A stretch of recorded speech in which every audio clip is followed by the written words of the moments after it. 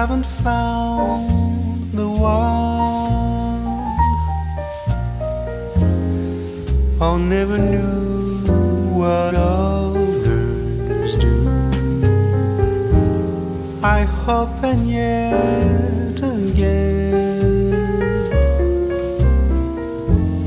what do I know then? I believe it's all meant to be. All my dreams are so out of reach. I fool around, but we never know. I fell in love, but a long time ago.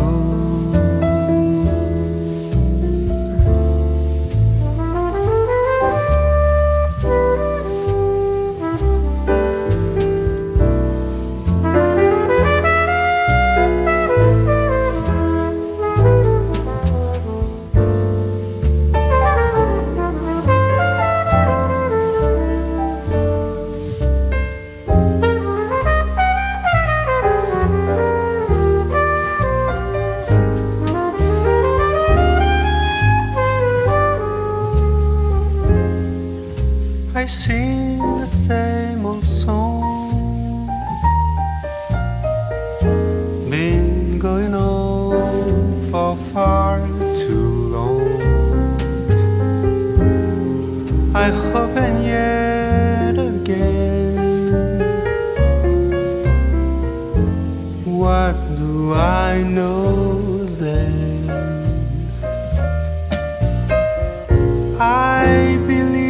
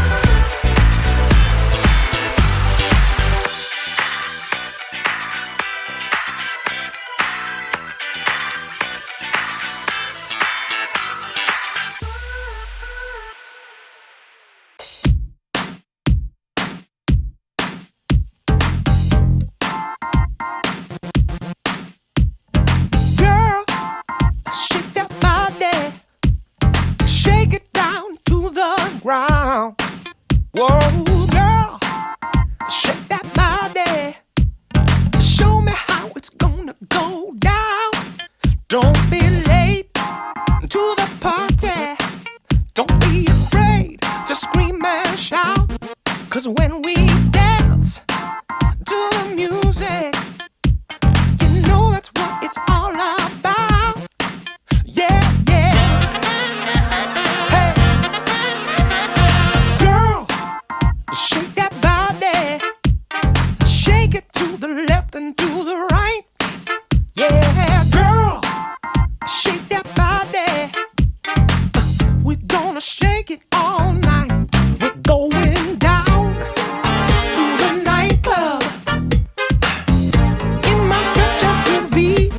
'Cause you know, girl, when we're dancing, there's no place I'd rather be. Yeah, yeah.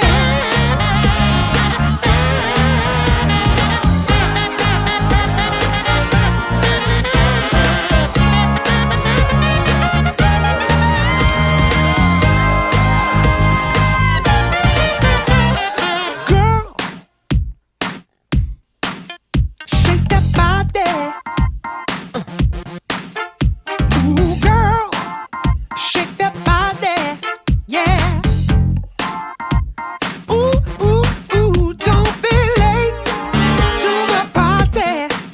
Don't be afraid to scream and shout. 'Cause when we dance, dance to the music, we're gonna know what it's all about. Hey, hey, girl, shake that body. Ooh, girl, shake that body. Oh,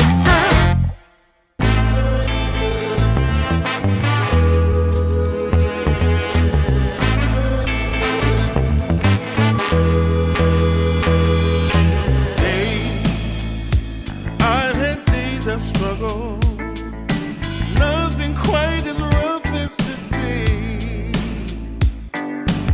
Hell, I've been held up, nothing seemingly goes my way. Oh, I, not a man for crying, for a storm of tears I crave. Take all this sorrow from me. How much more do I have to pray? Foolish of me, you might say. I make my way out of this here my way. All reservations I have come to bear. It's clear that I'm not going anywhere.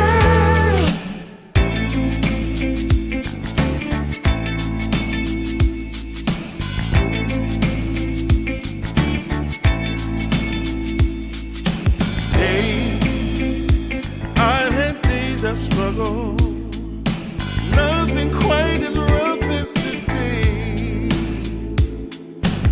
Hell, I've been held up, nothing seemingly goes my way. Oh, I, not a man for crying, for a storm of tears I crave. Take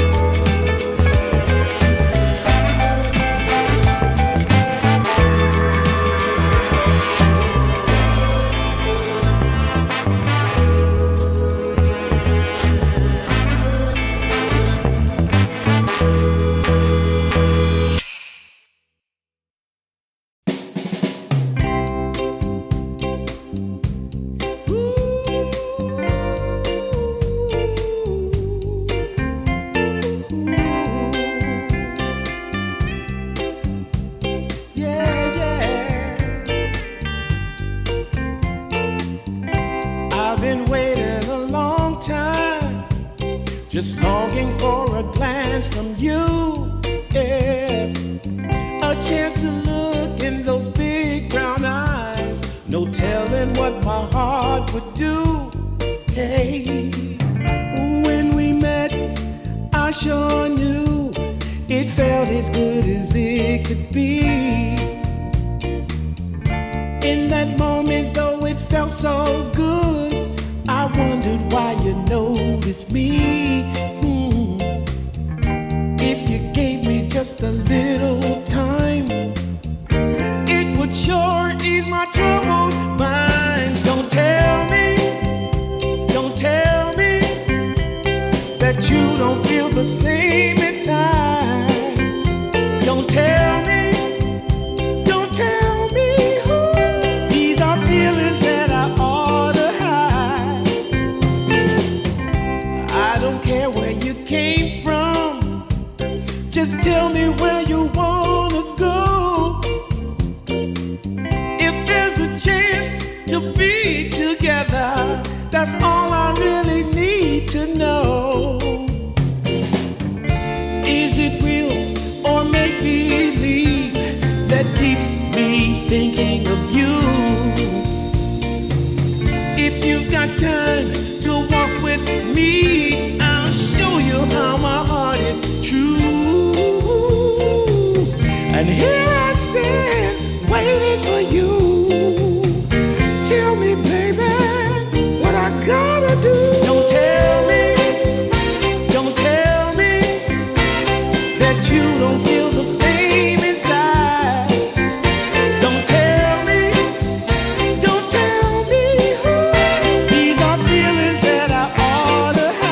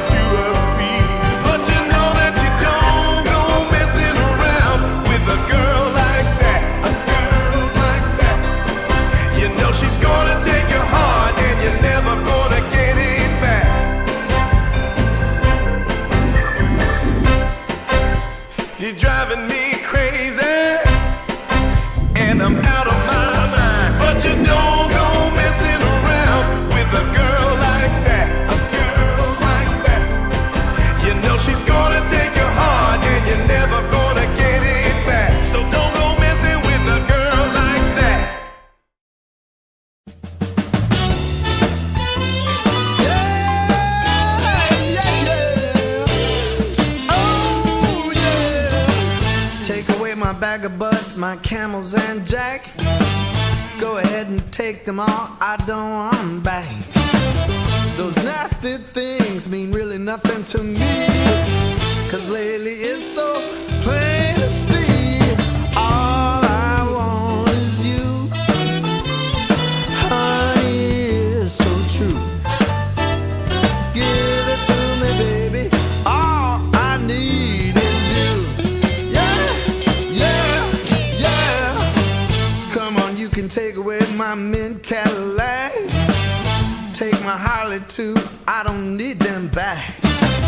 I got an engine, Lord, it runs so right, as long as I get your loving each night. All I want is you, honey, is so true. Give it to me, baby, all I need is you. Yeah, yeah, yeah, yeah, yeah. In the morning, well, early in the morning, late in the evening, round around noontime, round about noontime, baby. 20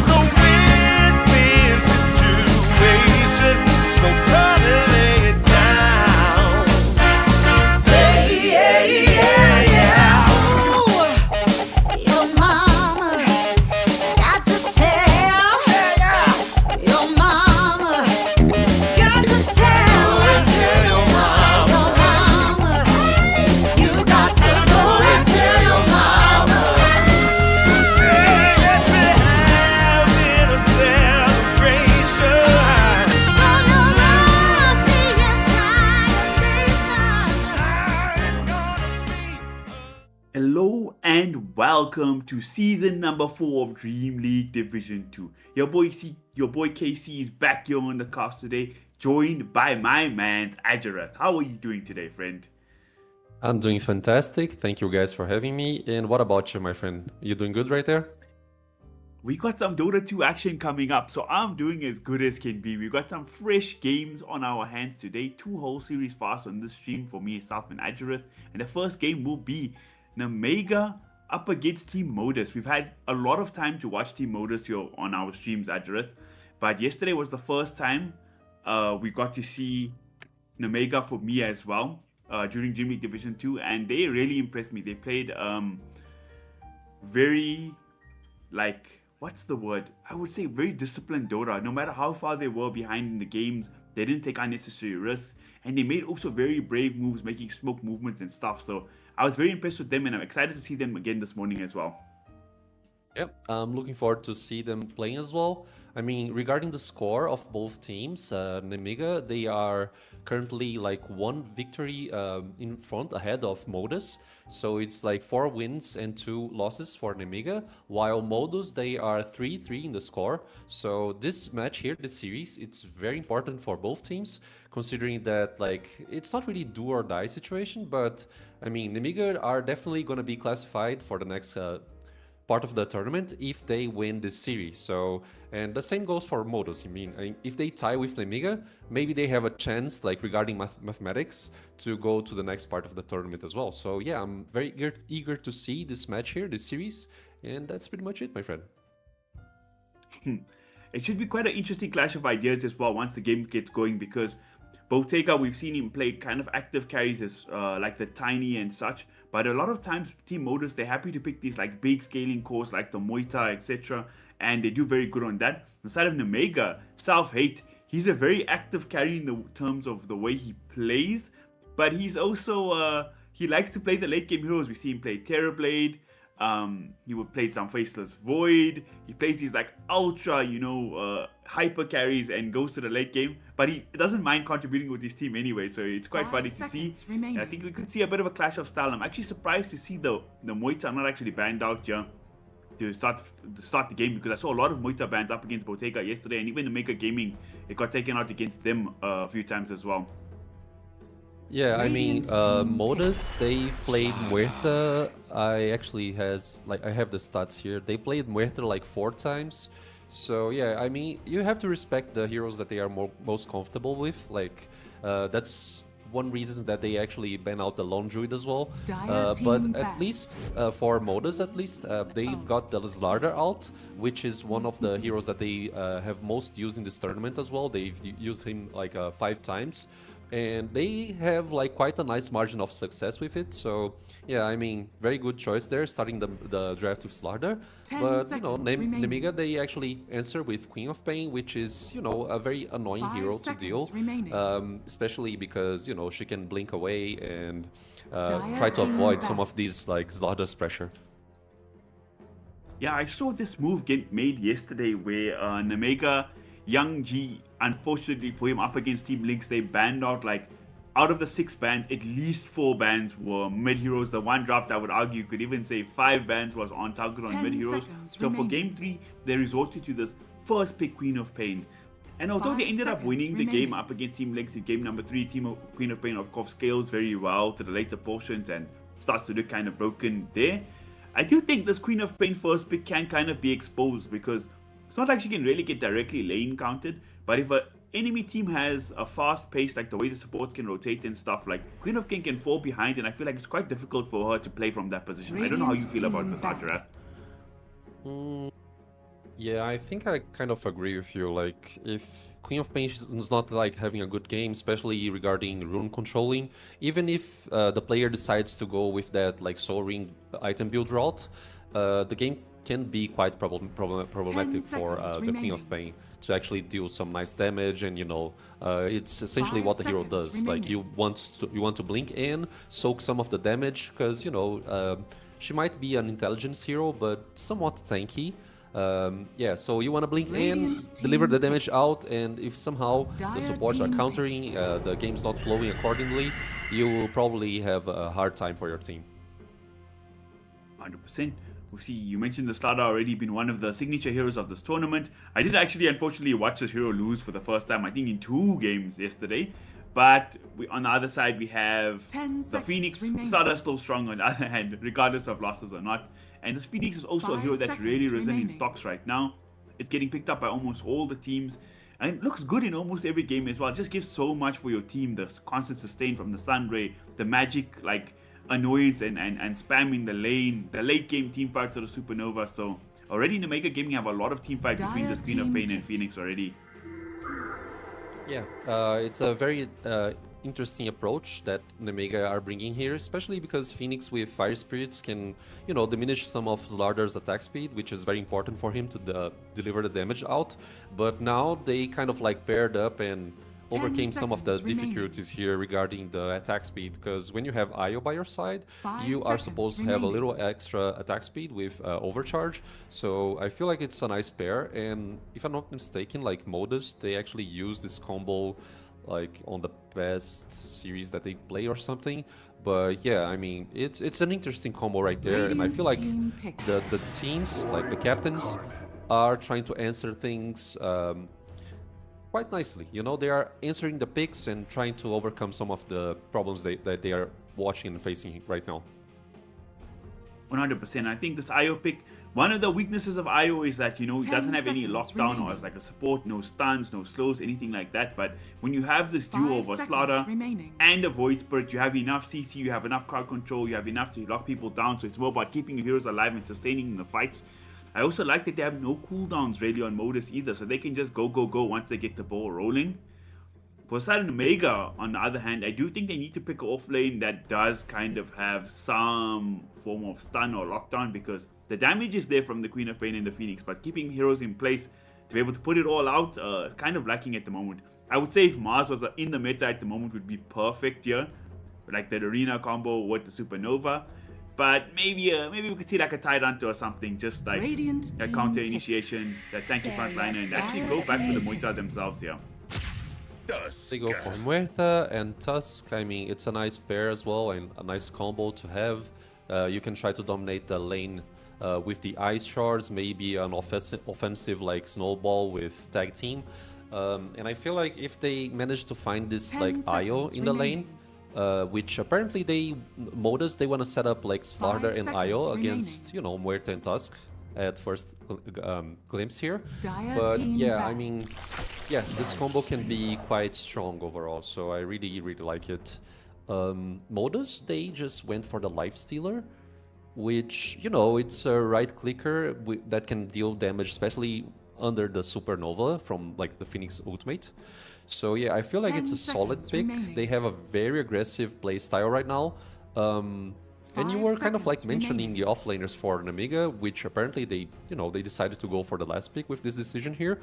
But if Underlord was open for them, they essentially banned the hero out. I mean, it would be great as well. I mean, the Pit of Malice against Void Spirits just too insane. Radiant team ban. Yeah, 100%. We've been seeing these Underlords also build into Rod of Atos as well. So you have like Pit of Malice route, Rod of Atos route, eventually into the Ag. So it's like 3 routes on one hero, which is like so crazy and insane to deal with. I do like the Moita Tusk combo. Like you say, Io Slaughter sounds like a super strong, devastating lane for Dire sure. team But like back. tag team plus Moita right clicking is a very great combination as well. So she should have decent laning prowess. But I do really like this Modus last 4th pick Lifestealer. It's very good against, like you say, hitting the Phoenix Egg. He has 2 vehicles this game. He can pop inside the Slaughter or Void Spirit to jump into the backline and go in the Moita or the Phoenix or something 10 like that. seconds remaining. And also he just has a natural BKB, so he can just use his Q to kind of survive 5 through Moita's seconds damage with remaining. Pierce the Veil as well. So it is. I'm not the biggest fan of Lifestealer in general as a Radiant carry, team but back. I feel like in this game it just looks so damn good. And there's the Tyrant I mentioned, bad out already. Feels bad. Yeah, it would be a nice combo for them, like the Tide Hunter being the front laner to the team and like answering with counter initiation Ravage or even aggressive one. 10 But seconds yeah, I mean, remaining. I like both drafts so far. I have some concerns about 5 this like seconds 3 melee remaining. core setup that they are setting up right here. But yeah, I mean, Lifestealer can definitely work out. They have a very aggressive pace on those heroes right there that they just showed up, so it's going to be a very intense game, like very fast paced in my opinion. let's see how both teams will answer those sort of aggressions. And now we need to see the last ban here. They are actually banning out like supports for Modus. So they are kind of like afraid about Disruptor. Maybe because they really intended to go for the Tide Hunter, you know, like the Disruptor ban here, it's one of the biggest hard counters for Tide, because even though he can like tank the aggressions with Kraken Shell, if you place a nice electrical storm, I think that's the name of the skill, the ultimate from Disruptor, Tide cannot really do anything in the team fight, so it's very good ban right there. Grimstroke for Modus, I mean, very interesting. I feel like they've played this hero at least once. Yeah, that's exactly it. I think they lost the series that they used the Grimstroke, but anyway, it's gonna provide so much aggression for them. You can kind of like latch heroes with the ultimate, which kind of like covers the abuse of blink usage by Quap. You have the silence with the Phantom's Embrace. So, and the Inkswell with Aghanim Shard, if it's not changed since the last patch, it's very good as well for those like 3 melee core that they have right here.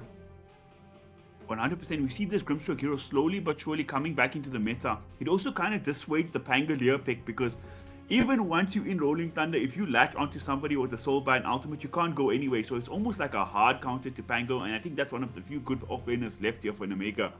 So I'm really liking this Grimstroke pick. Like you say, the Inkswell is so much value with both Slaughter and Void Spirit who jump up in the front lines, get into people's faces. I'm really a fan of this Team Modus draft. I think it's just like a go draft where the side of Omega, I assume we're going to see some big team fight during the offlane. And actually, they go for a completely different direction. They go for the Legion Commander. So they don't really have long cooldowns and such to play with either on the side of Omega. They also always ready to fight, make moves around the map, get these pickoffs at the LC. What do you think about this final pick, Ajarath? Okay, LC, I'm really not a big fan, to be honest. Like, overall, I think I talked about this on the last series that we covered. But yeah, like, I'm not a really big fan of LC. The hero can... No, the hero can... It has so much problematics to actually work out, so that's what I'm trying to say here. Like, if you don't get duels out, it's a problem. Also, the time management regarding your items, sometimes you will be like away of the game, like for quite a lot of time. So yeah, it's not like Axe that can, you know, maybe dodge some of the plays and become online at like 18 minutes mark. Like Legion, essentially you need like 1 or 2 items to come in, like Blade Mail plus Dagger. So yeah, I'm not really a big fan of Legion, but let's see how that goes. It can definitely like stop some of the aggression under like a Supernova with Duel. You will soak some of the attention of Lifestealer towards the Legion. So yeah, I think it's a decent pick for the context here, for the draft, but overall I don't really like the pick. Kind of an interesting pick because it's like it is like your blink stun hero that they have on the side of Omega here, but they also, it's like a long cooldown on Duel, not extremely long, but it's not like a Slaughter, for example, who can like blink stun, initiate, get back out, blink stun, initiate. Once you go blink in Duel, you're hard committing to the fight, you know.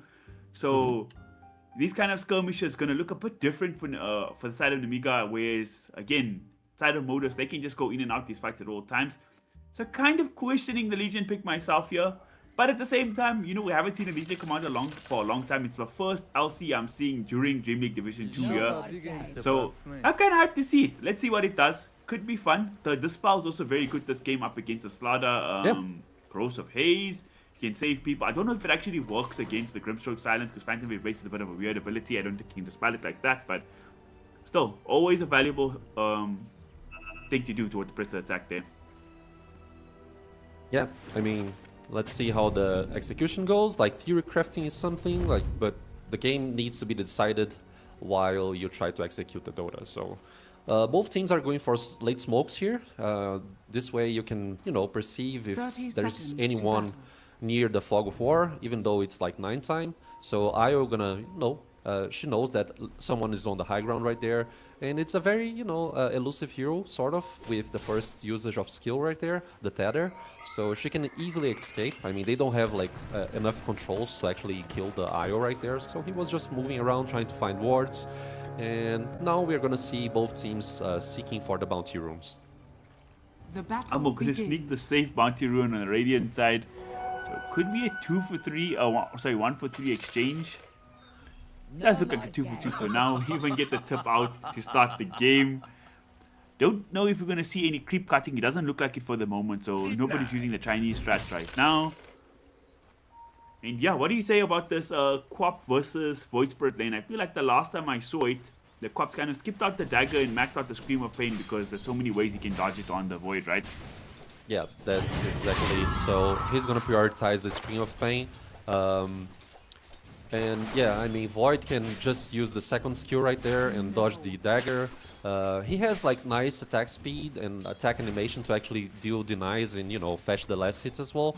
But since Quap has a nice range, she can actually, you know, right click from far and be a very annoying hero against Void Spirit. So it's like kind of even matchup, but depending on how both players are playing, you can get a little bit of edge and win your lane.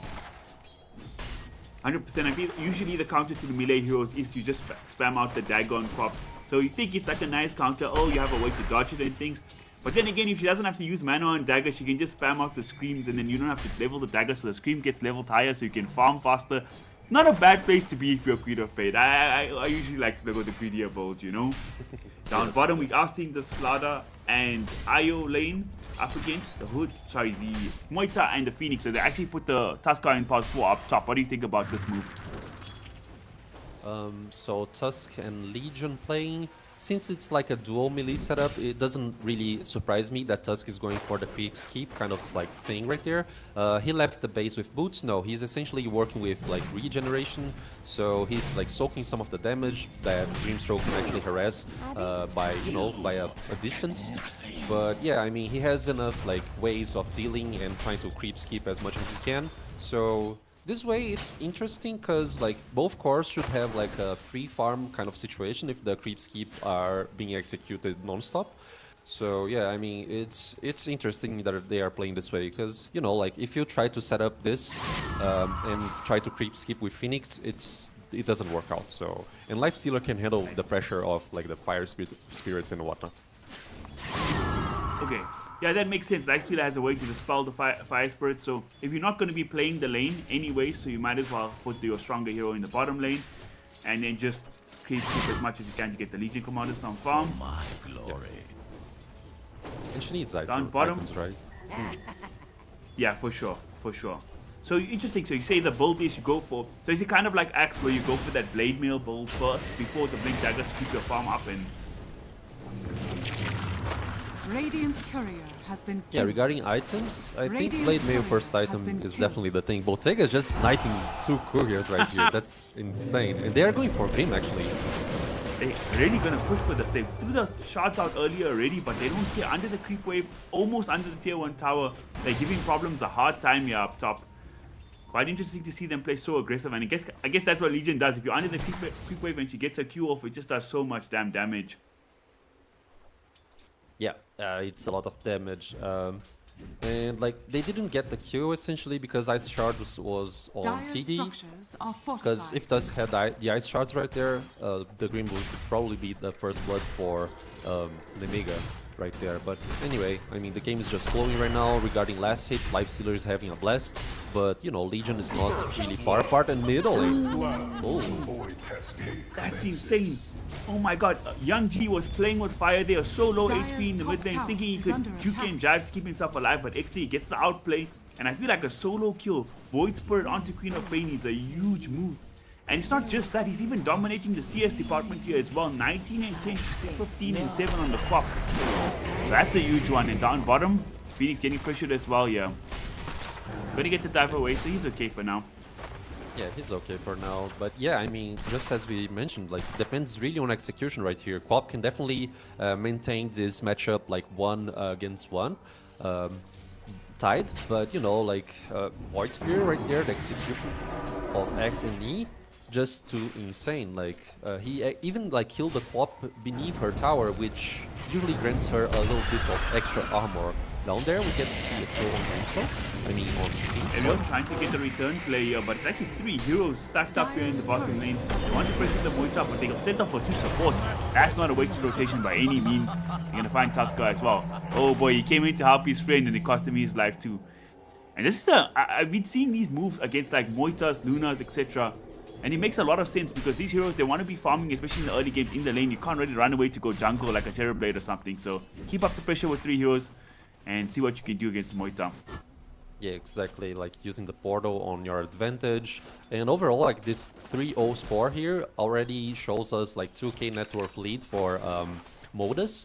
And since like we got a solo kill on middle lane as well, this could lead to a early level 6 Void Spirit plus like, you know, a little bit of extra items against top. This will essentially grant us probably the rune as well, the power control rune. They're chasing out the Legion, but you know, they cannot really kill him. Legion, very fast hero. So not the pretty decent matchup against the Lifestealer. Also, one of the perks of the Legions, you can duel Lifestealer through his Rage as well. So some BKB piercing disable. And Young G, he's going to run up for the top rune.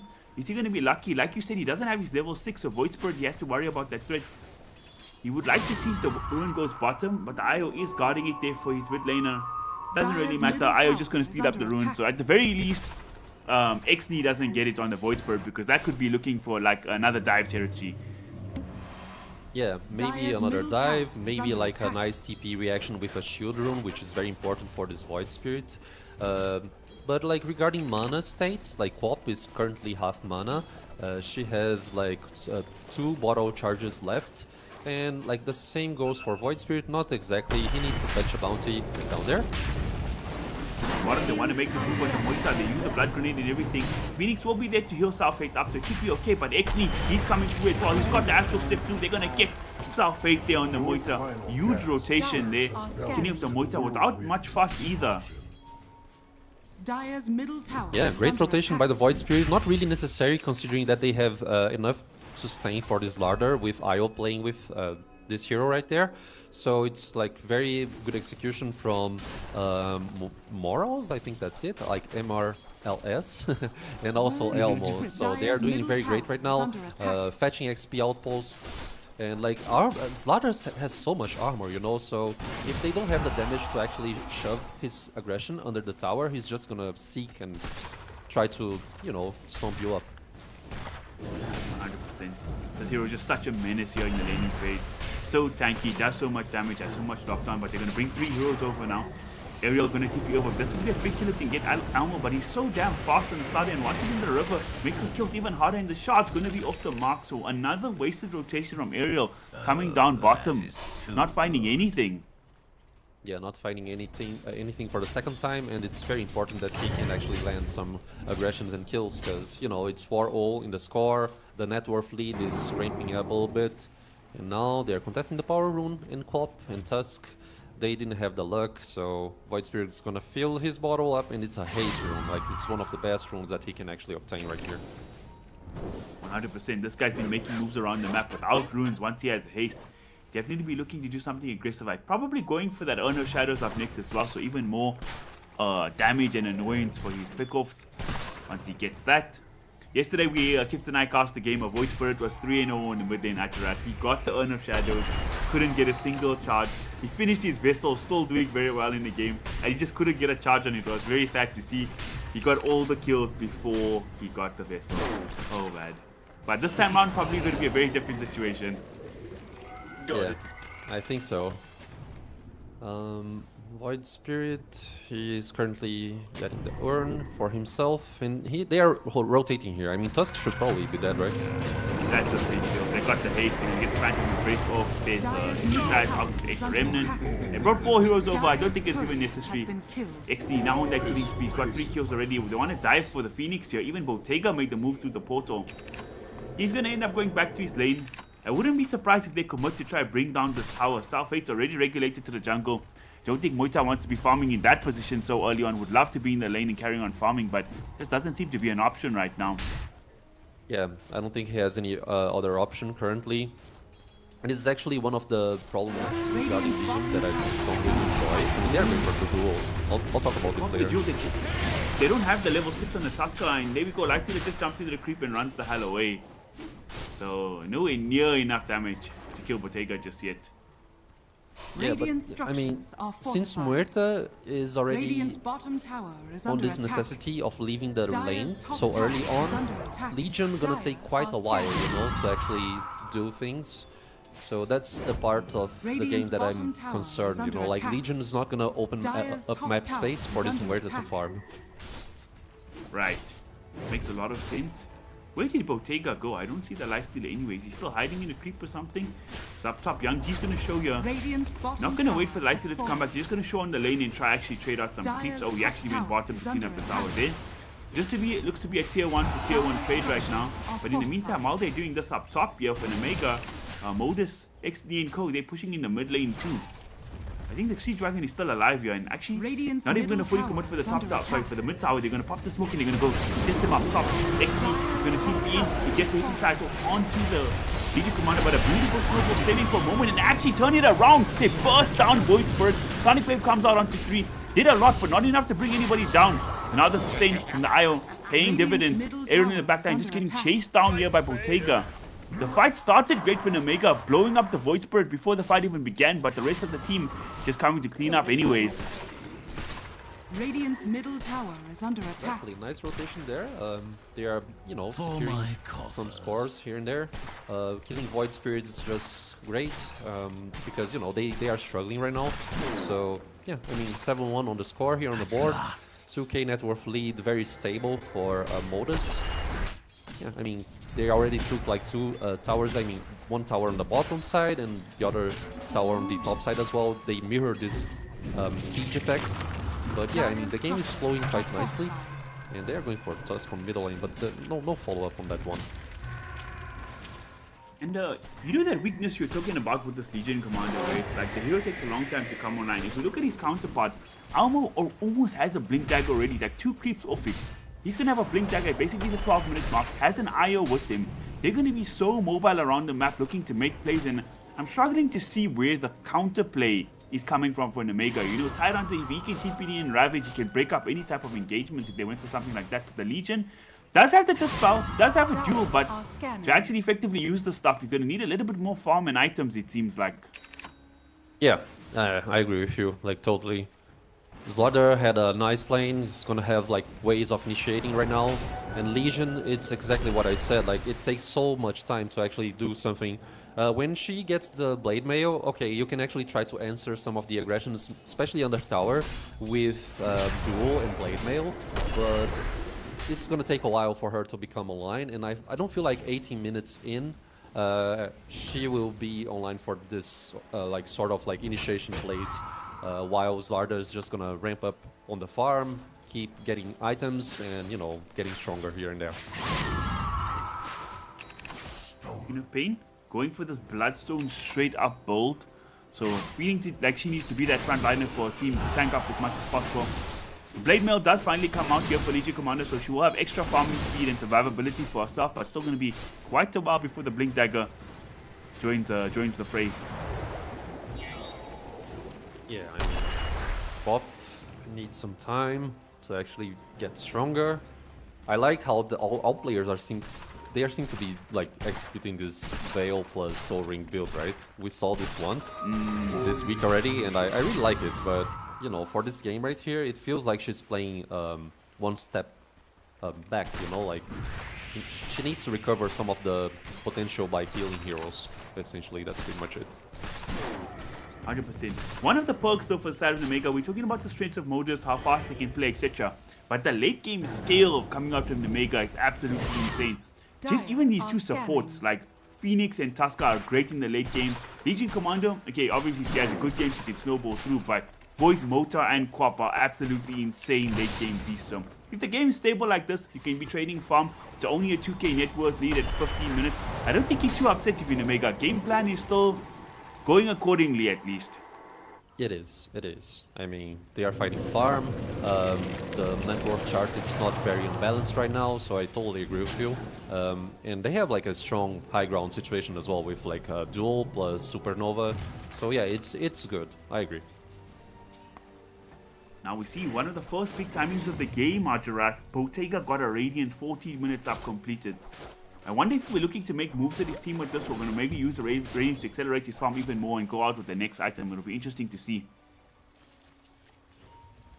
Yeah, I mean, Radiance for Bottega, he's actually aiming for like Radiant's a middle Sanjin tower is Yasha, under because, attack. you know, it diminishes duel time. He gets tanky, stats-oriented build. They're gonna find us here. I mean, it's a clean kill, I He guess. breaks the smoke. They're even coming through with the the relocator as well, so committing heavily for the task. Honestly, he's got to be happy with that. Like, I tanked the gank for my team, my Moita's farming, my Cop's farming, that's fine. You throw all your spells on me. I think so, yes. I mean, he's just buying map space.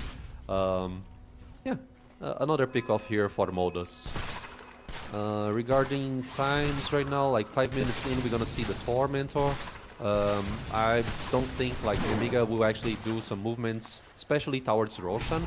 And I feel like on Modus side, they have the chance to go Rosh, because, you know, Slardar with armor reduction and all the damage from Lifestealer as well. It's not gonna be like a very fast Rosh, but you can definitely do it. So, yeah, I mean, if they get the Aegis to maybe fight on the next Tormentor as well, this should be like one of the power plays for Modus. 100%. That Slaughter opens up the Roche so damn well. Looking to hunt for Aerial again. Does have a wall to scout this out. Oh my god, Slaughter is just so damn fast in the river. They're collapsing a lot of heroes here to the mid lane. Young G, got to keep his wits about himself here. Does look like he's kind of good, but it's actually going to go the other way, and they find the Tusker yet again. And they're committing a lot here for him. And I feel like he's doing the job for his team. Unfortunately, his team is still getting out-farmed in this time. Even with all these moves getting made, slowly but surely, Modus is ticking ahead in the net worth chart. That Lifestealer farming up an absolute storm there in the top lane. Yeah, I mean, Tusk is buying Dire's time top once tower again. is under attack. Like, the one Radiant's problem I middle tower think is under is like attack. Tusk usually needs a Radiant dagger or structures something else to are play the game. fortified. And since he's like, just like dying and his farm conversion on the jungle as well is not very great, it's gonna take some time for him to actually build the dagger up. So yeah, and now they're going for the siege on the tier 1 tower here, and I agree Radiant's with this middle decision. tower is They are under very attack. strong. They can definitely take this tower down and like start Radiant's opening middle more tower map space for has them. fallen. We have a big timing here coming out. You said 18 minutes, you won't be online. 17 minutes already. She has the blink dagger on Legion Commander. So they're going to smoke up immediately. Who are they going to find? Misha will be a great target to duel. Can they get it off? It's on the IO instead. Tusker Snowball not going to reach over the tusk, but the shot is a good one this time. Locking Elmo in place. They're going to find a 2-for-0 special here. Great first usage of the duel and reveal of the blink dagger as well. Yeah, totally. I mean, great timing, because I was a little bit scared. Like, I was talking about this quite sometimes, that sometimes Legion doesn't get online on 18 minutes mark, but he just managed to do so. So great work by Dire's Kovis9. bottom tower And is under I feel attack. like Modus, they were trying to deward very, very deep right there. So this is what potentially gave them the dual opportunity, and on a perfect timing mark Dire's that you middle just tower mentioned. is So under attack. very nice job by Nemiga, and that's exactly what they need. Yeah, 100%. You didn't have to use the Sonic Wave or the Supernova as well. So if any tower threat or anything like that comes out from Modus, Nemiga will be ready to respond. But again, if we just can go back to the lanes and start farming, I think they're not going to be upset about it. They have this Moita, which is like the big bad late game carry, and if she gets time to farm, always going to be happy about it. Yeah, we're the late game, so much scary. Radiant are I scanning. mean, just maybe sometimes 2 right clicks and 3 right clicks, you're dead, essentially. Like, especially when she gets like Daedalus or something. So I'm very scared of Muerta usually on late game. So bad. They are playing 2 cores up in the top lane. Queen of Pain and the Legion Commander Kovis9 are up there playing together. Hoping to find any stragglers up in the lane. A dual plus Sonic Wave combo sounds extremely deadly right now. And we're going to see another smoke here. Duel's back up already. They're going to smoke with the Tusk. Running back to the bot lane. Elmo has been the tempo controller for the side of Modus on the Slaughter for many games. So bringing him down, big priority. Does have MRL that's playing behind him with the IO. So it does have a lot of sustain, and it looks like they know what's kind of going on. They're not seeing anybody on the map showing. They're going to go up to the safety of their high ground here and just chill for the moment. Maybe Voicewind's gonna be the target here if he like stays for quite a lot of time, but you know, nobody's showing up currently for Modus. They're just reading the map properly, I guess. And like, even if, I mean, depending on how the initiation happened, it would probably not be so good for Nemiga, because, you know, it's just like Aghanim Scepter time for Void Spirit as well. Another great addition for the hero here to actually apply silence and, you know, deliver more damage with two Resonant Pulse charges. And they are gonna find weird. I mean, they don't have the vision, but it can definitely happen right now. Oh, they're going to see the creep camp going south 8. He kind of restarts to play. Going to go to his tier 2. Is it going to be enough to keep him safe? It does look like it for now. Oh boy, that was close. Great map awareness from the carry. And good shout out here on the item timing on the Void Spirit. 20 minutes in to get the ads. It's a very quick timing. There's no BKBs or anything that I like on the line. So whoever he finds in the backline is going to really be hampered by that. Yeah, I mean, especially Queen of Pain right here. But, you know, like, they are trading farm very nicely, both teams, especially considering that, like, Radiant didn't have, like, a good start, so good job. I mean, very impressive execution here by Nemiga. They're going tournament though, like, Modus securing a macro objective, considering that the game was static and they have, like, so much like, map presence right now with the Aghanim Scepter. I think it's a nice idea to fetch the Torm. So, the shard go for Io, and her shard currently buffs the tether and damages enemies that they are touching the tether. So that's pretty much it. Dire are scanning. Okay. Nice gold injection there for Modus as well with the shard going their way. Queen of Pain going to go for this. I saw this build, exact same build on... Oh, before we get to that, Tusker, kind of baiting the aerial, can go into a snowball, but then he's surrounded by 4 heroes and blown the hell up. In the backline, Vision actually jumped in for the duel. She does get the kill on the IO, so even more duel damage going away. Corvus 9 gonna survive this as well, and there we go in the backline. The Sonic Wave comes out, they're trying to kill problems. They do get him, the Soul Bind does come on in time. IO gonna buy back, that should be TPing in with the relocate soon. X-Knee gonna fight, get on top of Phoenix, burst him down before he even gets a chance to pop the Supernova, and Moita gonna TP out in front of 4 heroes. My god, that was brave, but it worked out in the end. Yeah, it worked out in the end. If they find Muerta, the team fight right there would be more troublesome for Modus, because, you know, they essentially use one buyback on Isle to actually try to fetch and overextend this play right here. So we can see, like, the XP and net worth difference.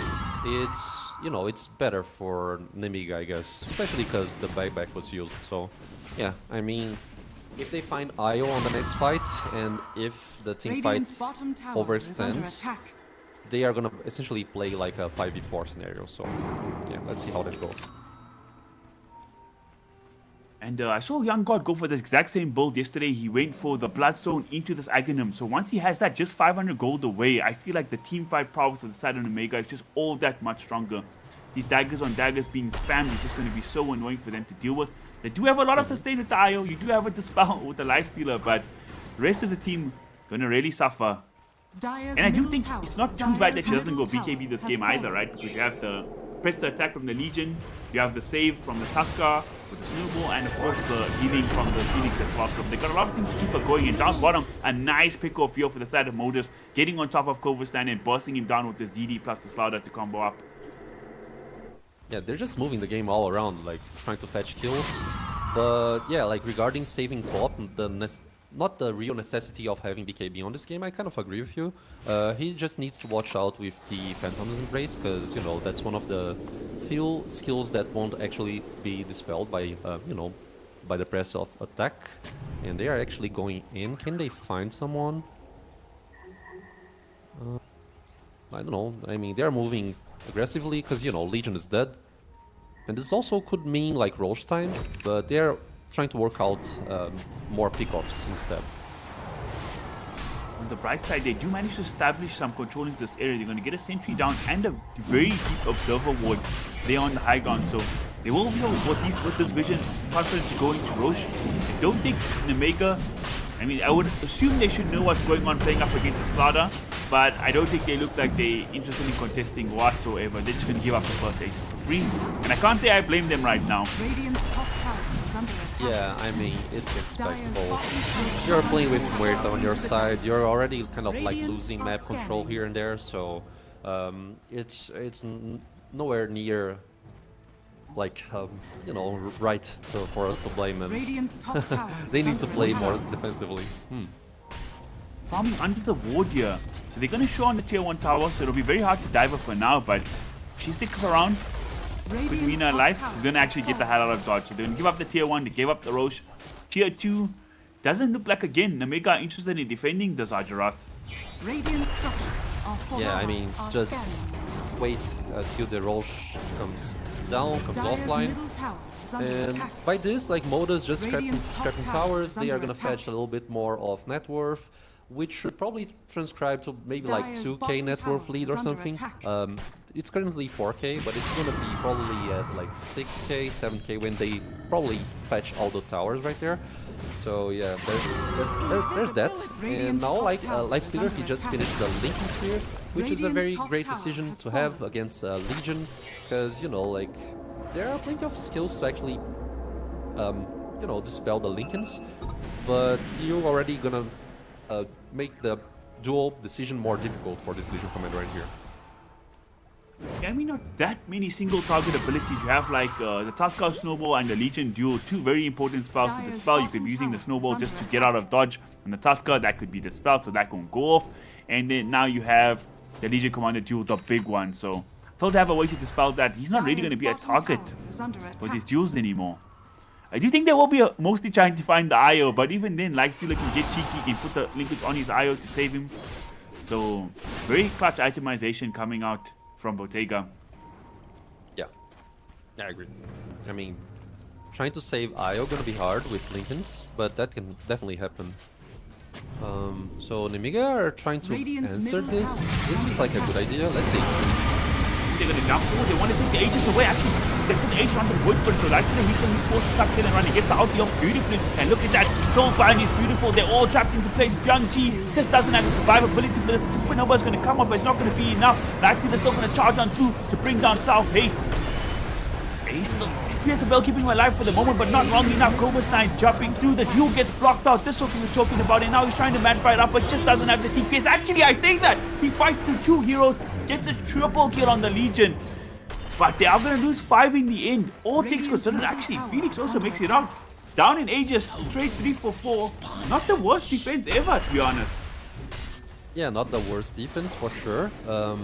Getting out a kill on Lifestealer is very important. Top net worth on the chart right here. We can see the difference right there. You know, it's better for Modus naturally because they lost less in this last team fight right here. But you know, like since Nemiga won't actually lose any big Radiant's middle objectives, tower such is as like under a attack. tier 3 tower or something like this, it's still game, you know. Yeah, and now for the next fight, they won't have an Aegis online. So the fact that they managed to kill the Void Spirit once and bring down the with his Aegis and bring down the Lifestealer shows that I do have this team fight prowess to fight. And Creed of Pain died quite early in that engagement as well. So not even a perfect fight for Nameka. It seems like South Hate kind of got zoned away quite early on. It looked like actually Modus from my plebeian eyes that had the better team fight spell casting to begin the fight at the very least. So signs of life here from Nameka showing they're still in this game very much so. And they actually might go for a duel. Do they see anybody? South Hate's going to cower out over the Shadow Blade. They burst down the Grimstroke so damn fast. And now Cobra-Stein would love to find the duel, and he does get it in the back line. Beautiful blink from him, and they're going to get him in time to get the duel win as well. Huge pickoffs for Nameka Gaming here. Yeah, that's just too great for them. Considering that they lost the last team fight, I mean, finding the Void Spirit especially, it's just too good for them. So they're gonna try to find Quap, but you know, very hard to kill to get, especially without the Void Spirit up online right here. So yeah, I mean, the game is flowing, man. We are having like a nice match currently. Dire's bottom tower And is you know, under it's attack. just high ground gaming for Muerta all the time. If you can establish high ground, you're still on the match. Definitely. 100%. And this is what I've seen from Nameka Gaming time and time again. This team always puts on a show. They never give up. They never say surrender. They can play the game from many different positions. And it feels like they feel like they're best when their backs are against the wall, honestly. Playing from behind is like the normal thing for them. They always know how to make these comebacks, make these big moves. But right now, it's quite an even game. Despite Nameka getting a little bit of a pick-off down here. But still a 2k goal lead for Team Modus. And this Dice will be going for the Iconims up next. So less cooldown on the ulti, quicker save, can jump into opponents as well. What do you think about this purchase? What would you be going if you're the Lifestealer this game? If this was your core in your rank game, what do you want him Radiant's to be bottom buying tower right is under here? attack. I mean, I don't really disagree with the Aghanim Scepter decision right there. It's very good for Lifestealer, right? He diminished the CD on the skill there, on the Infest. He can actually go aggressive with the Infest as well. I mean, it's very, very good, in my opinion. So yeah, I mean, I like it, don't you? Radiant's I middle really tower is under I don't know what else would be like really great this game. Maybe bashing into a Bustle at some point later on. With the Ags is also a nice thing to pair up. So yeah, I don't hate it either. I don't hate it either. Radiant's bottom tower is Slaughter under went for the attack. harpoon, so kind of a more carry-ish kind of route as well. And also some extra mobility for him too. Yeah, like regarding next item, I agree with you. Like Basher is a very nice decision for Lifestealer. Work it, that Abyssal Blade, because you know, like they have some elusive heroes here and there. If they can blast out the Phoenix as well before she can pop the Ghost Scepter or something, and you know, diminish the team fight possibilities without having Supernova right there, it's very interesting as well. But you know, like Phoenix apparently wants to build Radiant's Eon Disc, bottom tower so has at some fallen. point it's going to be very important that Lifestealer builds like a nullifier or something. Yeah, look at this bolt. He went Solar Crest into Ghost Scepter and now Aeon Disc. Radiant's So bottom that's tower triple is under value from attack. nullifiers if he gets that. I think I saw Dire's middle tower is under attack.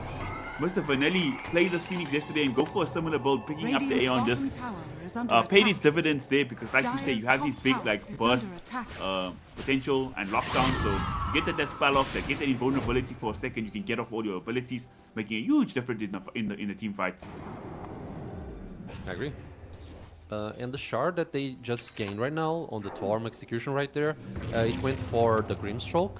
So, I mean, the Ink Swell right now, it's too good for him, because, you know, when you get dueled, someone get dueled, you essentially place the Ink Swell defensively to dispel some skills maybe, and, you know, you get some heal possibilities with the skill as well. So, I mean, the Ag Shard for Grim and not letting him actually buy the item, it's gonna, you know, amplify the possibilities of having the Aghanim Scepter for the Grimstroke as well. So, I mean, yeah, that's one of the beauties of controlling Twarm and having map space to do micro objectives.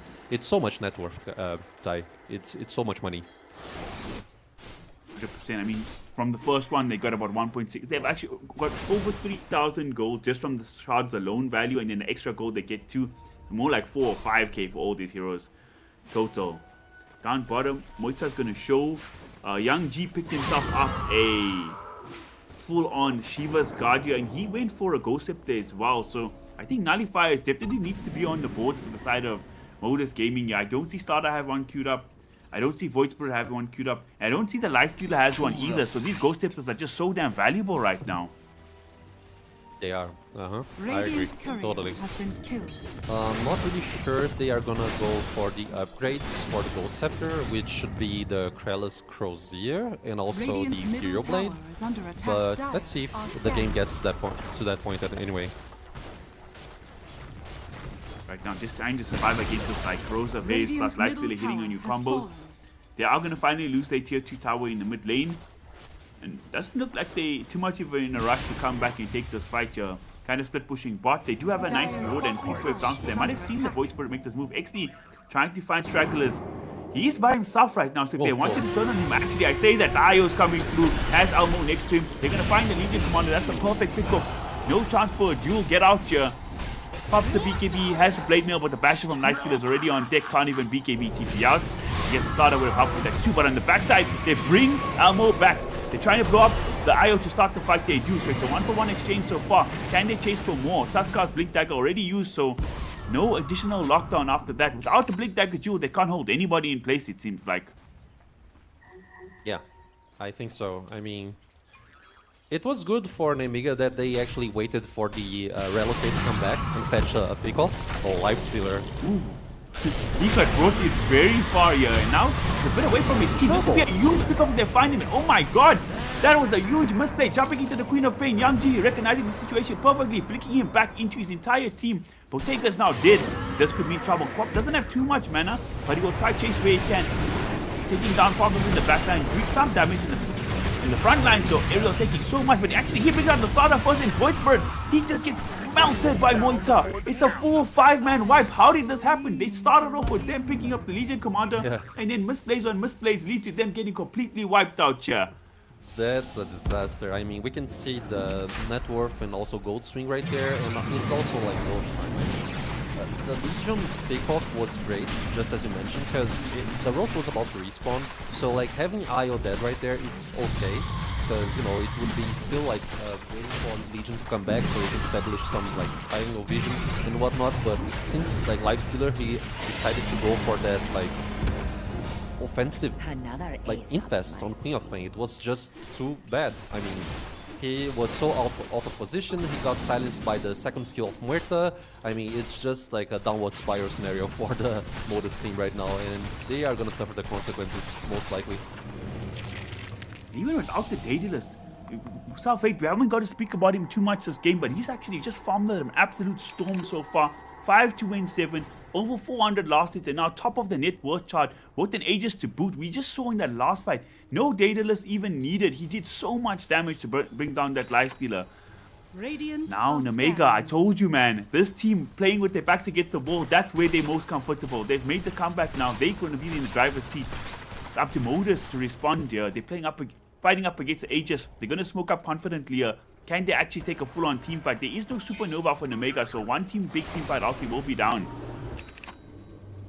They still want to fight against Dire's Aegis. bottom tower I mean, is depending on under the attack. initiation, it can be good. Let's see. Elmo, who's he going to find? South8, he actually breaks up the smoke here with his inverse.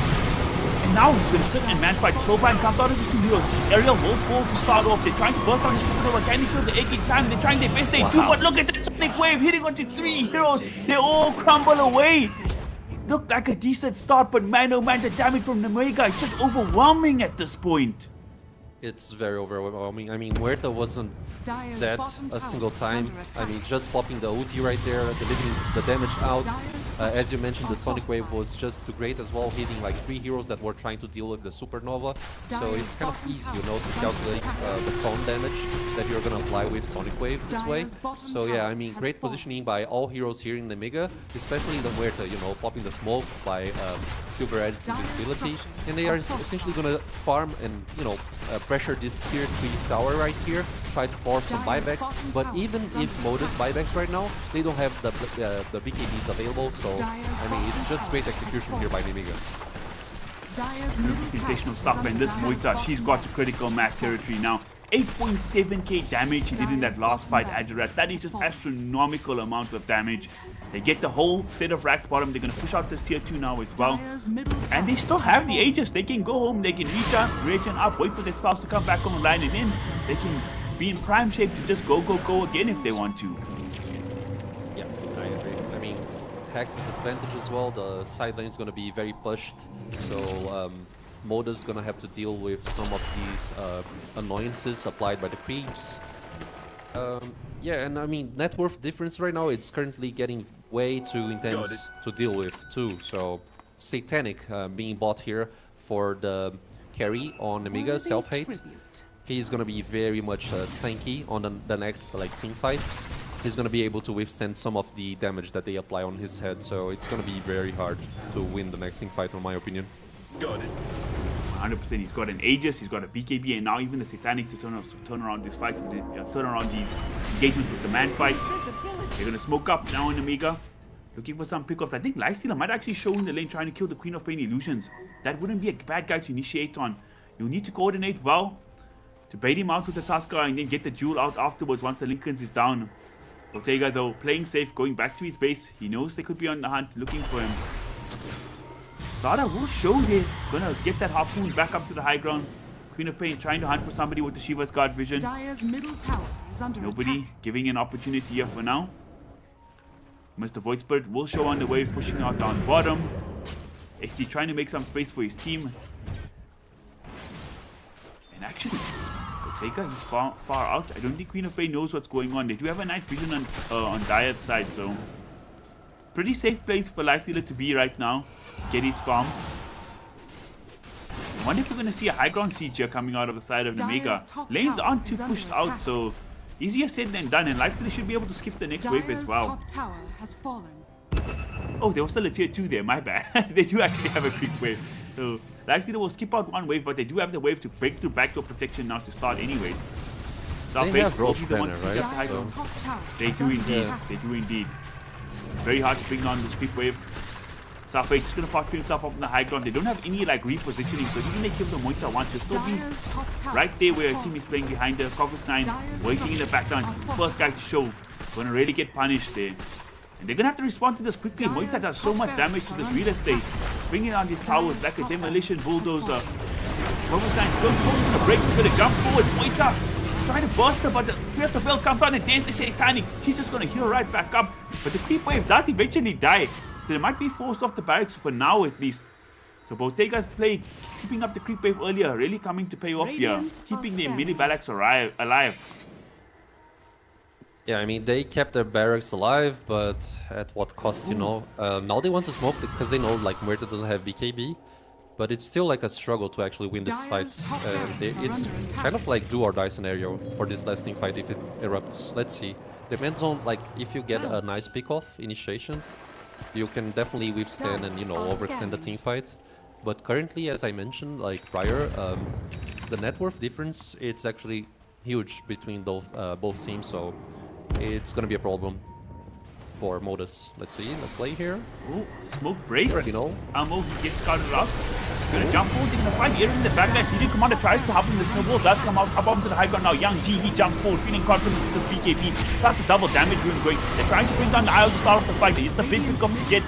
They kill him, and now they're looking to chase him more. Bottega, can he run this off? 5 seconds before he has rage. 5 seconds before he's out here, and he just gets busted down. 90 seconds, he hits the deck. He's got no buyback. 3 Radiant's heroes middle tower is under wiped attack. up the face of the earth, and they're looking for more. XD, can you quick fingers out of this? They're gonna try. Young Chi looking to chase him. Shiva's card comes out. The blink is there. Does he have the damage? No, he does not. So XD will survive for the moment. But meanwhile, his Rax is gonna start getting seized up against Self-Hate, walking up the high ground extremely confidently right now. Yeah, I mean, it's what I mentioned, like, Dire's it's do middle or die. tower You has either fallen. land a good team Dire's fight right middle there, barracks are or under you don't. attack. And Dire's the fact middle that you don't have barracks buybacks on your lifestealer and also the IRA right there, it's essentially mega creeps for them if they have the creeps coming in, and they do, you know. So it's mega creeps. They can try to defend one last time, but they don't have the glyphs out. So it's gonna be a little bit hard because, you know, 40 seconds, it's a lot of time for Muerta to actually be there dealing damage. Let's see if they can, you know, execute this comeback here. It feels kind of impossible, but, you know, there's a small percentage possible. Before they even get their chance, they're gonna blink forward and start to make a jumping and trying to burst on all these heroes. And just look at this Moita damage, it's so damn much. They incinerate them all. And the GG well played is called. Modus tap out of this. Mega man, this is what they do. You feel in a false sense of security. You think you have this network lead, you get the first 1 or 2 Aegises. At the end of the day, the fight that they decide to take, they manage to take them really damn well, and the Mega are going to give themselves the upper hand here, going 1-0 up in this best of 3 series. Yeah, just as you mentioned, Nemiga, they know how to play a very clean Dota. I mean, just properly executing the windows that they have to actually seize victory right there. I was a little bit concerned, especially about the Legion pick, but it definitely worked out. Even with like a lane struggle right there, because they were losing like 8 against 1 on the score. You know, Legion managed to find her farm right there. The Blink Dagger, sorry, and Blade Mail also came on a nice timing, 18 minutes in. So yeah, I mean, essentially, everything worked fine for Nemiga, and I feel like the game was even up until that point where Lifestealer kind of like infested offensively, aggressively on Quap. So this was probably one of the most, the biggest mistake right there for Modus. But you know, great 1-0 right here on this best of 3. Modus can definitely try to overcome this problem right now. Let's see what they have to respond to this coming up in the next game after the short break.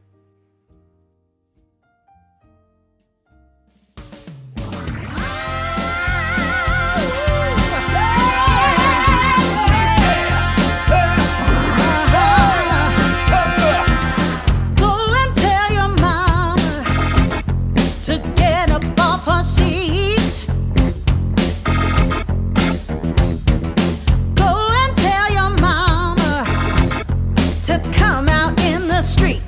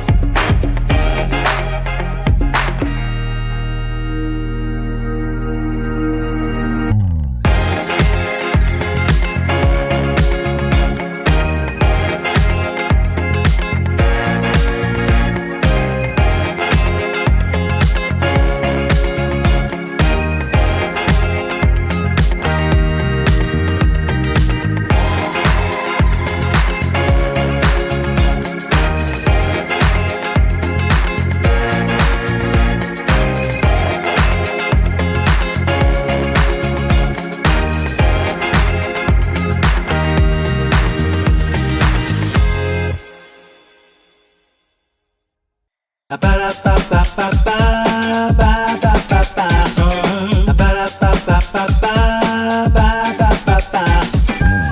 you wanna get with me, all you gotta do, call me when you need me. I'll be waiting for you. I know exactly what you want, satisfy your need. We can have a good time, don't you worry about a thing. If you want it here, or if you want it there, you got it. Have yourself a good time, act like you don't care. You got it. Get that motivation, you got it. I got just what you need. You got it. I got just what you need. You got it. I got just what you need.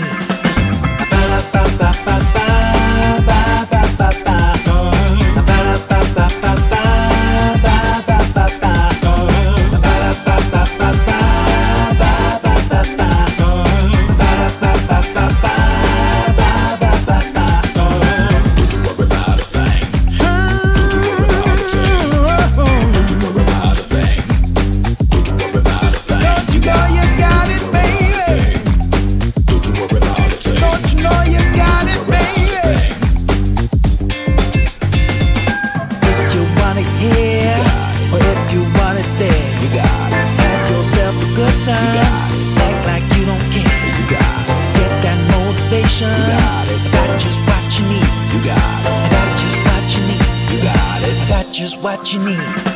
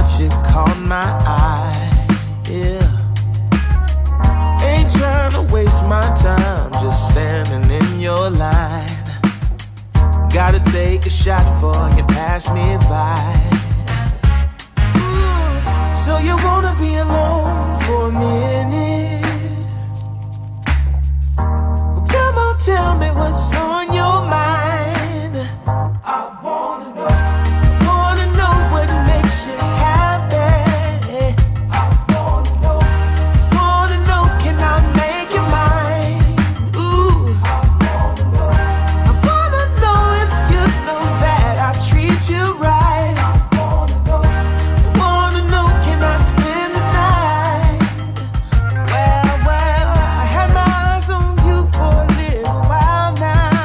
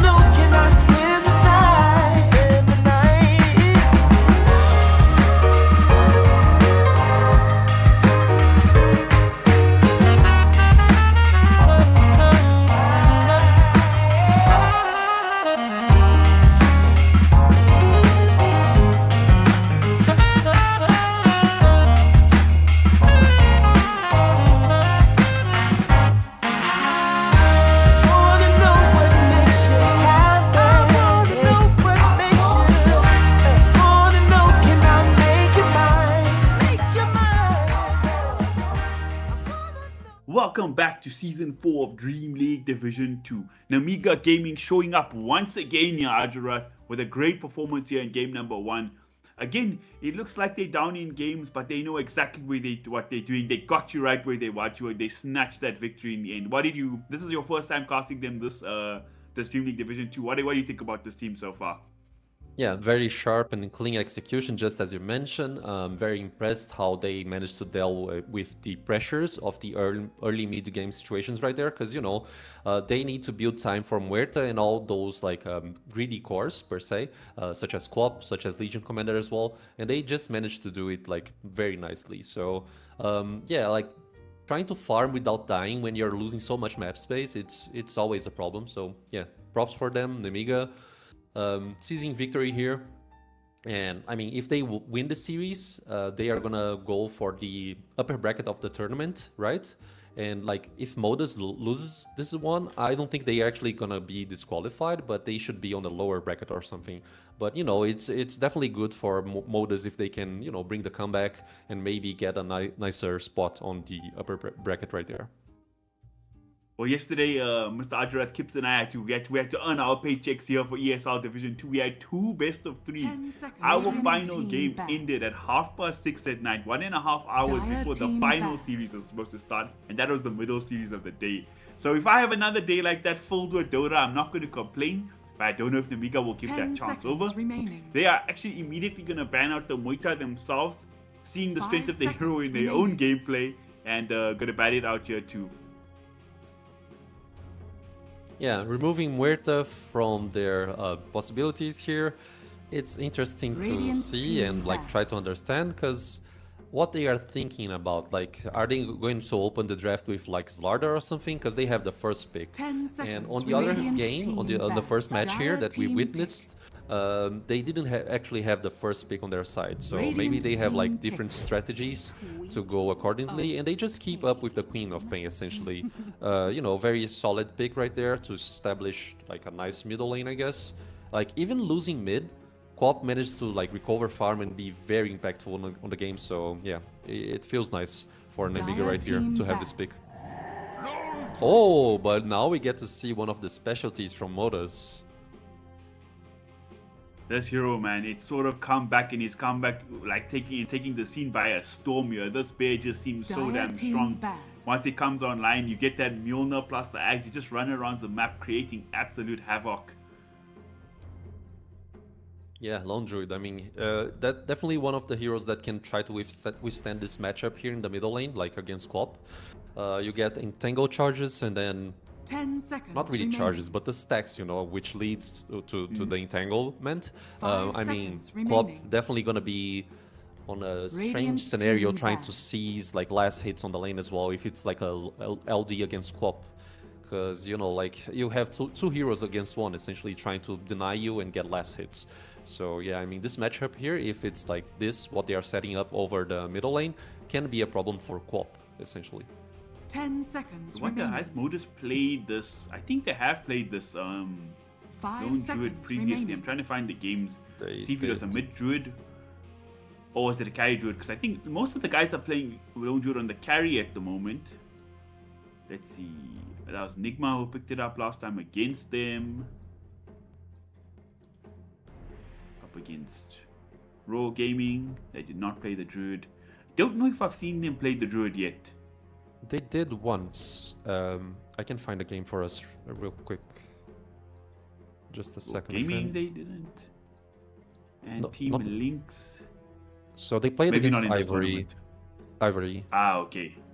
Yeah, it was the third match against Ivory, and Radiant it team was. Yeah, they played a Dire HC team Lone pick. Druid, as it seems, just as you kind of mentioned. But I feel it's a strange decision, in my opinion, to actually open the draft with Lone Druid against Quap. For me, felt it was a counter situation, but you might be right, it should be a Lone Druid just trying to establish and, 10 pass this seconds information to remaining. Nemiga that they are gonna play a very strong safe lane, no matter 5 what they seconds pick. remaining. So, yeah, I mean, it's good to trust on your teammates like best heroes, so you're right on this one, Ty. It should be a LDHC. I think it's just kind of the case where, you know, some of these heroes are so broken right now. I mean, Batrider, for example, he can be played in multiple roles, so it's not really a direct example. But if you want to have to actually get a chance to play this hero, you have to pick it first regardless, you know? So kind of just feels like could be one of those situations. They follow up with the Hoodwink, which has been one of the better supports so far this patch. It's been good in this tournament specifically and in other events. It just seems to be one of the best parts 4s right now. And they take out a lot of the sort of priority heroes for these teams. They took out the Slaughter, we're not going to see him again, and both the Underlord and Tide Hunter. So 3 big offlaners taken out, and they actually going to go for the Axe on Amiga this time. I believe he played a game on Axe for Covis 9 yesterday as well. Did he win that game though? He was up 10 against... seconds remaining. I'll find the game. Is that it? No. Yeah, it was 5 against seconds Lynx. remaining. They actually won the match, lost the second one, but you know, the game with Axe they won.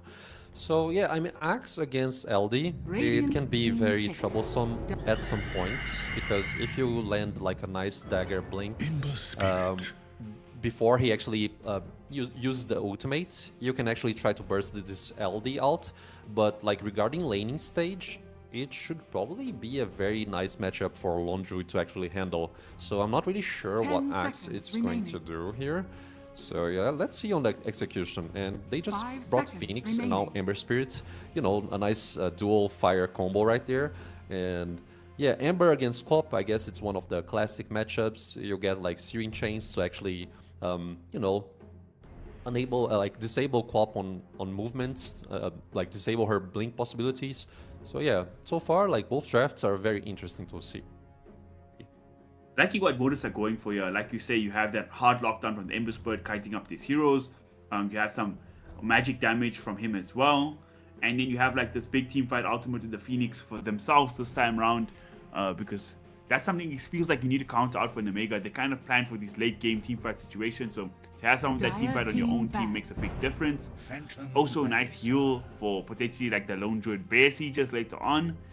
And Phantom Lancer comes out yet again. I saw this hero win 2 times yesterday. Omega won with it once and lost to it once. So very excited to see how he does in this game. It's a bit of a weird matchup against the Druid because the Bear doesn't do the best against 5 PR, seconds but also remaining. you can fear him up and you have go like natural Mjolnir build.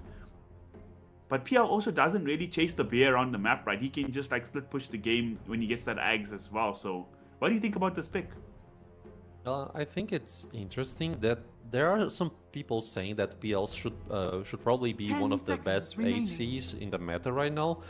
But like, yeah, I mean, I agree with you. Like LD should probably have some troubles dealing with PL, but it also have like upsides to actually deal against PL. And like, if you're trying to seize map control early on, this could be a problem for PL. But like, regardless, we saw on the last game that Nemiga is completely able to, you know, hold the game for their carry and find farm everywhere. So I feel like they are not going to be able to actually execute like this intense push situation, like get all towers down.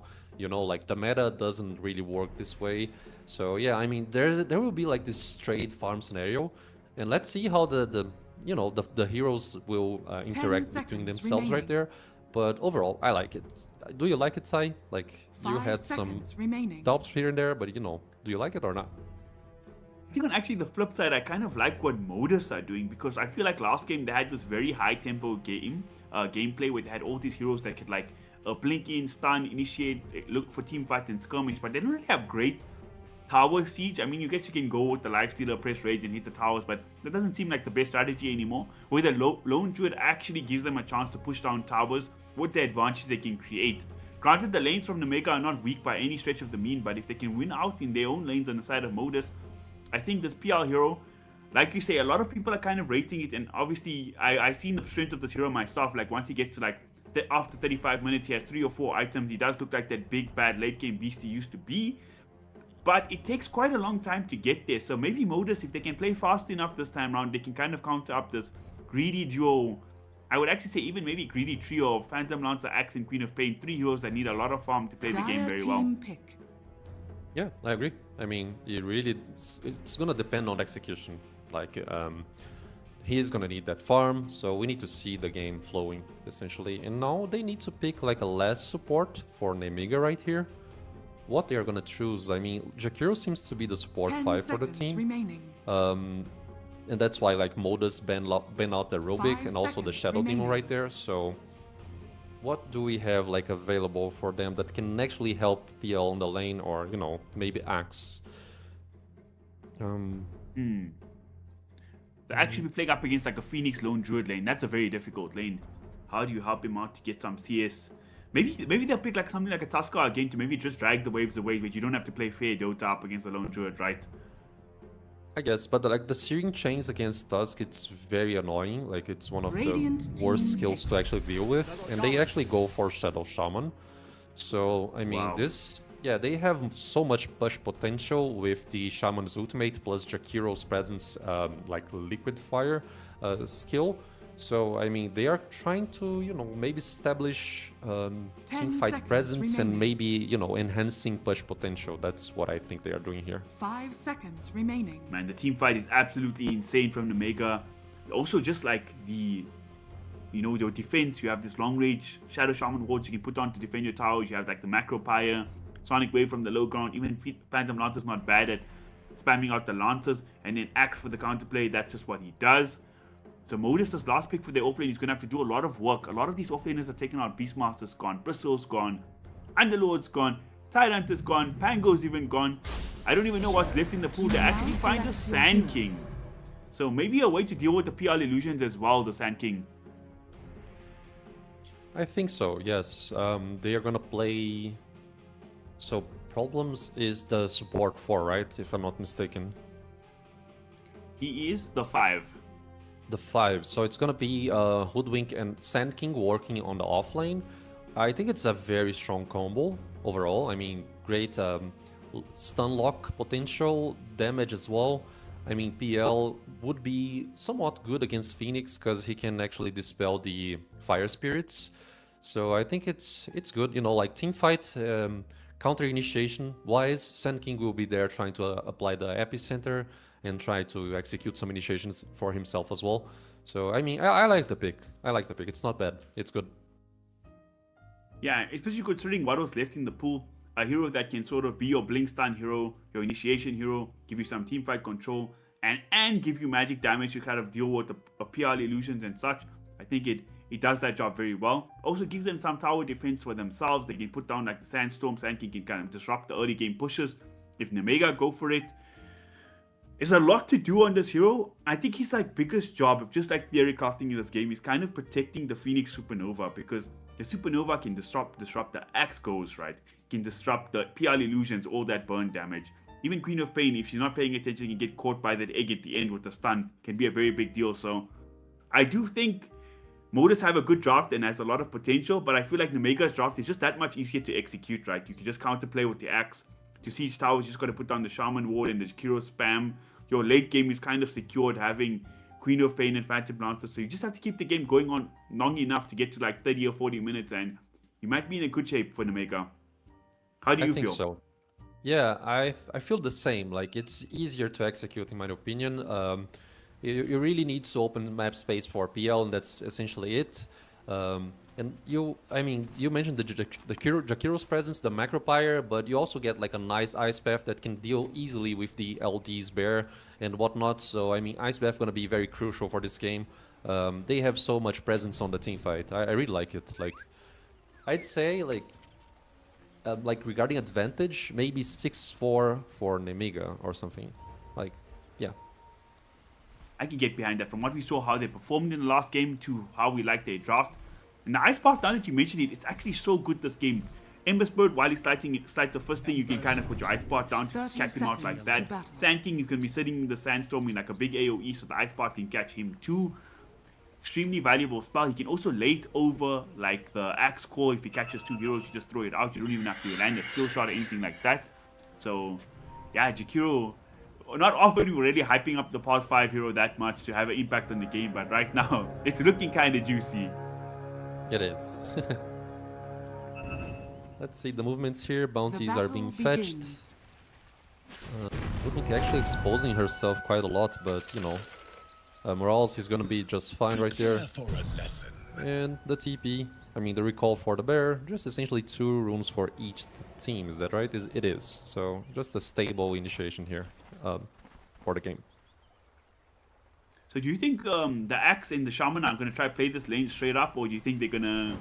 I know it's not as easy on a range hero, but do you think Shadow Shaman's going to be trying to drag these creep waves to maybe like skip out the lane a bit? Because this lone dude Phoenix lane, that sounds like such a dangerous combination to deal with. It is. I mean, I think they can actually try to deal the lane, and that's what they are actually aiming for, because, you know, like, Shaman didn't leave the base with boots, and, you know, just as you mentioned, it's not the best hero to actually creep skip. So, I mean, Axe can withstand the damage because he's very beefy with Ring of Protection and also the innate ability that grants him a little, like, extra armor. But, you know, this lane is going to be a problem. I mean, they have a small chance, slim chance on trying to kill Phoenix, and that's pretty much it. They're actually going crazy with these entangles. The start.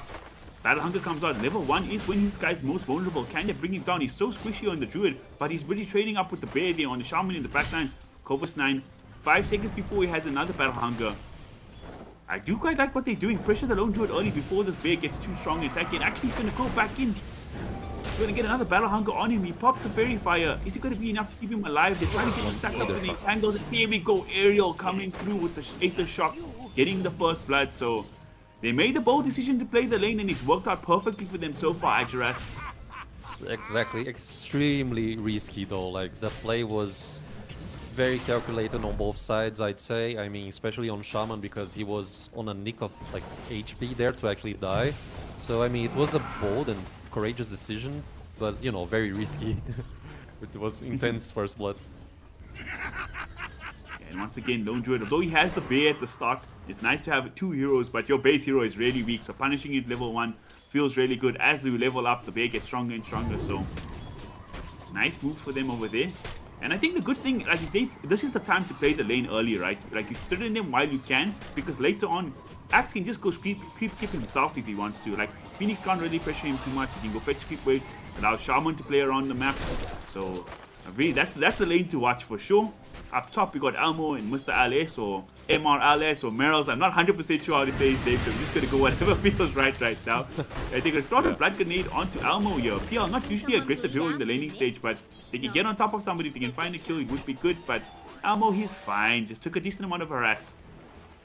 Yeah, a nice chunk of harass. He probably won't die, but they will lose the Lotus. You know, the Lotus are going to be contested right now at the 3 minutes mark. So apparently, like, both sides, like dire sides, I mean offlane and safe lane, sorry, they are gonna seize the Lotus without any issues. And I mean, it's a problem for the lane stage when you have Lotus on your side. 100%, it feels like getting this added regen. People don't think it's that big of a deal, but you min-maxing all the time in the laning stage, especially with these kind of skirmishes, and it doesn't really matter losing the Lotus, they're still going to get Vanilli very comfortably. Yeah, Jakiro was very, like, on a bad spot, so even if he used the Lotus, he's just, like, wasting it, so it's not good. But 1-1 on the border here. Pulls are trying to be executed here by Shaman, which is Aerial. And they are going to try to chase Axe, but, you know, as I mentioned, he's very tanky, he can withstand the damage, and they are trying to turn this around. He gets the call off. Lone Druid, he's caught between so many creeps. He does get the free off eventually. And they're trying to get the return kill. Corvus 9 would be a big kill. And they do manage to take him out. The Phoenix damage, not to be underestimated with those fire spirits. He's level 3 now, so it's level 2 spirits. And they go to work, but they look close.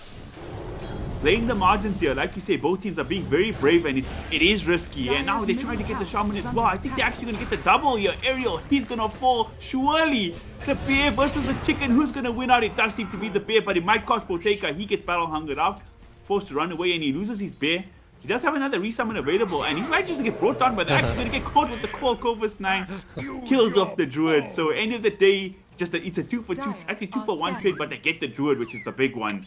Yeah, the overextension there to actually fetch the Shaman. I mean, I understand that you want to seize the kill right there, but it was just at the moment where Axe was respawning, so I mean, not very good for Modus, because, you know, they calculated the prior engagement quite nicely, and then that just happened. And now we have just we are seeing here like Jakiro moving around. They're trying to punish LD, because if he dies once again, you know, it's like he's gonna waste the Bear.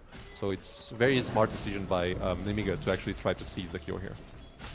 100%. Bay will be on an extremely long cooldown. Lone Druid does not want to come to this lane without his big bag panda playing up next to him. They're going to get a nice D-ward there on Problems, and it looks like they snuffed this out. But not the best rotation from Chikiro, but he's comfortable staying here. PL's farming the jungle for now, so not too threatened. They can take their time with this, and now we're going to see Axon start creep skipping himself. We'll see what Phoenix can do to kind of dissuade him from doing this, but right now, just looks like he's going to be a farm fest for all heroes across the map. And even Exney, he played well in the laning stage of the game last time around. They beat out the Queen of Pain, and this time he's doing pretty decent on the Ember too. Yeah, just handling his matchup better than last game because he didn't get solo yet. So, I mean, just a stable matchup mid, essentially. Stacks are being executed here by, we're gonna call him like Morals or something. Yeah, it's Problems and Morals, feels like this way at least. So yeah, nice stacks there. I mean, who can farm this? Yeah, Sand King should probably get that farm. They are Sonic controlling Wave the room. comes out on what? What did he use his Sonic Wave for? Maybe trying to use the Sonic Wave to like catch Ember and maybe like give range to Shaman or something. I'm not really sure. Like, that's probably it, I guess. Maybe for the rune, and then he got the remnant out before it hit. That's probably what happened. They're moving down. But Ember did find himself the rune as well, and now they're going to commit these 3 heroes again. They want to kill the lone druid, but Kobustan taking a lot of damage from the base. This is a level 5 druid. Easier said than done killing this guy, and look at the field coming out, pushing back 2 heroes, and now the counter kills will be there. Ariel, this time the chicken, easy work. They're looking for more. Are they going to make an overzealous dive again? At least it's the Hoodwink doing it this time as opposed to the lone druid. And he's actually going to go for the dive straight up under the tier 2. Is it enough damage? It is not. Radiant's top tower is Even, under but attack. yeah, they're gonna coming steal the over. XP. Structures are fortified. I mean, this is just too good for them, like stealing the Radiant's XP middle outposts, tower and is it under felt like attack. once again Amiga was, you know, Dire's like bottom not tower is properly under calculating the aggression there on LD. I mean, it's a very beefy hero, can be very annoying as well with the roar. So I mean, they are just overextending, trying to kill him, Dire's bottom tower and this can, has you know, create a little snowball regarding like net worth, XP. So let's see how Nimic is gonna handle this. And remember, like they cannot really miss the mark Radiant's middle because they have a tower is PL to under protect attack. and give farm to him. So they really need to like stop dying on the bottom lane right there. 100%. Talking about that lone druid tower presence, they take the tower 7 minutes in the mid lane. Problem's trying to keep the tower alive, but Druid completely opened up his lane, and Exney and MRLS, they're gonna move together. Mr. Morales, Kendrick Lamar would be proud. He's got the urn completed on Ember Spirit as well. Stole up the stacks there. His farm is looking pretty decent. They got huge stacks from the Sand King to take eventually. Hopefully he can go into the dagger very early on to give his team some blink initiation, but Elmo, he might be in trouble. 3 heroes could be chasing him, but he doesn't care. He's just gonna go back and farm the creeps anyhow. Not going to make the bold move to the Ancients just yet. He might need some help to bring that down.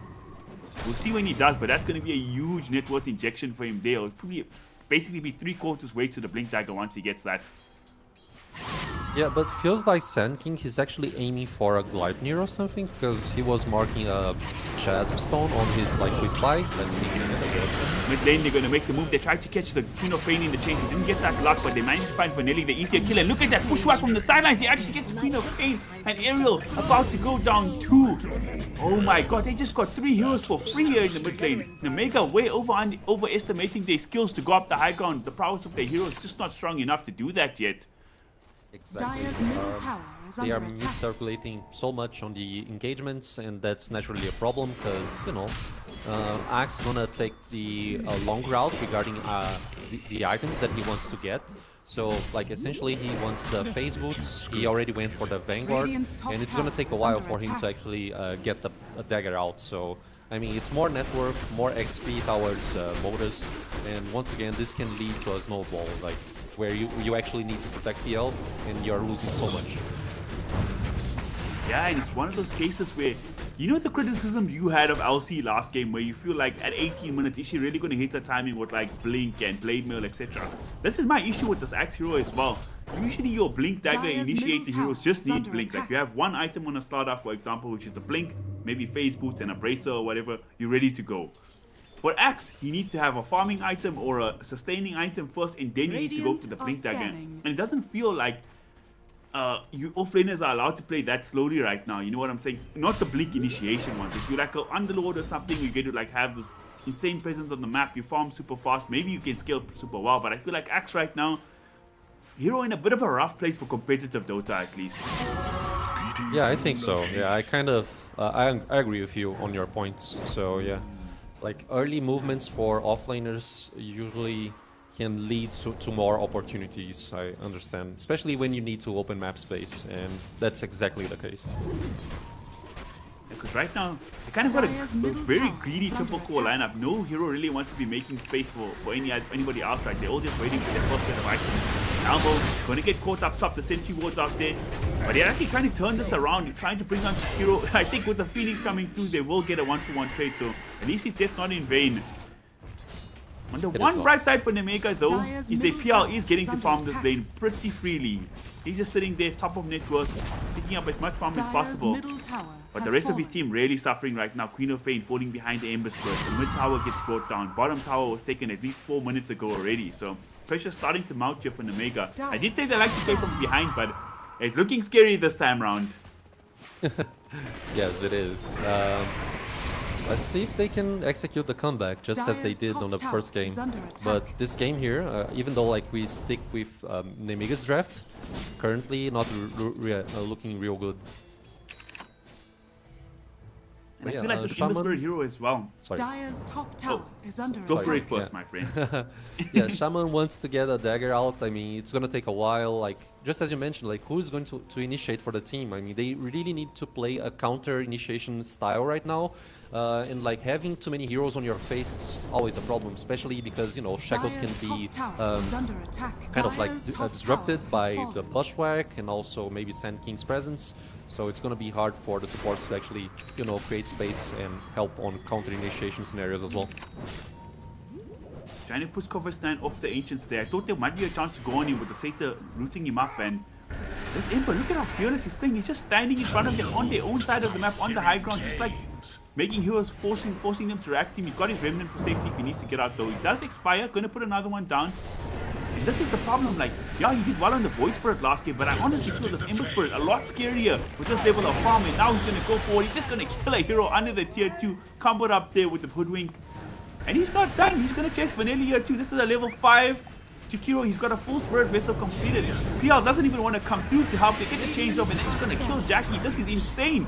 No responses across the map whatsoever. Dire's bottom tower is Yep. under attack. And when you get a snowball with LD, suddenly you are hitting tier 2 towers. I mean, that's just playing by the book. And this will eventually lead to another XP steal as well. I mean, they can try to get the 14 minutes in outpost once again, because they are so strong right now.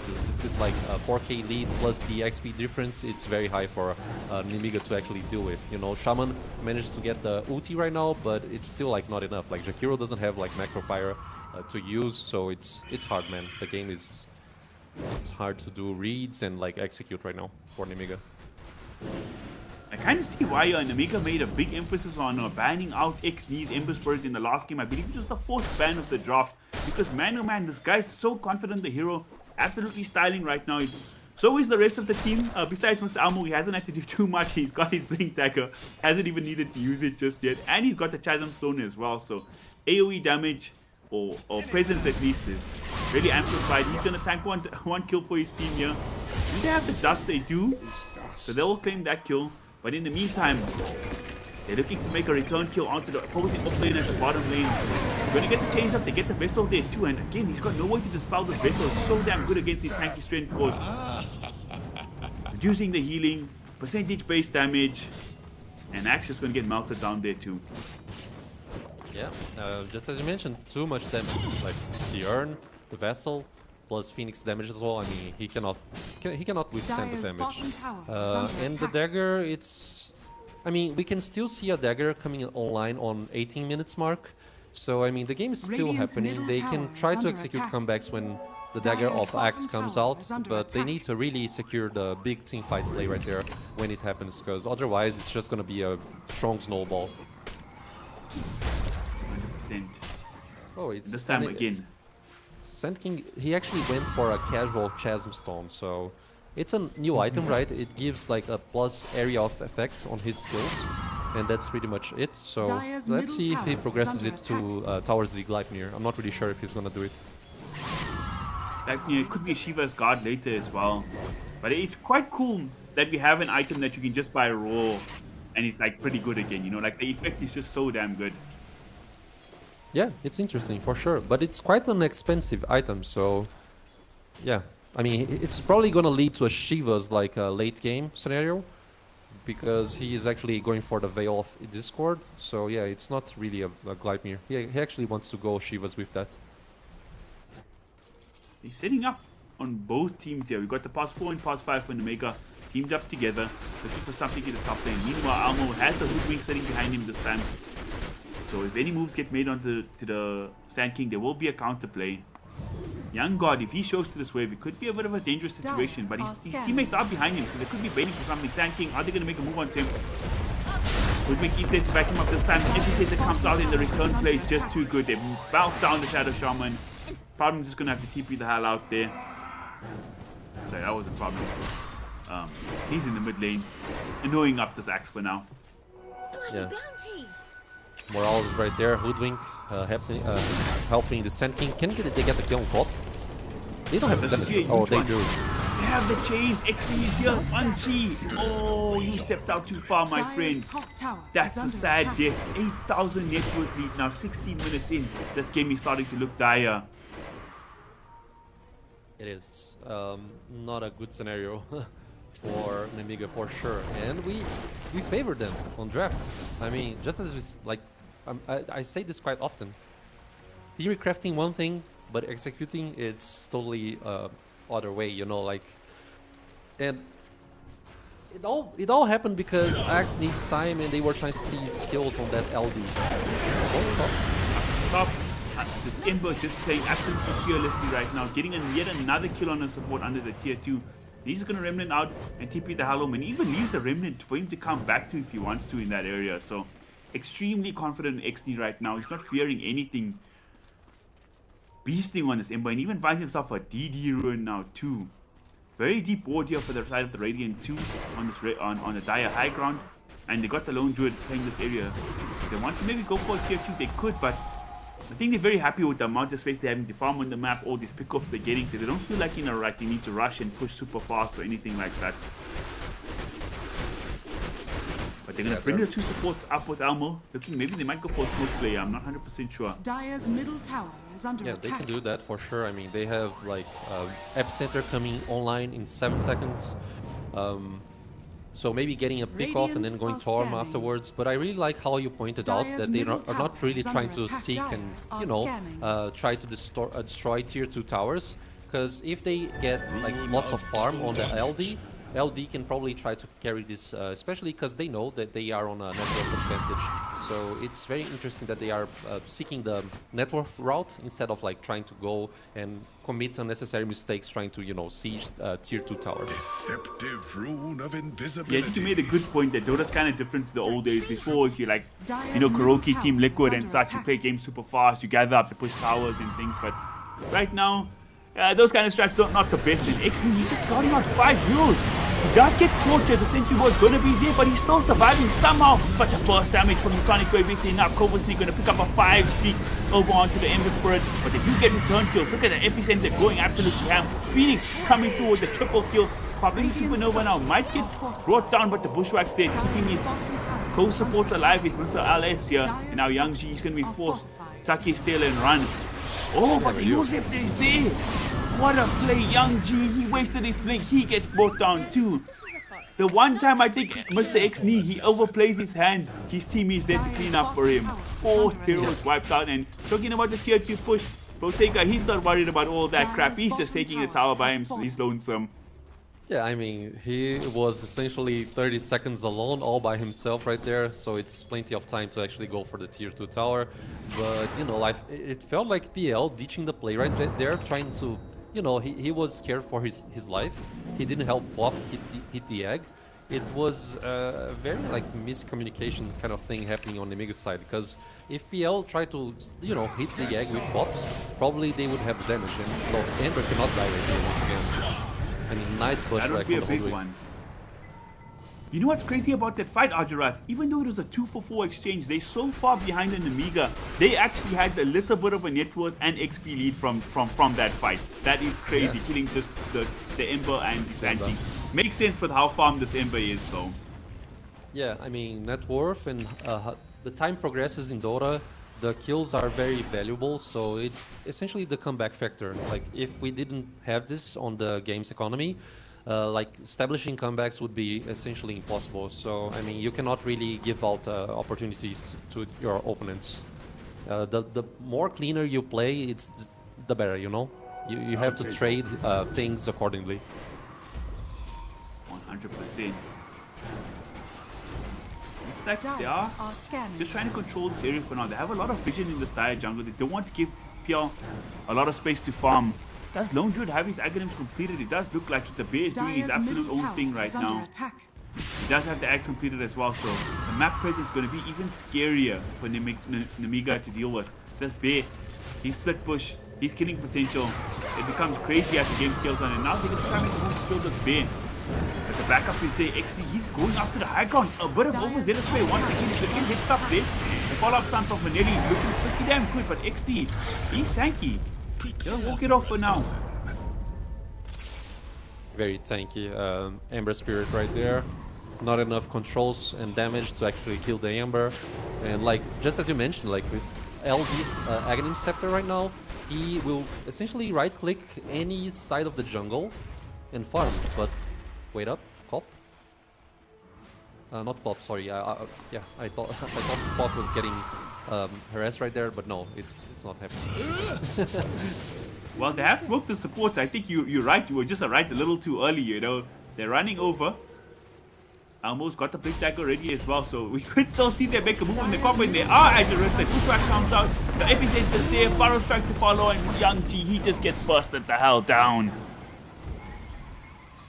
Nice pickoff. I mean, Dire's apparently middle tower is under I attack. should probably try to, you know, bet on lottery or something, because it was not really my intention. I was really like trying to seek information Dire's here and middle there, tower and my has ADHD was compromising me. But you know, yeah, Dire's LD top just tower is ramping under up on the attack. net worth charts, and they are getting pickoffs here and there on Modus side. The game's just too good for them right now. They should probably seek Roche at any time, and also Tormentor. 100%. They're farming up an absolute storm right here, killing towers, pressuring the map, and like you say, once you get this axe on Lone Druid, the Druid does not matter anymore. He's just a slow ass farm spot in the safest part of the jungle, and the bears, that's the real hero now. Axe working towards a BKB up next, still very far away from it. Don't blame him for going for this BKB, but yeah, it's gonna be a while before he gets there, and that Roshan you're talking about, they're gonna go for it. It's time. I mean, the question is, can they actually scrape the high ground and, you know, seize towers and objectives and also win a team fight if everything erupts right there? I'm not really sure if they will do this quite easily. What do you think, Ty? Roshan has I fallen think, into the ring. like you say, they have this big advantage, they have the Aegis now. If they could find a pickle for 2 first, that would be a perfect scenario for Modus, because then they can go very confidently up the high ground. But I think gathering for like a full 5-man push is easier said than done. Even being 15k up, the counterplay from the Axe Blink core.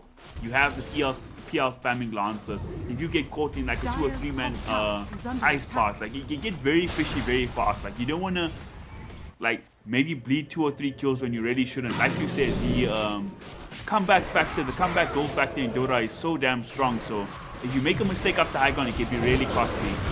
And talking about mistakes, Kovestein, he was, it should be a super safe part in the map, but because Druid does nothing but just sit there and farm, it kind of worked out straight away. Now in the top lane, they actually get that pick off we're talking about. They find South lane, he gets caught. Ariel tried to help his carry, but it's not going to work out. He could get brought down as well. And now, to answer your question, yes, they're going to be very happy to go up the high ground, Arduras. Yeah, Dire's most likely. top I mean, tower with has 3 fallen. pickoffs like this one, they are just gonna go high ground with the bear. He's already hitting so hard. He's going for a Silver Edge, so he has like attack speed, damage, he has everything to go high ground. But apparently they are a little bit slow on the aggression for the towers, the tier 3 tower.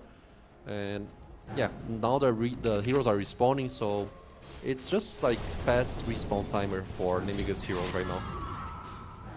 Kind of on the level, so they're respawning quite fast. It's kind of weird that they send the bear to take the outpost. But I feel like the 5 or 6 seconds of the bear hitting the tower instead is going to do a decent amount of damage to the tier 3, but it doesn't seem like Team Modus feel too pressured. Like they feel like they have all the control on the map, they're out farming them, and they got still quite a bit of a while in this Aegis, so they'll make their move once they're ready, I'm sure. Yeah, pretty much. They're going to smoke up on Omega. Can they do this though? Like the Aegis is about to expire or something? It's not, like it's 2 minutes and 50. So I mean they're just trying to work things out. Maybe because PL just bought a Maid Slayer or something. Not really sure. But let's see the fight here, or if they find any sort of good engagements.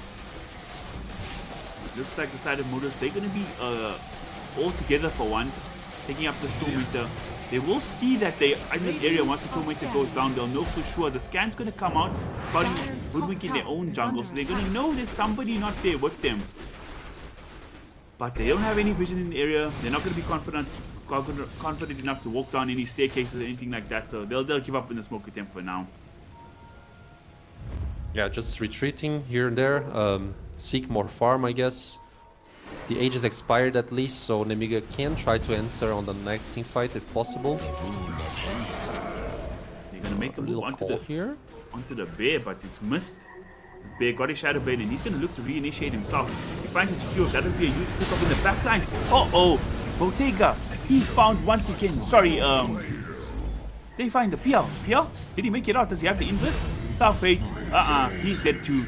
And they actually just get 3 heroes across the map yet again.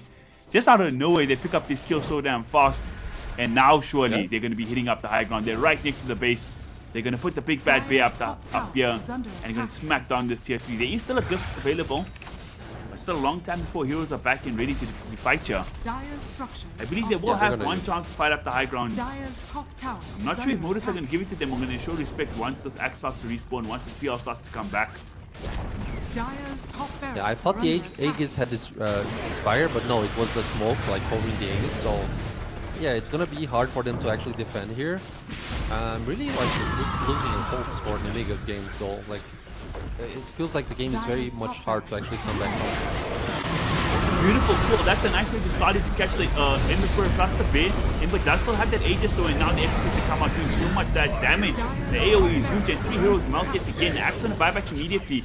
Killing the bear would be a big deal here, because Lone Druid's very far away from his team, so the bear has to run all the way back to join up. Right now, they do buy back with an axe, but it doesn't look like they want to go for anything more. Just a sort of, we want to defend, like a psychological effect on the buyback there. Yeah, pretty much like psychological pressure right there. Psychological warfare. The game is hard. What can they do? It's a DD. He might just kill Young G here. Take out this bear sword. I'm strong. The field comes out. The root's gonna be there. Ember even there to come up. And oh my god, that is a Silver Edge DD super farmed bear. What can you do about that? Especially with Ember Spirit countering, joining him up too. Yeah, easy follow-up from the Ember with the Searing Chains right there. And now, like, Cop, no buyback. They're just gonna go and siege the tower once again, force another glyph, because, you know, why not? Especially with the DD. The Phoenix can apply so much healing with the breath right there, the fire breath. And, okay, Sand King going in.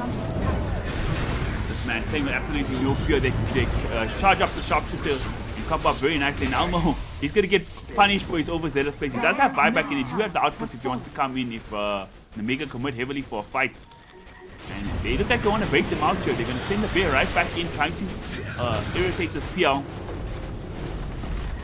Much better against the bear than he was, against the PL before. The root is now AoE. Bottega's bear, he's going to be in trouble. Can they kill the panda? Yes, they can.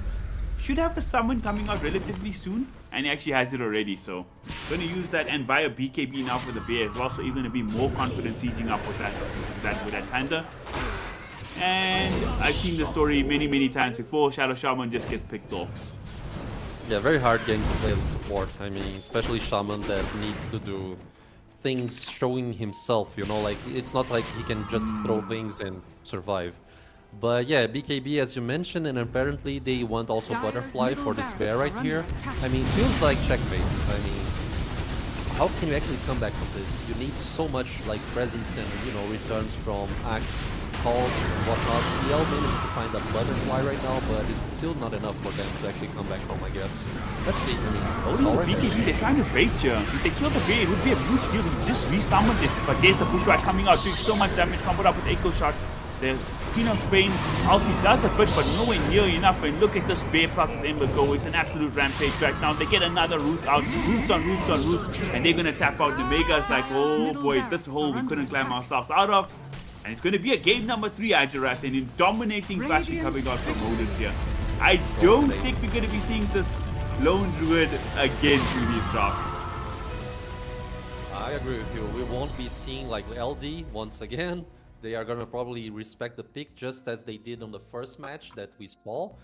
They actually banned out the lone druid right there. So yeah, we see the potential of Bottega's LD. I mean, they also like played Soul accordingly and marvelously regarding execution right there, because you know they were trying to come and punish the LD with Axe, with like 2 supports helping him out, but you know, like we had like answers from the Ember Spirit with TP, getting runes as well. I mean, lots of misplays by Nemiga overall. So let's go to the 3rd game of the series and let's see like how Nemiga is gonna handle this you know, this problem that they just faced right there.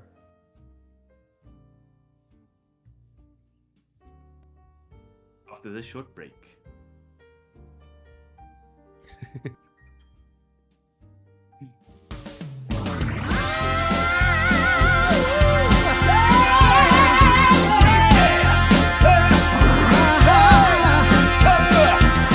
Go and tell your mama to get up off her seat.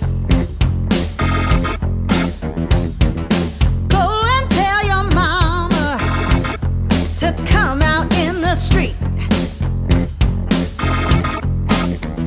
'Cause it's all going on right here. We're gonna make it perfectly clear.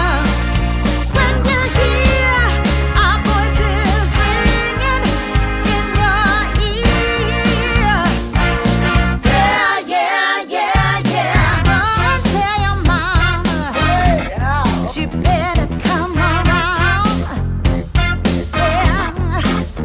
We got the mother of all parties, and it's about to go down. Yeah. Yes, we're having a celebration. We're gonna rock the entire nation. It's a win-win situation, so come and lay it down. Yeah, yeah, yeah. Ooh, your mama got to tell. Your mama got to tell. Your mama, you got to go and tell your mama. Let's be having a celebration. Gonna rock the entire nation. It's gonna be a sweet sensation, So mama, lay it down.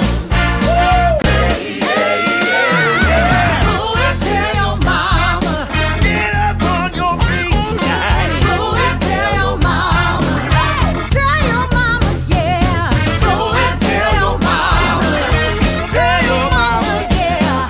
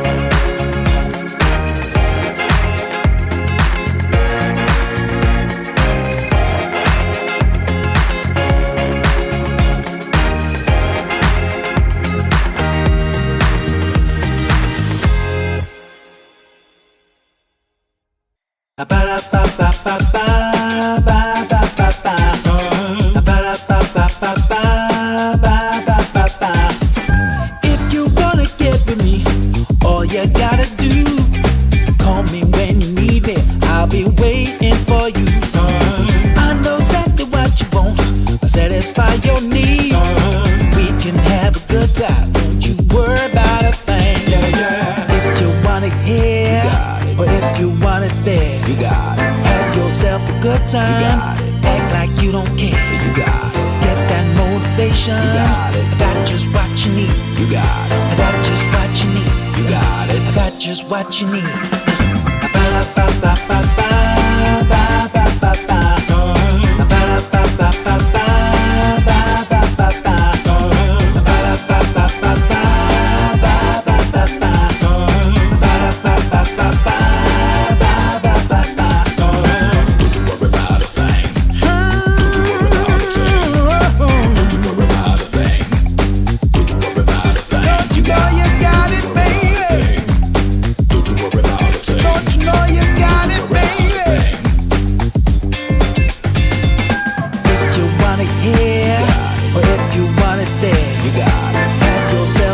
Act like you don't care. You got it. Get that motivation. You got it. I got just what you need. You got it. I got just what you need. You got it. I got just what you need.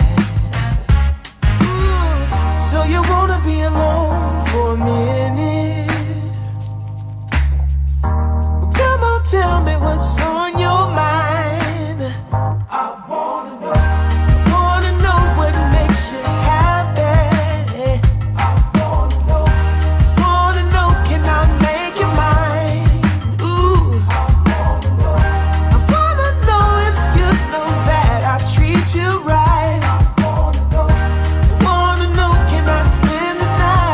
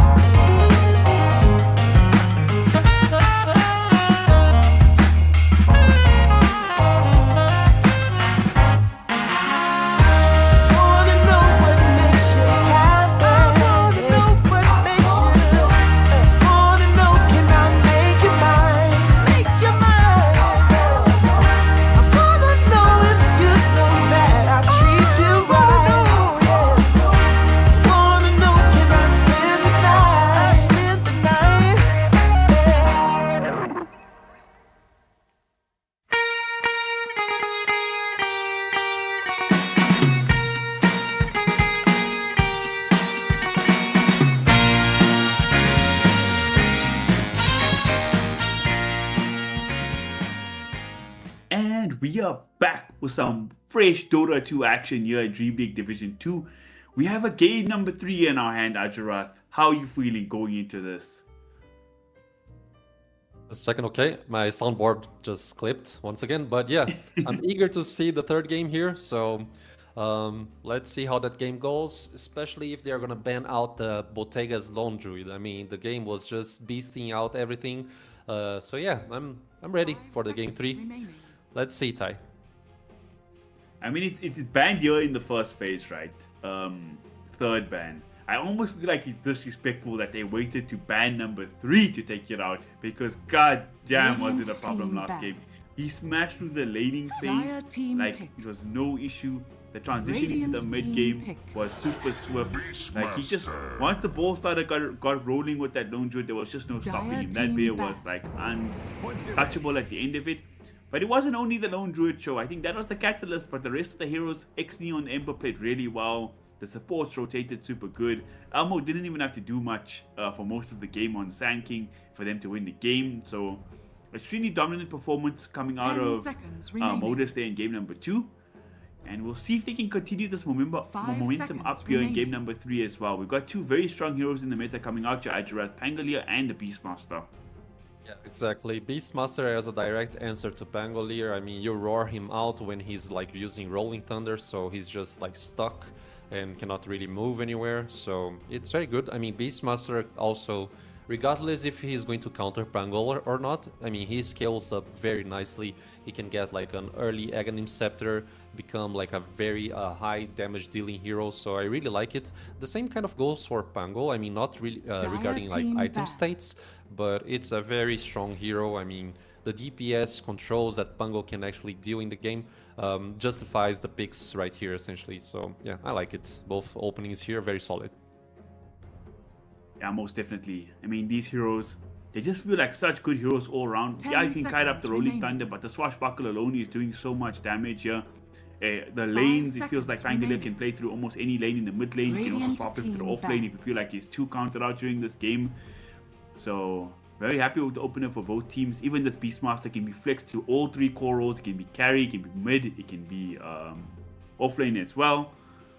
So, very flexible drafts to start, not like the Queen of Pain opening we saw in the first 2 games from the Mega, where yeah, the hero is good in the lane itself in all games, but the actual gameplay throughout the series can be difficult at times for co-op, you know? Yeah, I agree. I mean, co-op, it's not exactly like fail-proof, so opening up the all games with Queen of Pain seems like somewhat risky to me, even though like, even if like what's the player's name again? I'm sorry, it's Young G.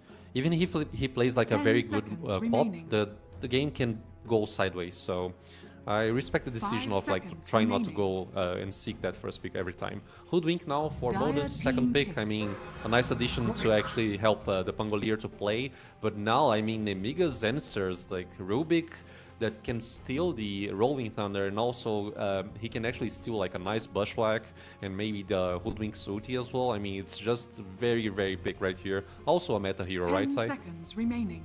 100%. We've been seeing a lot of this Rubik's. It could be even an off-lane duo, Rubik plus Beastmaster, such a strong lane. You put damage reduction while the Beastmaster and his boards are going crazy.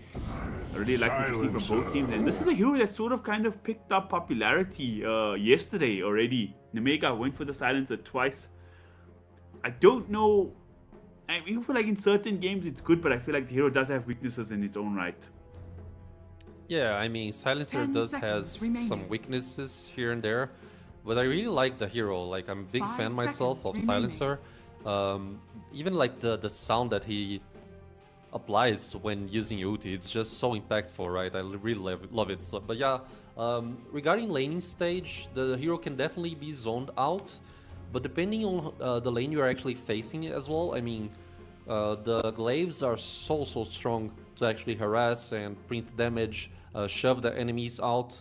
So it really depends on execution, like especially on such like high level Dota that we are watching right now. So yeah, I mean, I like it. I like it, Ty. Okay, All right. We have seen some really cut global Radiant's silences team take yesterday. dire Like you say, in the right lane, if he can get to bully with his glaives, he can be really good. And notice they're gonna go for old school Dota 2 classic there, Ajrat, the tiny IO. Yeah, very strong combo. I mean, we mentioned this on the first game of the series. 10 Like having seconds remaining. buffs to heroes that can, benefit 5 from the attack seconds speed that remaining. IO gives is just too strong and too great. So it's a classic combo right there, just as you mentioned. Tiny IO, just too good, man, too good. And yeah, Bottega, I'm actually surprised it's taken so long for me to see this man play Tiny again. On the first day, it felt like in every single game he was playing the Tiny, and he was beasting on the hero. So finally, they're going back to the staples, buffing him up with the IO as well. And I think, although they have a nice draft here from Nemiga, this Tiny could actually feast on these supports. Once he gets his Shadow Blade in Silver's Edge, if he's running around these fights, going for the backlines, if he finds either Rubik or Silencer, they're just going to be mincemeat for him. Probably, yes. I mean, it's just too much damage, so the supports can have some trouble here. I think that's probably why it favored the pick. I agree with your perception here, Dire totally. team ban. And now Axe again. I mean, they're not scared because like Axe was actually countered on the last game due to Lone Druid. Even when they get the first blood onto him, they didn't still like have a nice lane because like LD Radiant can team disengage so back. much and replenish some of his HP if I'm not mistaken by like hitting heroes and whatnot. So yeah, I mean Axe once again, it's a good hero to actually fetch IO combos, right? Because usually IO tether onto someone, you will land like a 2-call 10 situation or seconds something. remaining. But yeah, I mean, let's see how the game goes regarding this Axe pick. 5 seconds remaining. Yeah, I understand. They also have the global silence to kind of protect the Axe. So we can blink in Dire global team silence. back. There's nothing to counterplay against the Axe. I do think you make a fair point here, Ajarat. Even though I flamed the Axe a bit last game, like, we didn't really get to see this hero play Dota because the Lone Druid is just so damn broken in the lane. Like, there's nothing he can do to play it. And even getting the first blood, it didn't matter in the end. So he didn't really have a game. So let's see if Kovastan can put on a 10 bit of a better seconds performance remaining. this time round. So definitely that's going to be the offlane, and that kind of pushes 5 Beastmaster seconds either to remaining. carry or mid. Most likely, it looks like they're hedging their bets on Modus. They banned out the puck in the cop, obviously, and now they're banning out the TB. So they maybe think it's going to be a carry coming up from an Amiga. For the side of Modus, I wouldn't be upset to see them go for the Ember Spirit again for Exney. He played it so damn good last game, and you can just put the Pangolier in the offlane, which is because it's already kind of maybe put that quote unquote counted out by Beastmaster. So could be something they do, or would you like to see them maybe pick up an Radiant offlane team instead? Well, back. how are you feeling here? For the Amiga, you say? The last Sorry, pick? for Modus. Yeah. Do you Modus. think they're gonna pick up an offlane or a mid? I mean, it's hard to tell because you don't really know if Beast is going to be like a mid laner in this 10 game seconds or remaining. HC. Like it can be Flex Beastmaster. So 5 like seconds committing, remaining. yeah, I mean committing Pango to mid or offlane, it's possible, but they need to see what Nemiga is gonna Team end their pick. draft with. I mean, at least they have the last pick to analyze things and do a proper decision.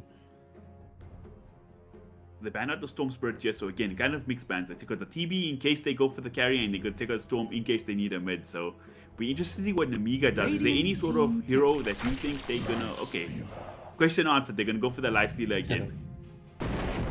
Yeah, very good against Choose Tiny, your but they have hero. like a straight answer for Lifestealer apparently, which is like seizing Razor for the game, and it's a Razor HC, so it's gonna be Tiny mid, Pango offlane. Yeah, I mean, it's a very good decision to play Razor against Lifestealer in my opinion, but let me see if there's any buts here. I mean, I'm not really sure. Yeah, and I'm not really sure. The drafts feels fine for both ways, to be honest. Ty, what do you think? I didn't really expect this because they're moving the Tiny to the mid lane. I thought they'd pair them together, the Tiny Eye. They probably play a lot of the mid game together. They went for the Lifestealer, so obviously they beat the Lifestealer in game number 1 for Nemega. Now they pick it up for themselves in game number 3, thinking for sort of maybe a counter to the Tiny. But I think the Razor pick is really good because I think they kind of seeing the game similar to game number 1. If you shut down this Axe lane, if you beat him in the lane, takes a long time for the hero to recover. So maybe that's going to be the big goal of the Razor. I don't know if the plan will work out, but I see the strategy.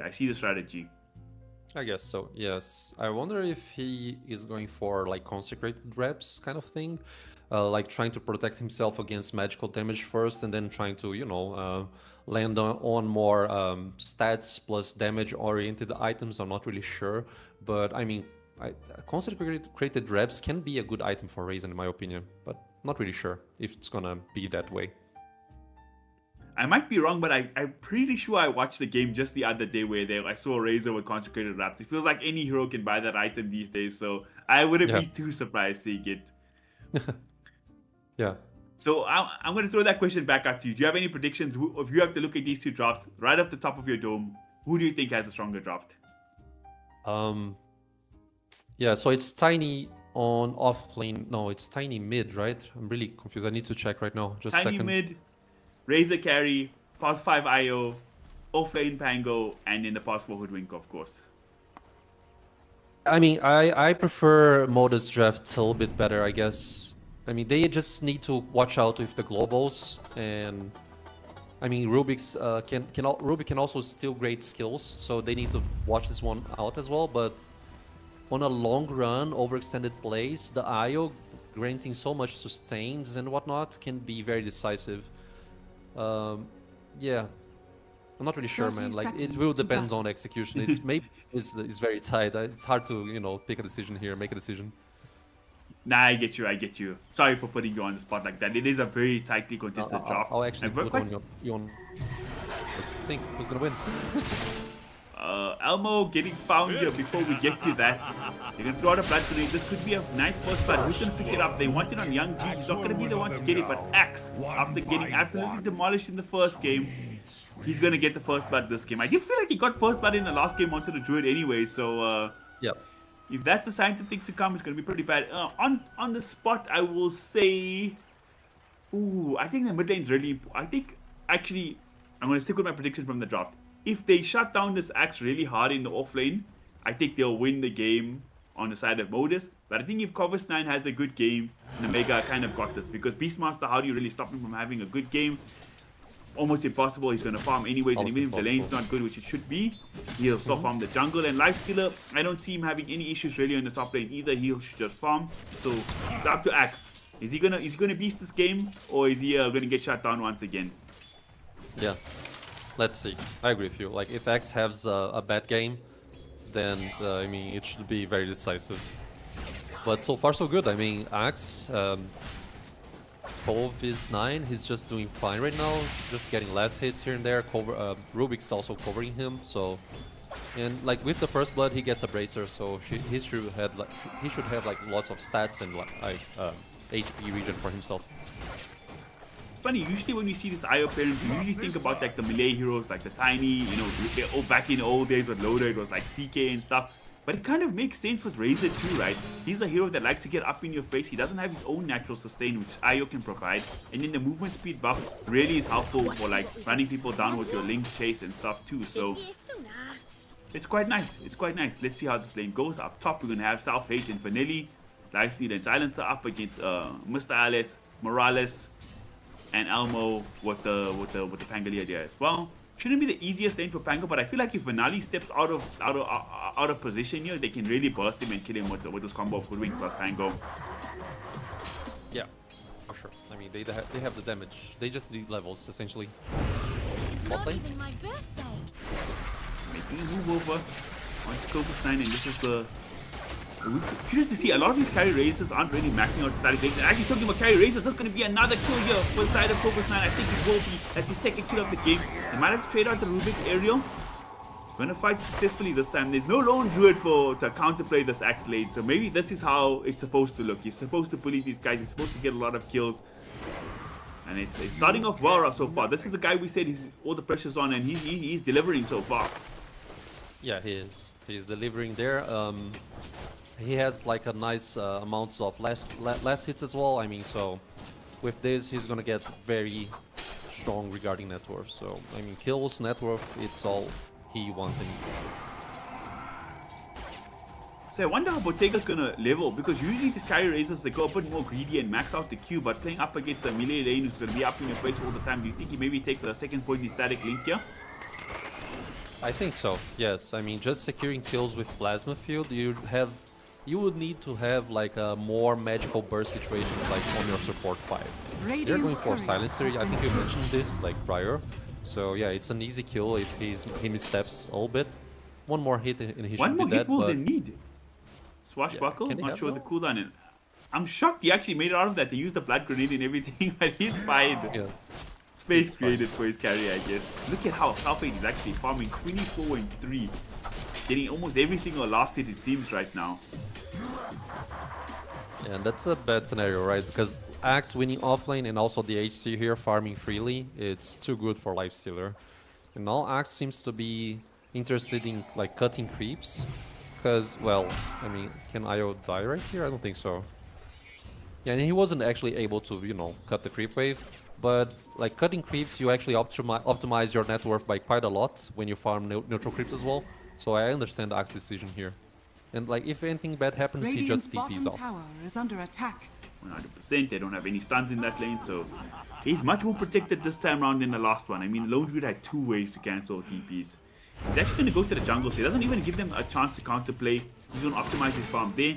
Vanelli, he dodges out on the kill attempt again. Elmo missing out the swashbuckle, so he's wasting so much damn time pulling out both the pass 4 and the pass 3. And meanwhile, his carry, as we said earlier, just farming an absolute storm out here. Yeah, exactly. I mean, Silencer doesn't even have like boots ready, and he's being able to juke the Hoodwink, so very good job by the Silencer right there. The player's name is Vanilli. Great job. Looking to stack some camps here makes kind of sense. Tiny very efficient at clearing those out. Hoodwink might need to, I'm sorry, the Pango might need to farm the stacks himself if he falls too far behind in this Dire's lane. courier has been killed. And right now, things going all the way up to Maker, it Radiant's seems. courier has been killed. And Ariel getting a nice lane pull here as well. Ayo can't really do anything to stop this. I mean, yeah, he has the movement speed to chase, but not too much else. Looks like Bottega starting to slowly come back in the lane, getting some denies here, getting some static link steals, but Razor, you would want to have a better start than this, I would think. Now they're going to bring in Mr. Morales, trying to bring down Ariel. Can they punish him? None of his moves so far have worked out, but surely this Rubik kill should go their way. Almost got the deny there, but they get him in the end. But now this just leaves the Pango up top, playing 1v2. Not an easy situation to deal with. Because they don't really need a support in this bottom lane, because look at your boy, Cobus Plan, right? Running back to the jungle to farm even some more. And up top, they could actually get a kill here. Elmo making the move, winning hard, winning with the blood grenade and everything else. 2 seconds before the start buckle, but not even going to get a chance to. No mana, silenced up, and he gets brought down. So even more farm for self-hate here. Yeah, more farm for this Lifestealer, actually securing the last hit, like calculating everything to actually get the kill, you know. But now, yeah, they also got the Lotus top too, so like the roaming support situation here, it's decent.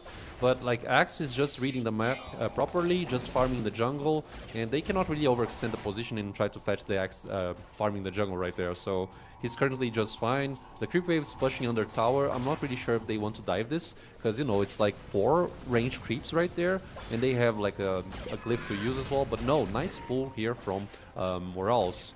But you know, the rotation, smoke rotation, definitely very good. Rubik and Young G, they smoked up. They're going to come through. They want to burst on this bridge. They don't even need to use the roll, but they're going to throw it out eventually. And Bottega, he's going to get brought down. They're trying the best to win with the eye, but it's just not enough. They're even collapsing here with Vanelli.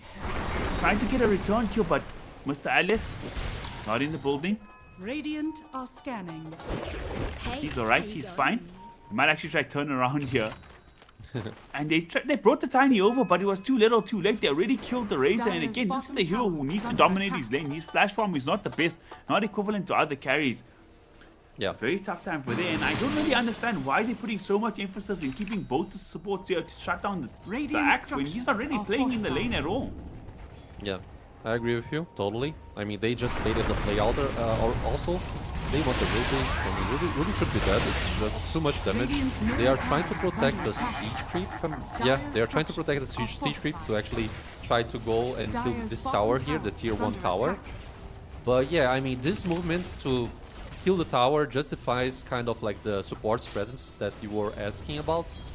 But nonetheless, just as you mentioned, like Axe farming the jungle freely and safely. He was also having like a neutral item on his side when they tried to go on him on this last play right there. So the fact that he had the shield up, the Ash Legion shield, also helped him out a lot because, you know, Razor, especially with 3 points in static link, is essentially just physical damage. So, like, great decision there on the neutral items as well on Kovi's 9. 100%. It makes a big difference, especially so early on in the game to pick that up. One of my favorite neutral items as well, feels like very impactful for a tier 1. Very long cooldown, but when you do use it, it definitely pays dividends.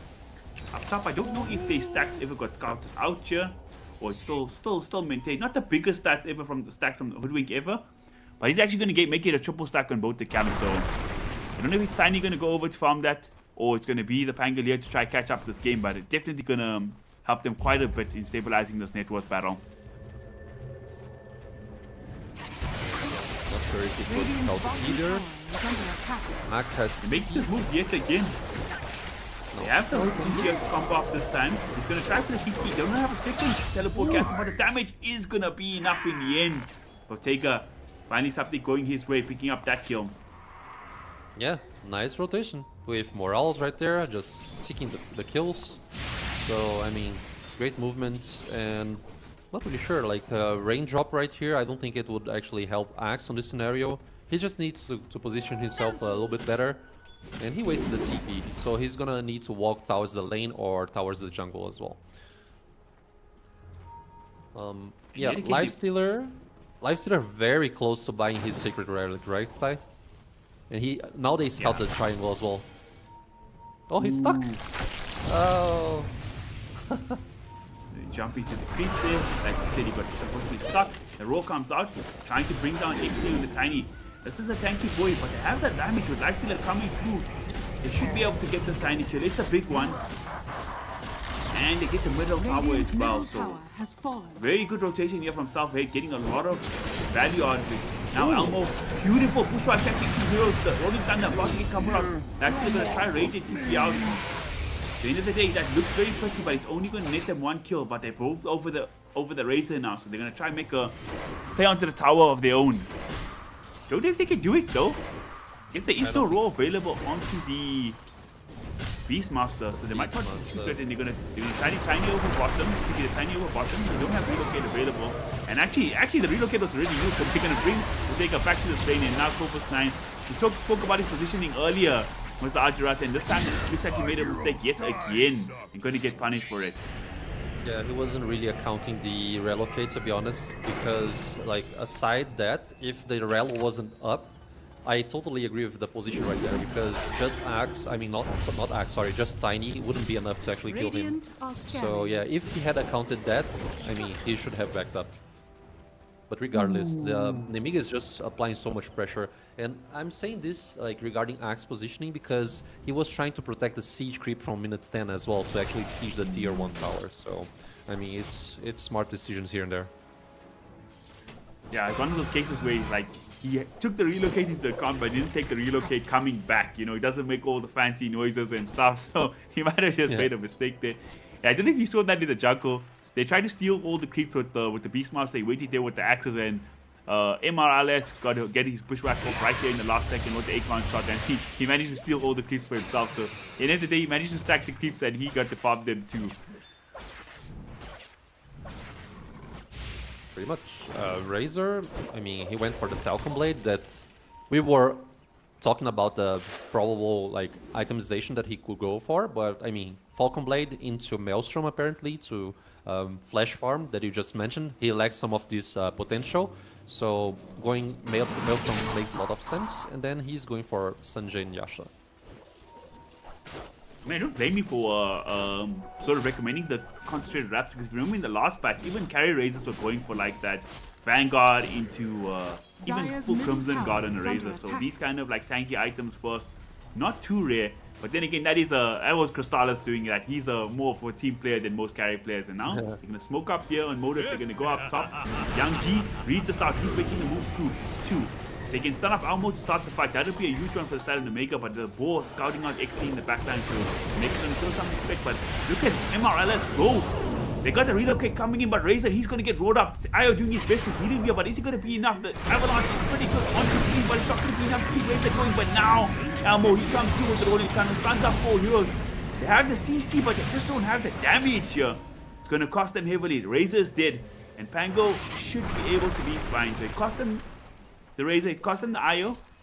They did use a lot of spells there in the Mega, but definitely worth it. Keeping the heroes alive, keeping their tower alive, pushing Modus back from these aggressive moves. Yeah, most likely. I mean, some of these movements might not come back towards Modus in favor of them, I mean. They want to go and seek Tiny, but nothing to cancel his TP out, so he's just fine. But yeah, I mean, this is gonna amplify like Lifestealer's net worth and Radiant's seek.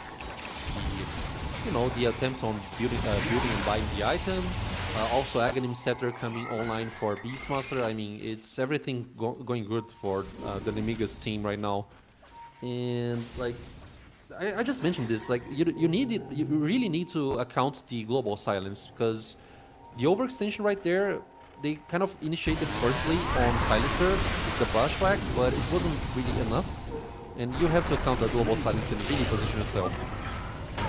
They made a bit of a misstep yet again. They tried to jump forward, make an aggressive move. Tiny completely lost the stun. They couldn't find Rubik on the other end, so the Delta split kind of cost them. And now, two more kills bled over here. And I actually, now that you're talking about it, yes, the global silence was super clutch to come out, but I kind of see the reason why Modus make that play, because it was right before Beastmaster Axe and the Lifestealer Radiant. But now they got both of those two things. That's huge power spikes in Omega. So the theory was correct, the execution was off, and now their backside gets the wall on Modus. 4k gold network down, and these two huge timings coming out. Ags and the Lifestealer, sorry, the Radiant and the Lifestealer and the Ags on the Beastmaster. So let's see what they get do with it. They're going to go for the tower immediately down bot. Yeah, I understand that they were trying to do things without the enemy team reaching their items, but I mean, they have more of like progressive damage on their side, because Razor needs some time to deal damage with Static Link. The burst damage from Tiny is very good, but sometimes not enough. So yeah, I mean, what I'm trying to say is their DPS is more progressive, lean, not but really like a burst damage situation. So if you're not accounting the items properly, it's gonna be a problem anyway, even without the items. And now they're just gonna fetch the Pango right here, not really using like big skills. The Rubik stole the Avalanche, so that's a very great skill for him to Dire's use. middle tower is under attack. Very good distinction you make there. When your Drivex is more ticking over time as opposed to burst, the global silence just that much more effective. And the Pango, he's had a really rough game. I've been hyping up this offlane Pango here for quite some time. Like, I think it's good in most lanes, but the Lifestealer showing to be a bit of a counter to it, because he hasn't really had a chance to have a good game here. Far behind in net worth, dying a few times. We'll see if he manages to recover later on in this game, because his team's going to need him to perform well if they want a chance to make a comeback, because right now, it's looking pretty rough. Yeah, it's rough currently. 4k net worth lead, it's not very huge, but you know, like the blink from Beastmaster might arrive soon. Also, the same thing goes for Axe, so they have lots of initiation possibilities and also counter initiation. I mean, you just place the Beastmaster up front and then wait for Axe to join the fight on a counter initiation scenario. It's very hard to deal with the Nemiga's game right now, especially with the global silence. And you're gonna hit some big timings. We already spoke about the Ags, but now you had a chance to just farm up. I mean, that's the great thing about both these items, right? The Radiance and the Ags for the Beastmaster and Lifestealer respectively. You're not forced to fight with them either, because they accelerate your farm so damn much. So now it gives time for Axe to get to his Blink Dagger. He's got the full Blink Blade Mill. We now have a Blink Dagger on Beastmaster to combo up with his Aghanims. And I believe Lifestealer going for Armlet as well. So he's going to get that, and his early game presence is going to be so crazy in these fights, having both Armlet and Radiance. We could see some big moves coming up from Omega in the next 2 or 3 minutes. Yeah, I agree with you. Like trying to establish pickoffs before tournament or something, if they have smokes available, and they're not even gonna wait for the torm. Just gonna try to establish pickoffs. You know, cut map space, try to cut the enemy's farm as well. I mean, that's a smart and proper decision right there by Nemiga, sorry. And like, yeah, I mean, it feels like they are playing the same game that they were playing as the first game of the day, you know, like very clean, very sharp, and they found one. Nice pick off to start things off. Yeah, this is the kind of a performance we expect for them. Very interesting build up here from the Tiny. I see he has an Ags queued up. So going very far from the conventional route. Usually we see ultra late game, maybe Tinies go for the Ags, but for second item you don't really see that a lot. And on the mid Tiny even more rare, I think. I agree. I mean, they are probably aiming for, you know, the lack of DPS that they are currently dealing with right now. I'm not really sure. I think it's something regarding that. Then you build Daedalus after Aghanim Scepter or something, because, you know, like the damage from Razor, it's gonna take a while to be there, in my opinion. Because, you know, Fate was just too bad for them, and also the mid-game conversion right now as well. Is under attack. Now, with that Bango kill, they were confident enough to go into Roshan Pit, the very rudimentary Aegis. No contest whatsoever from Modus. I don't blame them. Down 4v5. And you're going to put the Aegis over onto the Beastmaster. So he's going to feel confident going up into this fight. And I guess it's a good point you make. Like, they're kind of preparing for the late game, for the high ground defenses here. If they can get to the Axe plus a Crystallis and into a Daedalus, you never know how you can turn these fights around later on. They might hunt for the Tiny. He was trying to skip a wave there, but he's going to be the wiser, blink to the far side of the map, and hopefully get his TP out. But it's still 10 seconds before he has a chance to TP again. I don't think Nemega know that, so they're not going to go for a far chase there either. All things considered, they have kind of stabilized the goal lead on your Modus. It's still only a 3k guild lead, which it has been for like the past, you know, 5 or 6 minutes, it seems. Yeah, I agree with you. Like, it's a very hard game to position yourself in, and they are still managing to get and find farm. Oh, Hoodwink. Bringing the Beastmaster through the gates. Thought it could have been a good chance for Radiant, but with the gate rotations looking kind of rough, they might just give up the Hoodwink and tuck tail and run here. They want none of the smoke from the side of Modus. They're going to get out of dodge. And look at how fast they're looking to play. They're going to get this pick off here. Head over to 2 Winter. I thought they maybe might make a gate play, but they're going to have to pop the light stealer out of the axe and take the moment off instead. Up top, actually, Tiny, the axe, he did TP. Trying to hunt for the Tiny, but Tiny TP's out in time. And now they get a shot onto the Rubik. That's a great shot to pick up. It is better than Silencer, in my opinion, because, you know, you can save someone defensively with the telekinesis and whatnot, so I really appreciate it. You know, Glaives upgraded, I think that's what Silencer has right now. Yeah, it is. I mean, it's good, but, you know, it's a support 5 Silencer. He cannot really click that much right click. Oh, Razor. They're working very aggressively. They're working to this. I'm not sure why.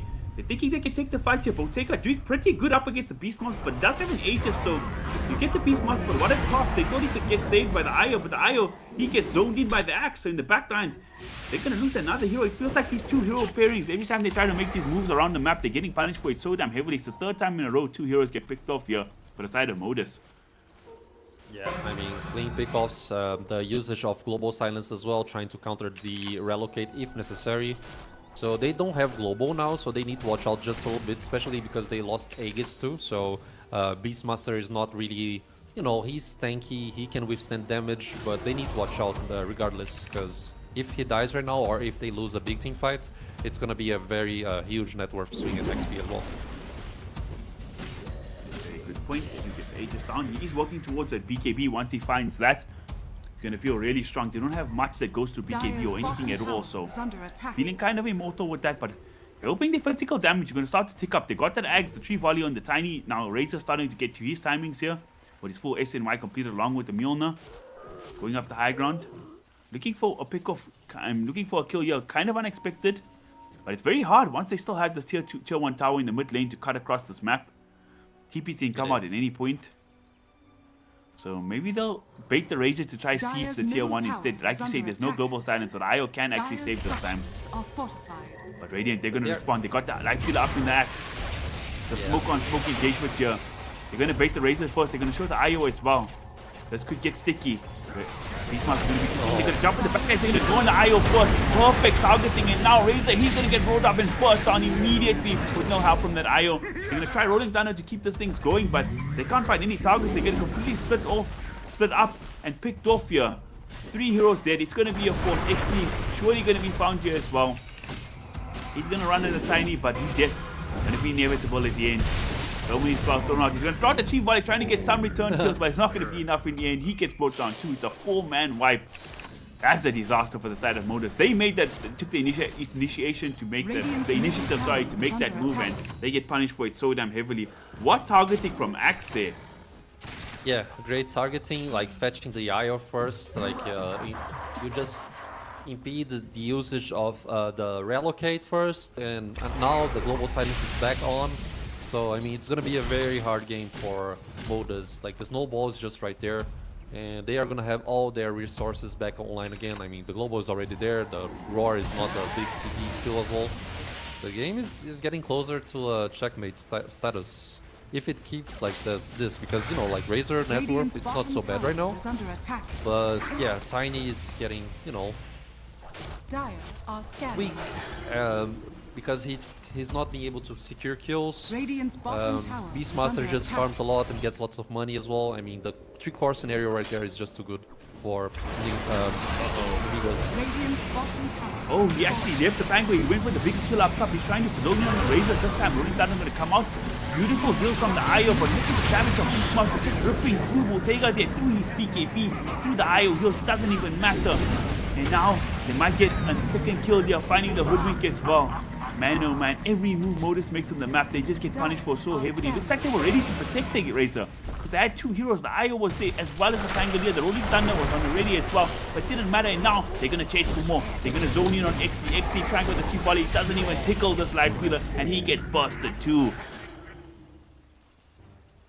Another 3 sets, I mean 3 heroes dead. Another set of 3 heroes dead. They are just gonna go towards more towers, siege damage more, get more money. Radiant's middle tower is under Very attack. hard game to deal with. To be honest, I'm not really sure what they need to do. I mean, they need to skip the aggressions, the engagements, find more farm and play for the high ground that you just mentioned. You know, you have Tiny with Aghanim Scepter. If he gets to that like Daedalus scenario, it can be very Radiant's decisive on the middle high ground. tower is So under attack. yeah, I feel like they should dodge fights right now. It's just 3 times in a row that they cannot get anything. 100%. That position you spoke about earlier, checkmate, looking more and more likely.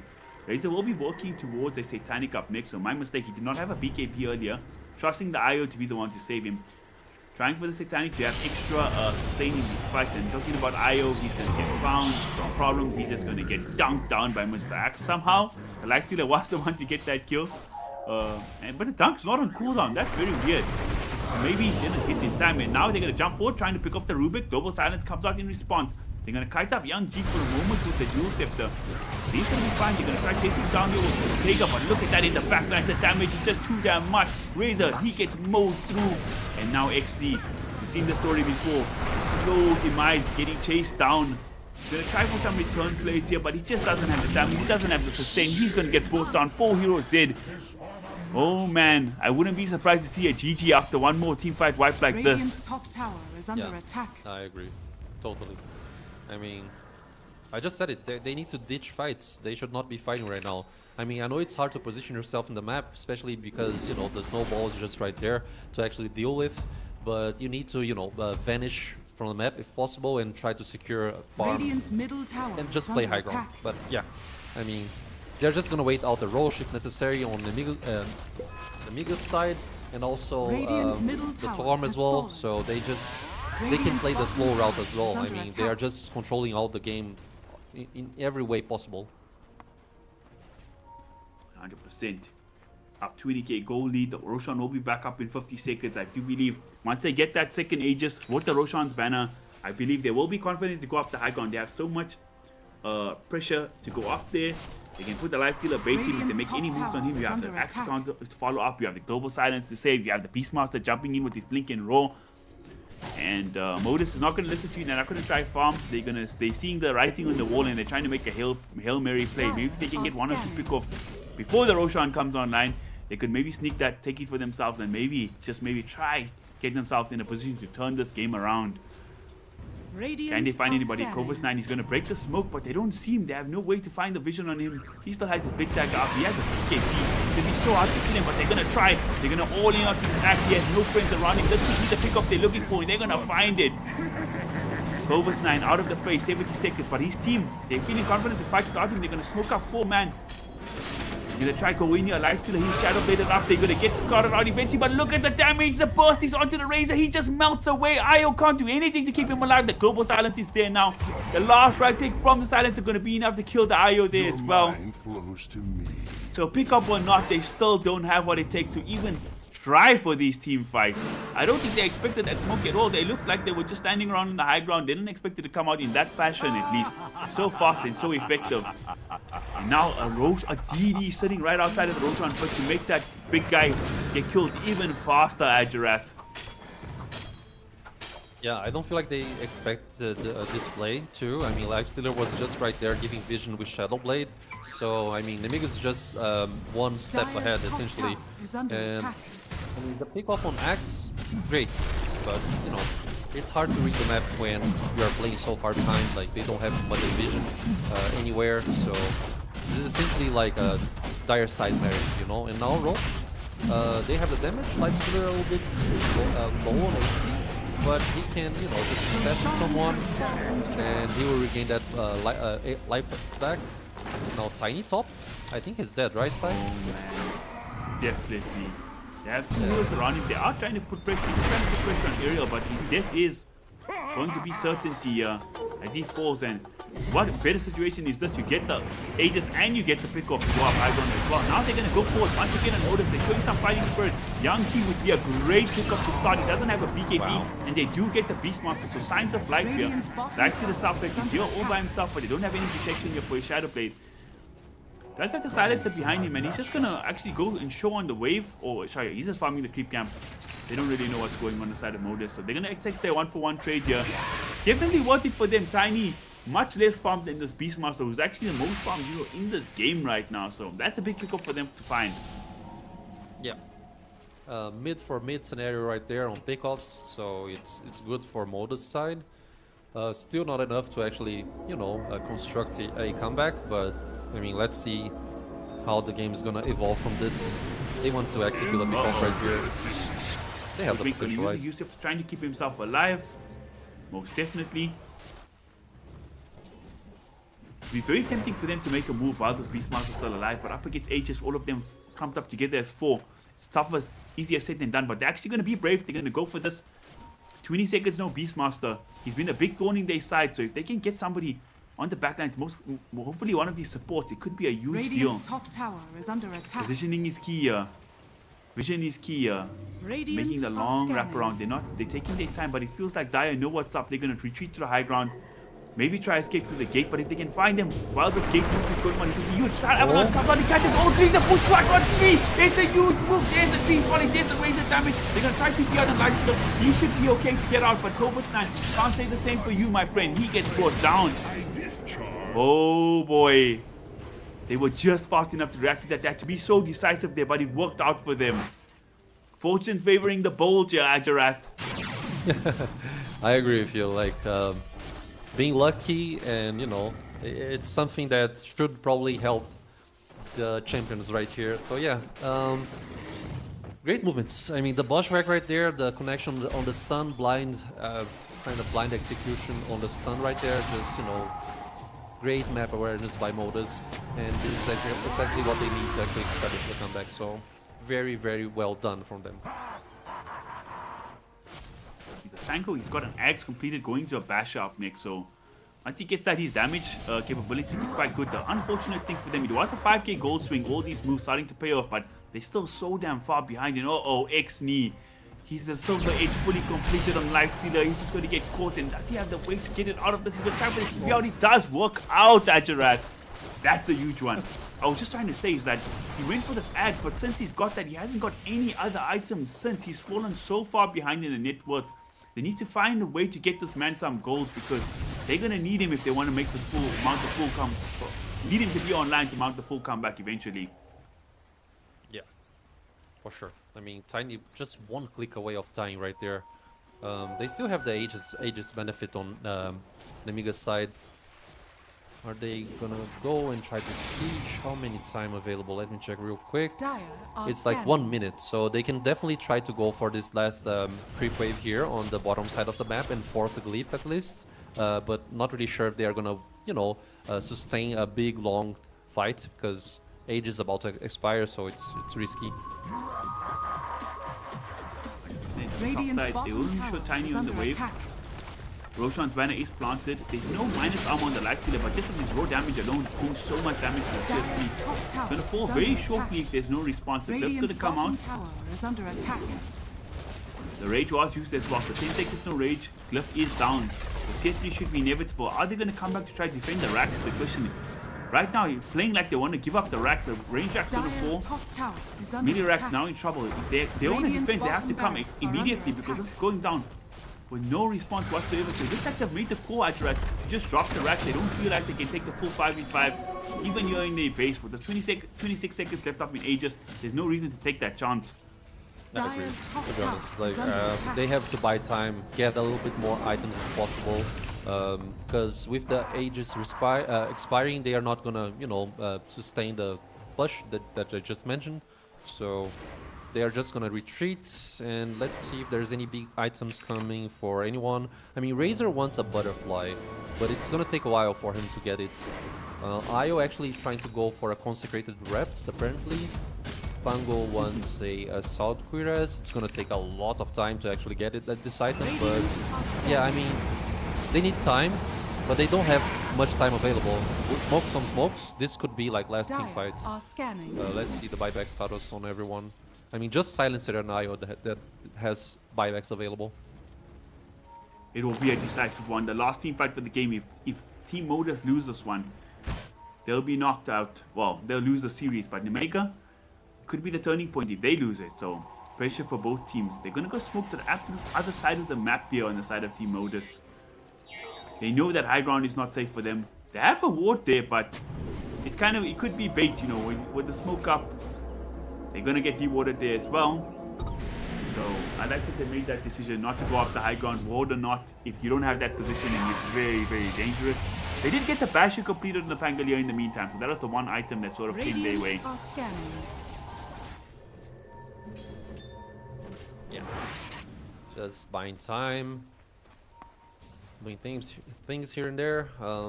Silencer wants refresher, and he's not very far from it apparently. And like a global silence twice should be a very decisive factor for the game. They're going for Tiny. Like, nice position by Rubik. I mean, He gets caught trying to play for the Lotus pool here, but Rubik, like you say, is positioning so damn good, giving his team that vision and getting themselves a free 3 kill on the Tiny. He did just buy Crystallis as well, but again, that's a costly death. 60 seconds, no buyback. Sorry, 60 seconds, he'll be out of the face, so they could try force his buyback if they wanted to. But doesn't look like they're in too much of a hurry. Still believing in their scale here. I mean, Roche should be up. The timer here says it could respawn in 1 minute, so I mean, the niggas, they're just playing very safe, you know, trying to wait for the Roche probably. South Korea is online for Lifestealer, so I mean, they have all and everything on their benefits to, you know, like play very consciously and very clean. And this is something that they've proven to do on the first game, so it doesn't really surprise us, right? But yeah, I mean, Shiva's right now for Axe as well. What would you do, Ty, in this situation right here? You tell me. I think Modus are doing the right thing right now. They're just dodging these fights, farming up as much as they can. The Razor could have his butterfly completed by the time the next Roshan comes out. If their waves are shoved enough and they don't get picked off shoving those waves, they could maybe smoke up and look to take that fight in the Roshan pit. But the point you made about the silencer refresher, usually, I mean, it's a big deal, right? But usually everybody has BKBs and stuff. If you look at this game, Razor didn't go BKB. Tiny doesn't have a BKB. I don't think Pango has a BKB either. There's no dispels on the supports besides the Yule Scepter for the Soul Hoodwink. If he really gets to that refresher on the silencer, it's going to be 10 seconds with no spells being cast. That is a crazy amount of time. So extremely clutch itemization from silencer and desperation from Modus being so far behind. They don't have the chance to counter that at all.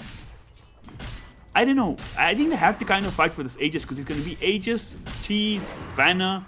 I don't even know. It's going to be refresher shot as well on number 3 here.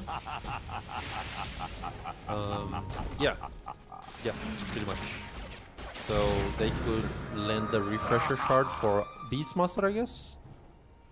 Yeah, I think so. Beastmaster. double roar, double axe core. They could even just give it to the silencer, right? Before he gets to the Yeah. fresh orb and just have the double kill for Scanning. silence. And both teams kind of posturing in this area. They want to contest for this Modus. It's their last chance to play in the game. Going down the third Aegis. Might be real too deep for them to climb back from. They're going to bait Razor for the moment. They're believing in his tank with the Satanic plus Butterfly. But again, if the Global Silence come out on the jump like this, Io actually cannot save him. No way to dispel that for the moment. Yeah. Wouldn't be surprised. I would shock he actually hasn't gone for the Guardian Grease on the IO now that I think about it. But before we get to that, we might actually see the fight break out here. Zedda's already there. Global Silence comes out, the mech's going to be there, but they don't have any. Actually, the Rolling Thunder came out just in time, so he's trying to counter this up, keeping his alive. He doesn't have the Satanic. Wow. Doesn't manage to, but the Rolling Thunder is still pretty good. So it's a 1-for-1 trade so far. Actually, trying to burst the light to because they have the damage for him. It doesn't seem like it. Now South Bay trying to man fight through. It's going to work out. Look at that heal. Sustaining back up. It was a good attempt, but it's costing them heavily. Pango in the backline is getting caught as well, trying his best to get out of there. And they're hunting for more. Don't need more. They use custom the Beastmaster that they get 3 crucial kills. Io getting caught as well. Oh man. They played even without the BKBs. They managed to time their spells well enough to fight through the global, but at the end of the day, they just don't have the damage to sustain to get through these heroes. The Mega sniffing the victory now, going out the high ground. They get a buyback on Io. Who cares about that? Tiny doesn't have a buyback. Razor doesn't have a buyback. Mid-Rax gonna not be long for this world. It'll be the second lane of Barracks. Fortunately, there is a tier 2 up top to dissuade the full Mega creeps. I don't know if they don't feel the need to go for the full throne. They're gonna go back with the Aegis, and that should secure a victory in this game number 3 at Giraffe.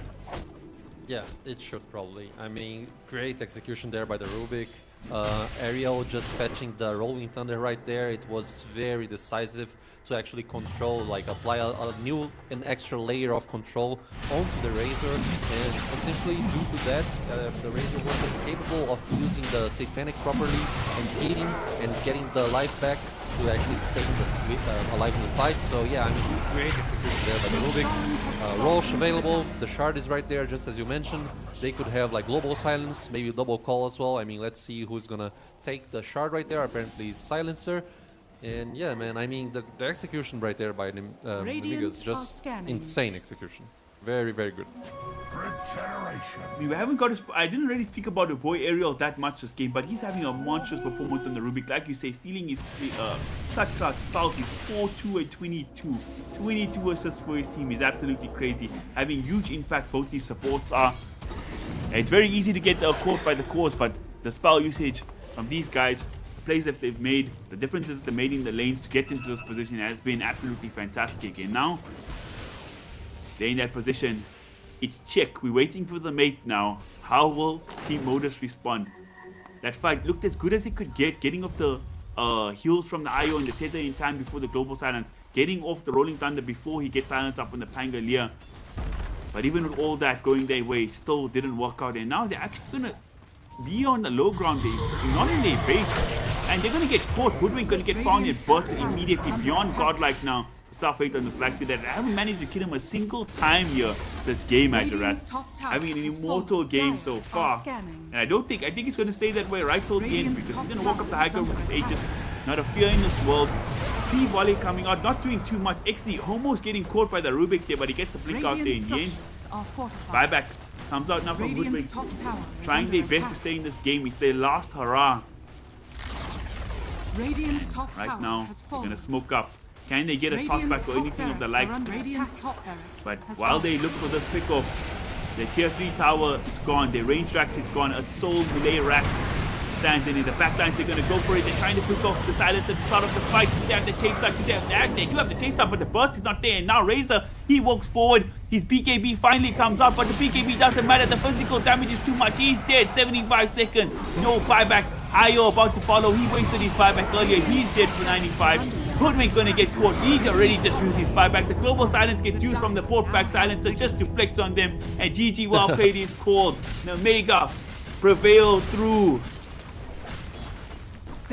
Exactly. I mean, it was very nice execution over the draft idea. I mean, I get the Razor. I really like the last big Razor, to be honest, kind of. Like, they needed to actually overcome the global silence. I actually said about this, but felt like even by not having a great laning stage, when they decided to do and try to perform those mid-game conversions, they essentially failed, like trying to read the global silence opportunities. Like Razor needs time to establish his farm. I know you are like against the clock against Lifestealer because he's fetching so much farm. And you also mentioned this, like a Razor doesn't have so much flash farm possibilities. You want to go aggressive, yes, but if you're not accounting the global silences properly, you are gonna lose the team fights, and then the snowball is just gonna be created. So yeah, I mean, great execution by Nemigas, clean 2-0 per se, and they are gonna maintain here on the upper bracket, while, if I'm not mistaken, Modus goes towards the lower bracket of the tournament. 100%. It was a valiant effort from Team Modus, but Team Nemiga showing time and time again they're a team to be respected in this tournament. They want to make some waves and make some noise. That's it for our first series of the day. We'll have a short break and the second series will be up in just a jiffy. So stick around, guys. Go get your coffee, get your tea, and we will be back in just a bit.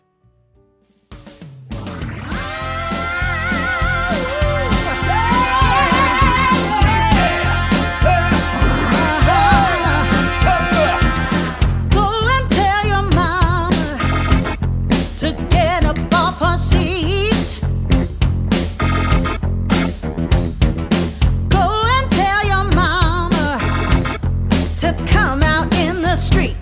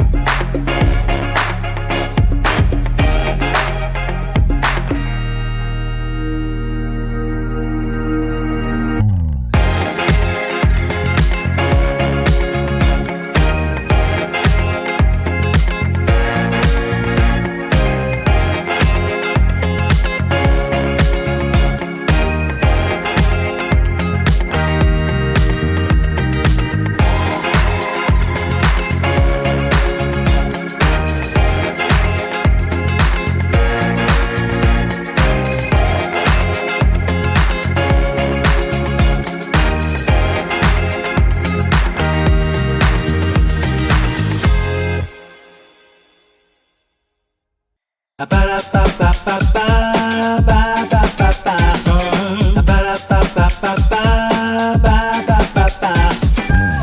you wanna get with me, all you gotta do, call me when you need me. I'll be waiting for you.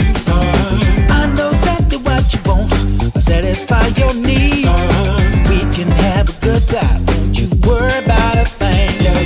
If you want it here, or if you want it there, you got it. Have yourself a good time, act like you don't care. You got it. Get that motivation, you got it. I got just what you need. You got it. I got just what you need. You got it. I got just what you need.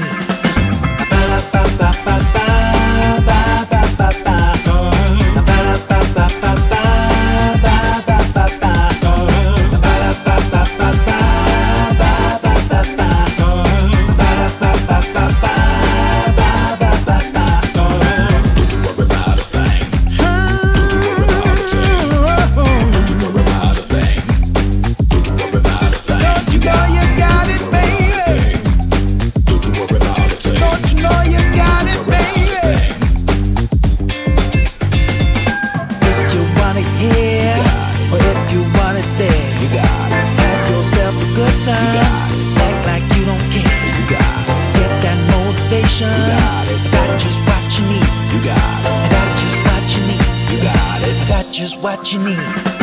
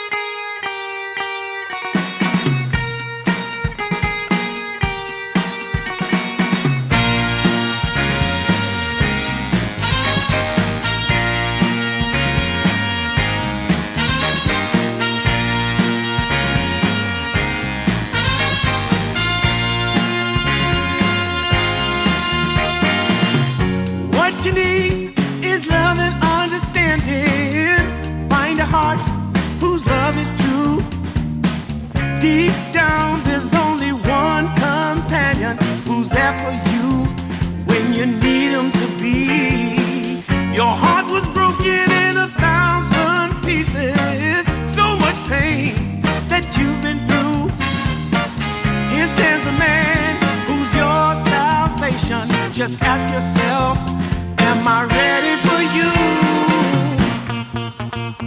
100% now. I'm ready. 100% now. Yes, I'm ready. Eyes wide open. I'm ready to move. 100% now. Take a chance in a new direction. Any place you wanna go. I don't have all the right answers, but one thing I know, I'm so ready for you. 100% now. I'm ready. 100%. You know I'm ready. Yes, I'm ready. Eyes wide open. I'm ready to move. Well,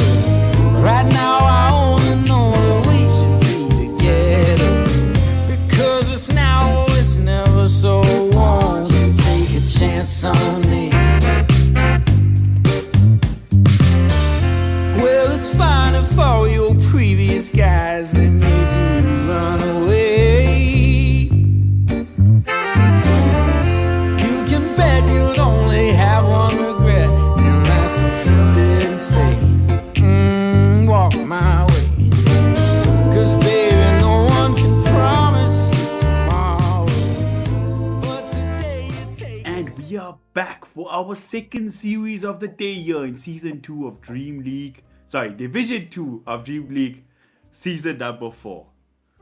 My God, that's a word for. But we back, we are Dota, and that's what matters. Ajarath, you doing alright here? Are you pumped up after that last series? Yeah, I'm pumped up. I've been able to eat a little bit on the the short break that we had here. So what about you? Did you have your coffee, your tea? How are you? I gobbled up whatever food I can get my hands up. I just stuffed it in my mouth, getting the energy I needed for the next game. But as long as I can eat, I'm happy. I'm one of those who really needs their food. If not, my hand gets shaky. I'm like, I'm gonna die, but I just need a little bit of food. It's not hungry, but something like that. But lucky for us, we got some fresh Dota here. We've got some fresh Dota here. We've got Zero Tenacity taking on BTC Gaming for this one round. BTC, our Peruvian brothers, man, they're having a bit of a tough time here, Mr. Ajarath. They are currently 0-6 on the score, so they are not doing very great themselves. We can see the score right here, the tournament score. And like Zero Tenacity, they are 4-2 currently, and I mean they need to win this series because otherwise they can tie the score with Alice Ventoros or Alice Ventoros. I think it's a Latin kind of word, just like Natus Vincere, right? Like Navi. But yeah, I mean, if they tie with Alice Ventoros, not really sure on how the tiebreak works, but they actually lost their series against this team. So if it's like a tiebreak that is solved regarding, direct score counts, this could be a problem for Zero Tenacity. Oh man, I know it's the other group, but I'm just checking. Nigma are now 7-0 in their matches as well. So they're absolutely beasting right now at this tournament. But for this one, yes, Zero Tenacity, I think you and I cast their game together up against Liga team. Or maybe that was with Kips, but they were very impressive in the games I saw. Warwick, their mid player, had phenomenal performances on the Storm. So I'm very excited to see what they bring to the fray here in this game up against BTC. But man, we've got to pull for our Peruvians, man. South America having a rough time so far this tournament, besides, of course, the rejects they're beasting right now. Playing from Europe in the moment, in Romania, could be a big difference. But yeah, they haven't even won a single game. Forget a whole series, Ajarath. And hoping that could change. Yeah, let's see if this changes at least one victory for them. I'm eager to see the next series for sure. Yeah, you actually mentioned Enigma, right? Or something like this. I didn't watch them over the course of the tournament here, but yeah, I mean 7-1, the 7-0 actually, the score here? Or did they lose a series? I was checking Wikipedia. No, yeah, the 7-0 is just too insane. Like not losing anything, it's just too good. 14 straight map wins is just a crazy performance from them. They actually, to get knocked out of, I tell the story on every stream, to get knocked out of the Dream League Division 29 qualifiers for the main event, they lost to Alice Venturas. They lost 2-0. They got punched in the mouth. They said packing from that qualifier. And that was just before they got to a finals in a last event where they beat both Team Spirit, Team Liquid, and then unfortunately faltered to Paravision in the finals. So Nigma, very up and down, which is usual for them. But in this tournament, Division 2 of season number 4, they are beasting right here. And I think very high likelihood we see them going over to the main season of Dream League when we get to that. But a final between them and South American Rejects, if we get there, it will be extremely exciting. But I believe we do have a draft on our hands. So we're curious to see what these teams go for here. BTC Gaming going for some different bans going out to the Bristleback standard, but you see the Sand King in the first phase along with the Koto is a bit of a change of pace here. 10 seconds remaining. Yeah, I think so. They are changing the pace a little bit, like banning the Koto right there, the Bat Rider. I mean, maybe it's one of the safer zones for BTC Gaming picks, hero picks, I mean. But yeah, I mean, you need to do your research and respect the opponents on the other side. I mean, we always talk about this, so I totally agree. BTC, meanwhile, they're just banning out the Bat Rider, not the Bat Rider, sorry, the Bristleback and the Sand King as well. Maybe removing like offlaners on this first section of banning phase. Yeah, I mean, I respecting don't know for a fact. Dream. Sorry, go on. I don't know for a fact how good BTC Gaming are on the Kotal, but just knowing South American Dota, you can say this as an expert from the region, right? They play extremely fast Dota. They like to run around the map getting kills and such. And what hero is better than doing that than Kotal? Be it in the mid lane or the Radiant support team role, ban. he does the same things, you know? Radiant team Yeah. ban. For sure. I mean, Koro is very annoying to play against, especially if the player dominates this hero. Very hard to fetch. 10 seconds remaining. Applies lots of damages. I mean, has Aghanim Scepter that eventually can 5 lead to seconds controls as remaining. well, like extra controls, I mean. So, I mean, yeah, Koro on like a South American players that wants to play aggressive, it's definitely something.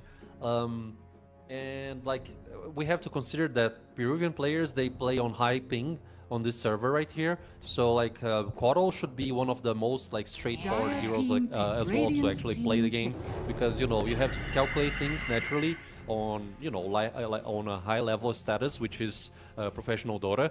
But it's still you want to pick the most simple heroes that you can to deal with your Dire high team ping back. status. 100%. Your Pucks, your Embers. Dire team Although this back. is the bread and butter heroes for mid laners, you kind of do have a disadvantage here on the ping.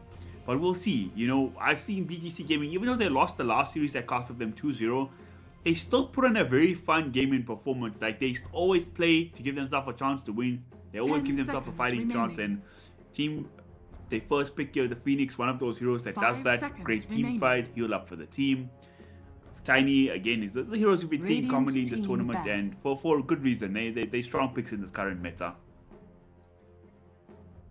Yeah, pretty much. It's kind of like a deja vu from the Radiant last team series as well, pick. because I feel like Dire Phoenix team was pick. brought to actually counter Tiny back then. But yeah, I mean, Phoenix with diminishing Tiny's attack speed is something that should be a problem. Maybe he gets IO to pair up with, just as we saw in the first game, I mean, of the day, I think. But no, they went for Silencer, so 10 yeah, seconds Silencer on remaining. Zero Tenacity side. They want to counter the Phoenix with a global one, 5 seconds global remaining. silence, and you know, like it can also affect most of the heroes that will show up in the game. So yeah, I really enjoyed the Silencer pick. I already told this. I mean, it's one of my favorite supports to play with. And let's see the follow-up here from BTC. I mean, when you see Silencer on the other side, maybe you want to pick like offlaners and support 4s, presuming that Phoenix will play as a support 5, right? So you want to pick like offlaners and support 4s that can actually pressure the Silencer and fetch kills easily. Yeah, 100%. We thought that would be the case in the last game where they had that Hoodwink plus Pangolier duo. You would think they would have been able to punish that Silencer more than they did. They made a few attempts, but they sort of failed on that on the side of Team Modus. Hopefully BTC Gaming do a better job of executing, because like you say, the hero has a lot of strength, but his laning stage, when heroes that can get on top of him, there's a big weakness. There's a hero that's banned out for the entirety of last series, is this Underlord, a very strong hero in the current meta. Good in most lanes unless there's a hard counter like a Ursa or something like that. And obviously scales very well out throughout the game. That global presence, the lockdown from the roots. Very nice hero. And we've actually seen this trio of picks like 100 times already this tournament. Phoenix, Underlord with the Rubik 10 as well. seconds So remaining. yeah, cookie cutter stuff right now. Yeah, it's 5 a seconds great trio remaining. right there for sure. I mean, everything complements each other regarding the heroes right there, abilities as well. Just as you mentioned, the Pit of Malice is one of the focus points here to the strategy to work out, because you know you want to make the Radiant enemies team away, you know, make them stay away from Phoenix's egg. So the Pit of Malice is just perfect for that. Zero Tenacity though, they answer with a Ringmaster. Yeah, not really sure what they have in mind right here. I mean, Ringmaster is very good to actually play offensively. 10 seconds So remaining. I'm gonna presume this is like a Ringmaster support 4, because I mean, you can also play Silence in 5 4, seconds remaining. but it's the sort of hero that actually struggles a little bit, especially if like he's dealing against the Phoenix safe lane. So I'm gonna presume it's just like Ringmaster 4, and you know, like OT Wheel of Wonder can do great things for the team right here in regarding disengagements. He also have like a nice way to disrupt Phoenix's performance as well with the whip. So yeah, I mean, it's fine. I mean, you're at least on the other side for BTC, in favor for them, they are granting Rubik more abilities to steal. 100%. We could see the Green Wheel of Wonder come out. Escape Act, always valuable to steal as well. Global Silence, if it's really lucky on the Rubik to get that. Not the easier said than done with how fast Silencer stands back. And even the Tiny, honestly, getting Avalanche to the Rubik feels so good.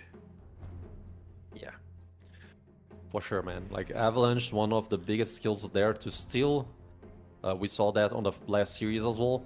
I mean, they are banning out now Tidehunter, Muerta, and yeah, these were the BTC gaming bans. We get to see Alchemist being banned as well. I mean, one of the heroes that have been used here on the meta.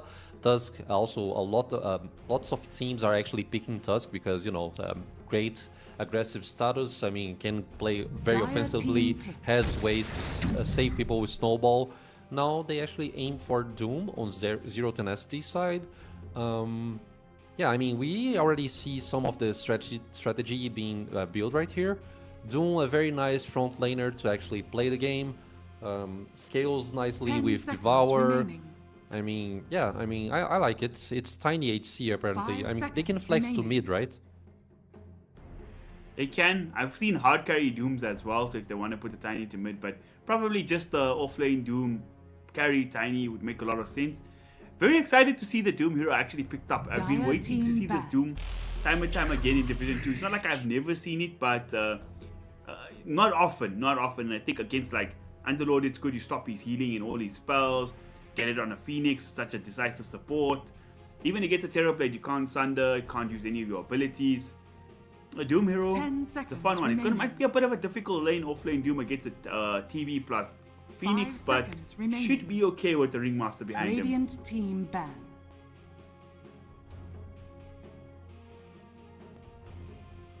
The draft is just right there for us to notice, Ty.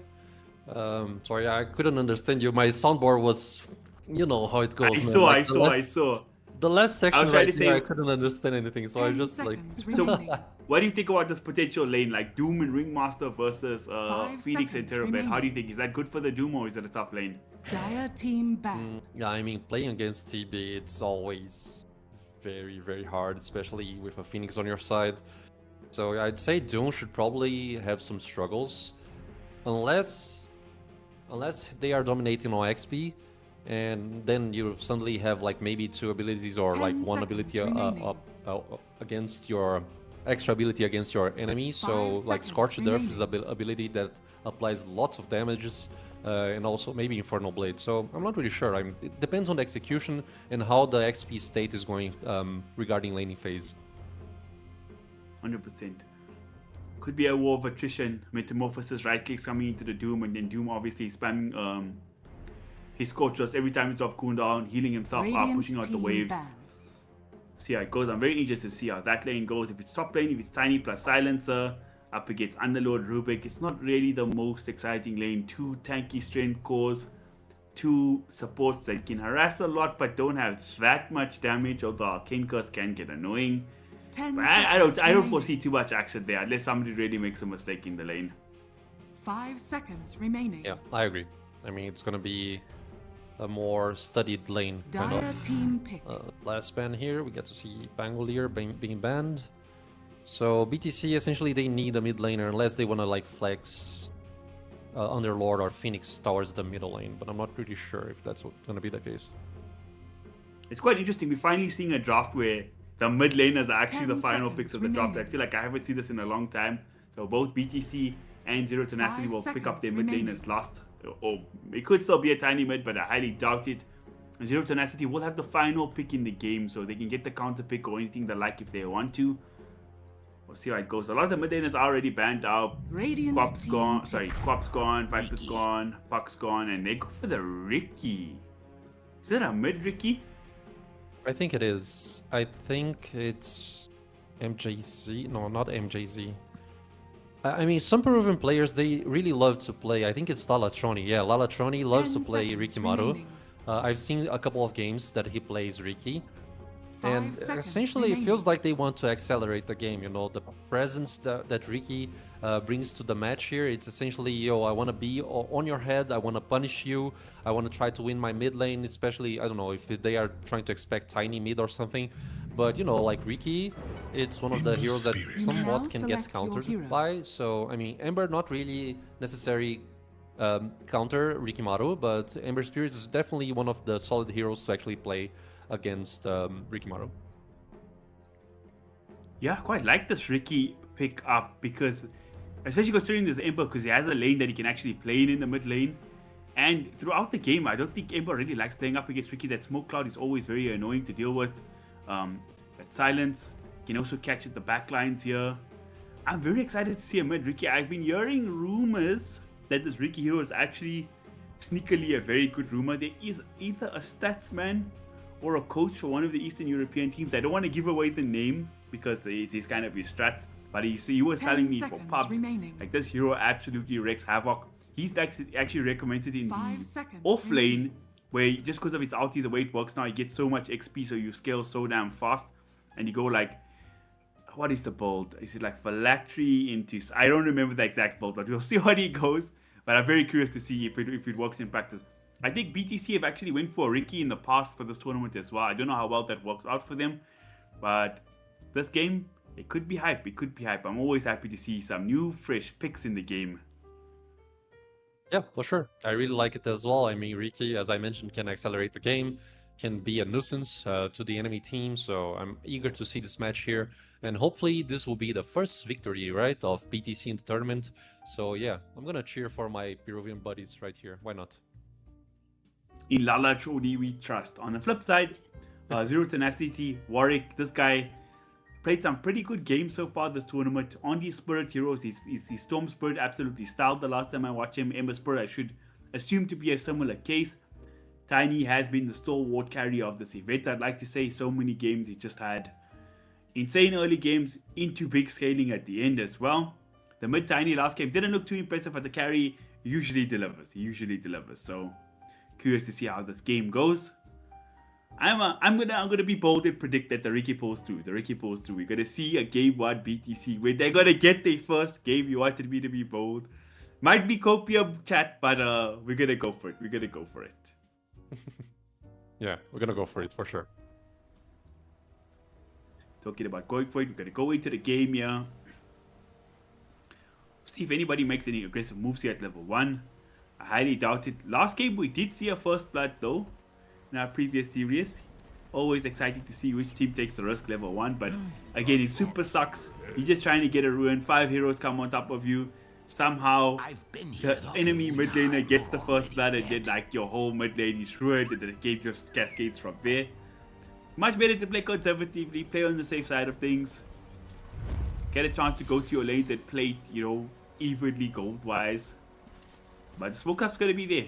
The side of Zero Tenacity look to be making a big rotation too, so they could be trying to steal the ruins up top, or maybe look for that first blood attempt.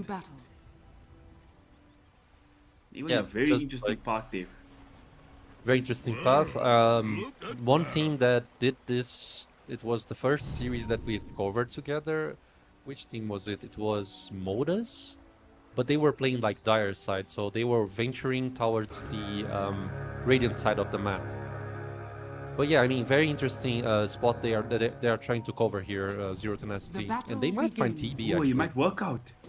Kotaro Hayama walking the wrong side of town, but they actually miss the dagger from the ringmaster. And now with his natural movement speed plus the river, he just gets to run that off. Oh man, that's unfortunate. Yeah, and it felt like they really wanted to commit on that because like Dome just upgraded like Infernal Blade as a first skill. I mean, it can be still very useful in the laning stage, but yeah, I mean, felt like they were really wanting to commit right here. Yeah. Infernal Blade, like you say, always has utility, but you much rather have that Scorched Earth or the Devour to start off your lane, either extra gold or the Sustain, which has become so damn important there. So if they make a move onto Doom, he won't even have that extra movement speed either. But it looks to be a civil lane for now. The mid lane, Warwick and Lalatoni just trading up for the moment. He went for the... What is this ability called on Ricky again? His W. Sorry, his E. It's Shrieks... W, say? Sorry? No. Tricks of the Trade, that's the one. Shrieks of the Trade, okay. I thought it was the second one, but yeah, I mean, the second one is just Blink Strike, I guess. Yeah. Desire, trading up here with Prada. Exactly, that's what I was about to say. Like Ringmaster being zoned out right there, it's expectable because Phoenix is very strong to zone out Ringmaster. So yeah, this was one of the reasons that I kind of like questioned why they picked Ringmaster, because they knew kind of like the safe lane setup with Phoenix. I mean, Phoenix is supposed to play support 5 most of the times, so I kind of like tried to understand why they went for the Ringmaster. It's not good enough for the laning stage, I guess. Well, we hyped up this Vicky, but seems to be having a hard time against all the spam out from the Ember Spirit so far. Bottle will hopefully be coming soon for him to give him some sustain, but for now, Warwick doing his thing here on his Spirit Hero. I'm also not quite sure why they wait for the Ringmaster. Last time I saw Prada on his Phoenix, he unfortunately died quite a few times, I'm not going to lie to you. But I think about 15 deaths in that game. This time around, hopefully have a better performance up top. They're going to put the pressure on, nerf it, he's going to go for the full-on dive, and Ringmaster making us eat our words here, Archer, getting the kill, but it does cost the Doom his life in the end, so might not be the best trade. Oh, it was the first blood, so maybe it's worth it, Yeah, it was the first blood. I mean, the money went towards the Ringmaster, so like you'd appreciate more the first blood if it was towards the offlaner. But like a first blood, it's a first blood, so yeah. There's that, and Doom kind of like killed himself over the tower right there because he knew he used lots of mana and HP, so just respawning, it's a better scenario. But yeah, 1 for 1 here. I mean, not the best for Zero Tenacity, but they still managed to get the first blood. 100%, you know, past 4 players, the greediest guys in the world, they always happy to still take up those kills, you know.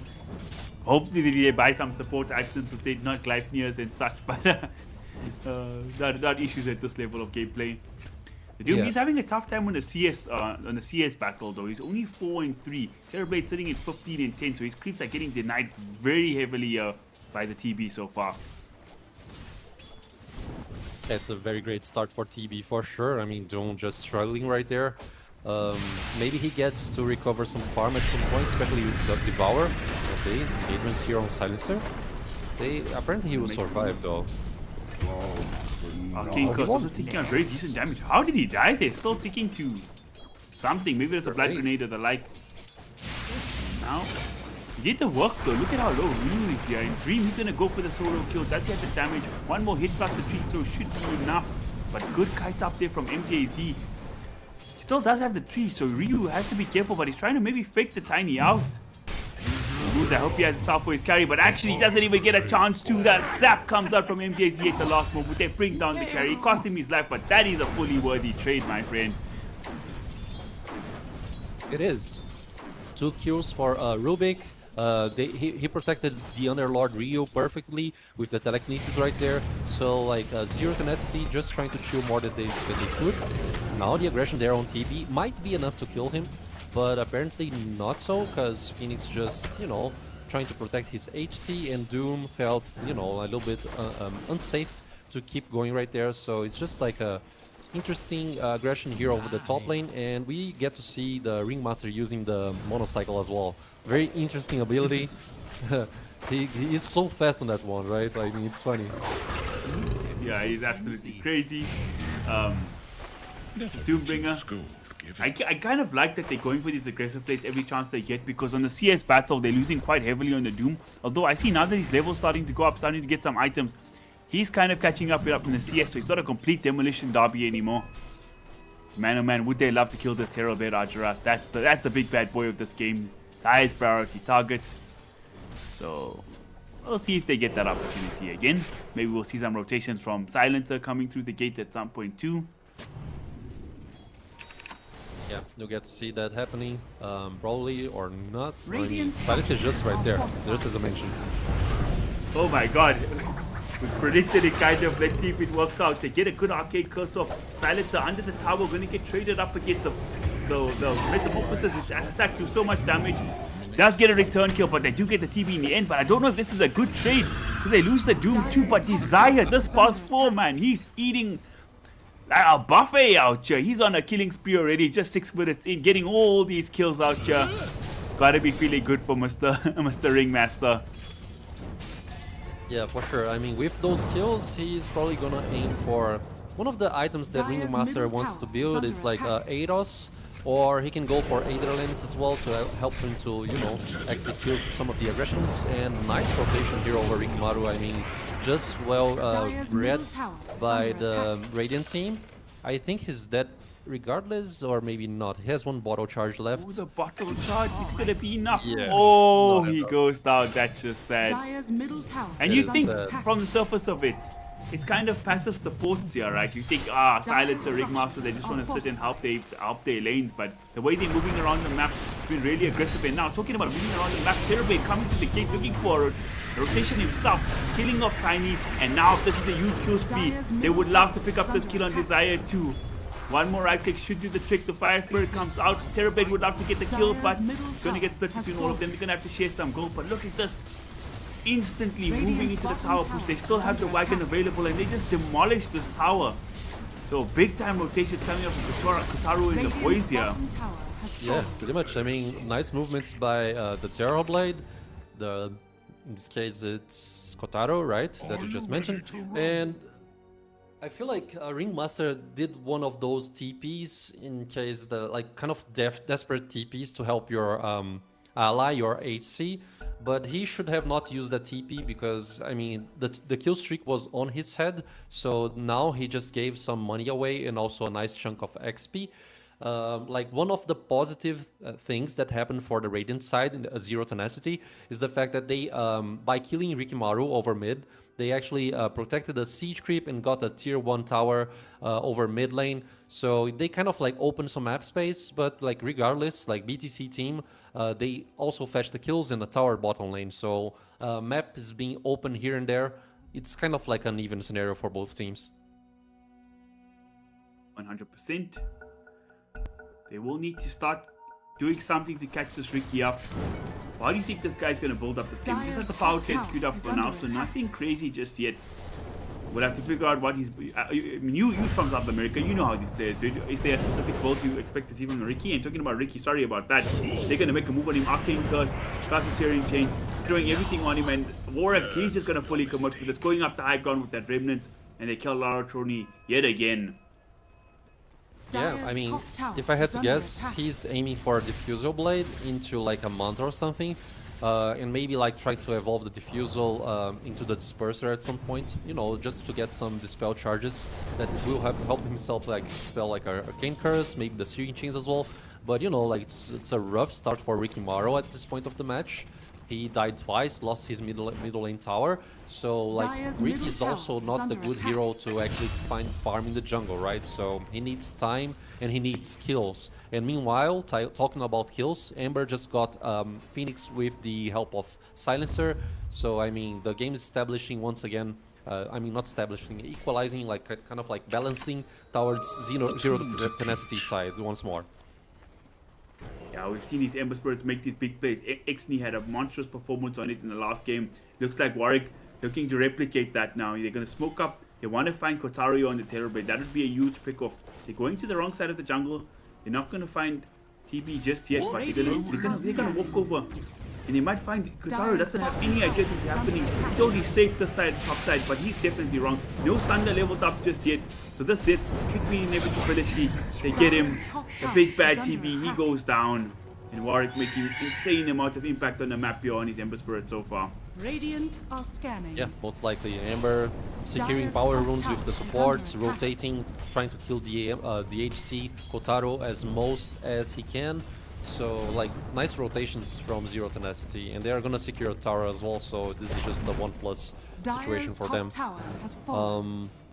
Yeah, Riki needs to do something, man. Like he doesn't even have a single point in Smokescreen, which should be one of the reasons why you pick kind of like Rikimaru, right? You want to really get the silence out on Ember and control him out with the Pit of Malice or something. Yeah, I mean, with no points in smoke, how do you even make a rotation to make a gank happen? The hero doesn't really farm jungle well right now, so he's kind of in a no man's land. There's no mid tower for him to go farm at. There's no top tower for him to go farm at. He's going to be forced to be relegated to the jungle, but this is an extremely inefficient way to farm and play for Rikimaru. So he's really fighting an uphill battle right now. We need somebody to help him out at some point. I'm not sure how, but we'll see how it goes as the game progresses. These players luckily are a bit smarter and better than us, right? For sure, yeah. Who am I to say anything right here? Can they find Rubik? Nah, it's too deep in, so it's not really worth it to go and try to fetch the kill right there. He's gonna show it, not worried. He's gonna go for it. He gets the change right before Rubik gets under the tier 2. He's gonna make it there, but they look like they wanna dive anyway. Arcane Curse comes out, so a lot of spell damage. The last tick of Flight of Split gonna put in work in now. The smoke screen comes out, and they might have put enough more. They can chew their Hydras. You called it. You said they shouldn't make this dive, and it might cost them. Warwick, he's gonna get caught, and he's gonna get brought down. It's a 2-for-1 exchange. It cost them a lot of HP, a lot of spells, but bringing down the Ember, who's been such a thorn in their side. Definitely a big deal here. Getting the hero some levels, getting some farm. Yeah, I mean, Rubik kind of like baited the play, and the answers by BTC team were very good, because otherwise, just like if they were a little bit tad late on the call here, they wouldn't fetch the kill on Ember. So good job for them. Phoenix. Can Phoenix die? I think so, due to the fact that they are using the last word. So Phoenix should be dead, but you know, Rick is there to try to counter, but Ember's coming. Die, Ember is coming. We've seen this story before. Justice out here in change hits perfectly, and oh my god, he just got melted there. So somehow a double key for Moose here on the silencer. Gonna feel good Dire's about middle that. tower is under attack. I know, man, this Warwick Ember Spirit, he's absolutely dominating this game. Yeah, they picked him off just 30 seconds or a minute ago, but the impact he's had in this game so far is absolutely insane. And now, Dream, they want to pressure this Tiny again. He doesn't have a tower, but he's still been comfortable to farm here in this bottom side of the map, push out the waves and farm these camps.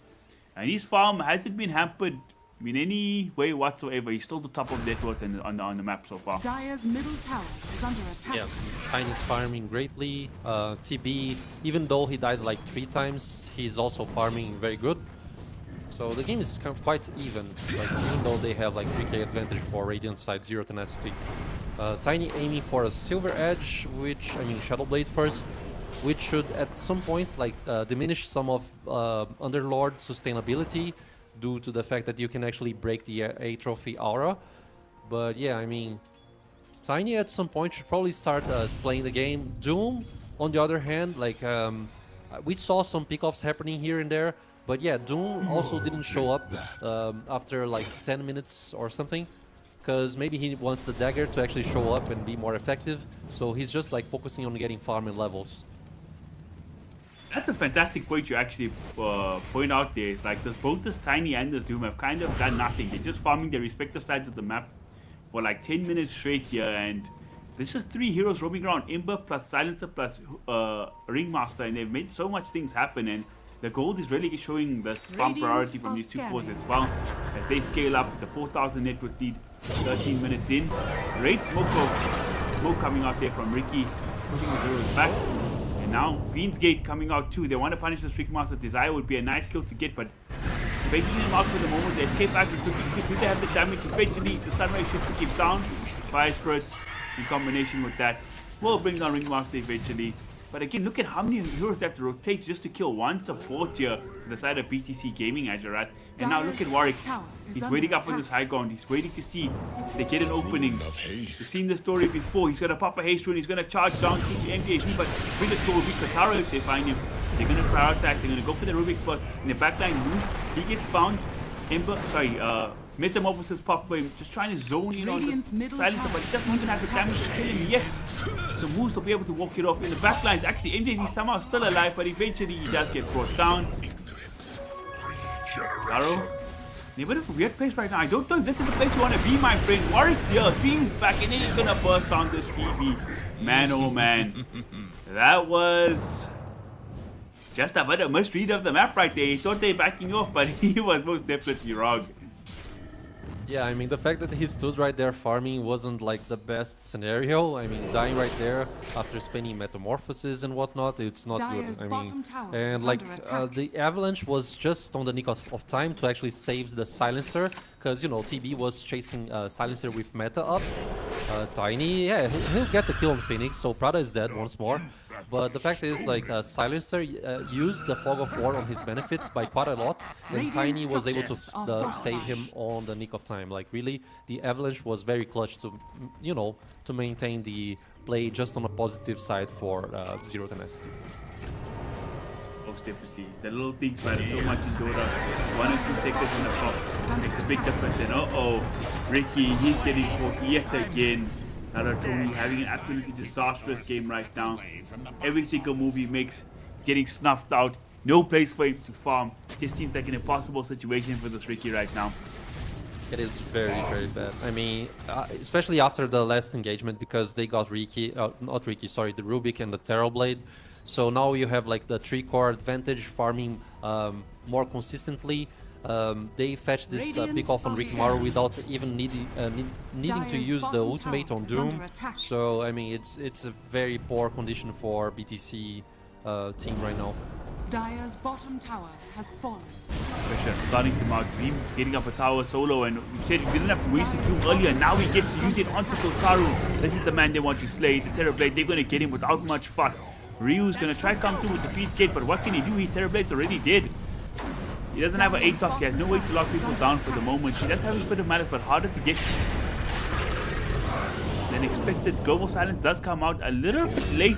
Bit of malice was already there, but actually the backlines they use it to kill MJZ, and Warwick, he doesn't give a shit about the CT tower. He's gonna dive, he's gonna fully push his Underlord, and he's gonna get the kill here in the end as well. And they're not dead just yet. They want the supports too. They force out the Supernova. They're chasing for the Rick here in the backline. The supports clean up the egg. Nerfed goes for Lalatron here in the backline. They don't have detection. I don't think they even need it. They have the damage at the end to kill him anyways. Oh my god, it turns into a full 5-man wipe there, Ajara. Middle tower is under attack. Yeah, they're just going in one by one. The Pit of Malice, the Fiend's Gate was late, so he could definitely not save TB, and like TB was already kind of dead because he was doomed, so I don't think he was gonna survive that one. So yeah, going one by one, it's bad, it's poor execution. They are finding TB once more. Gonna do it against 2 heroes, but I don't care. His friend is there. Oh my god, the combo killed TB immediately. And just one extra hit is all that they needed to kill the Phoenix there as well. My god. What do? Your carry's getting blown up in a single set. You didn't even have to. You didn't do nothing. And now he jumps forward, he gets another kill. It's just demolition across the map. Everyone who's misstepping is dying essentially, and since they are isolating everyone, like the pick-off that Amber executed on the other Lord on the top side of the map, I mean, it's just isolation kills and, you know, everything getting destroyed and demolished, just as you mentioned. Rikimaru should be the next one. Once again, no Diffusal Blade, like 17 minutes in. It's just too harsh on BTC right now. That is a mid-Ricky stream, just to remind y'all. Dire's bottom tower is under They picked this hero, it was the last pick for them. They were confident in it, but they calculated that pick, but their math was slightly off. And now they're trying for the Underlord again. He does have his pipe going, keeping himself going just for a little bit, but they're sick and tired of the Underlord. They're going to commit the Doom completely.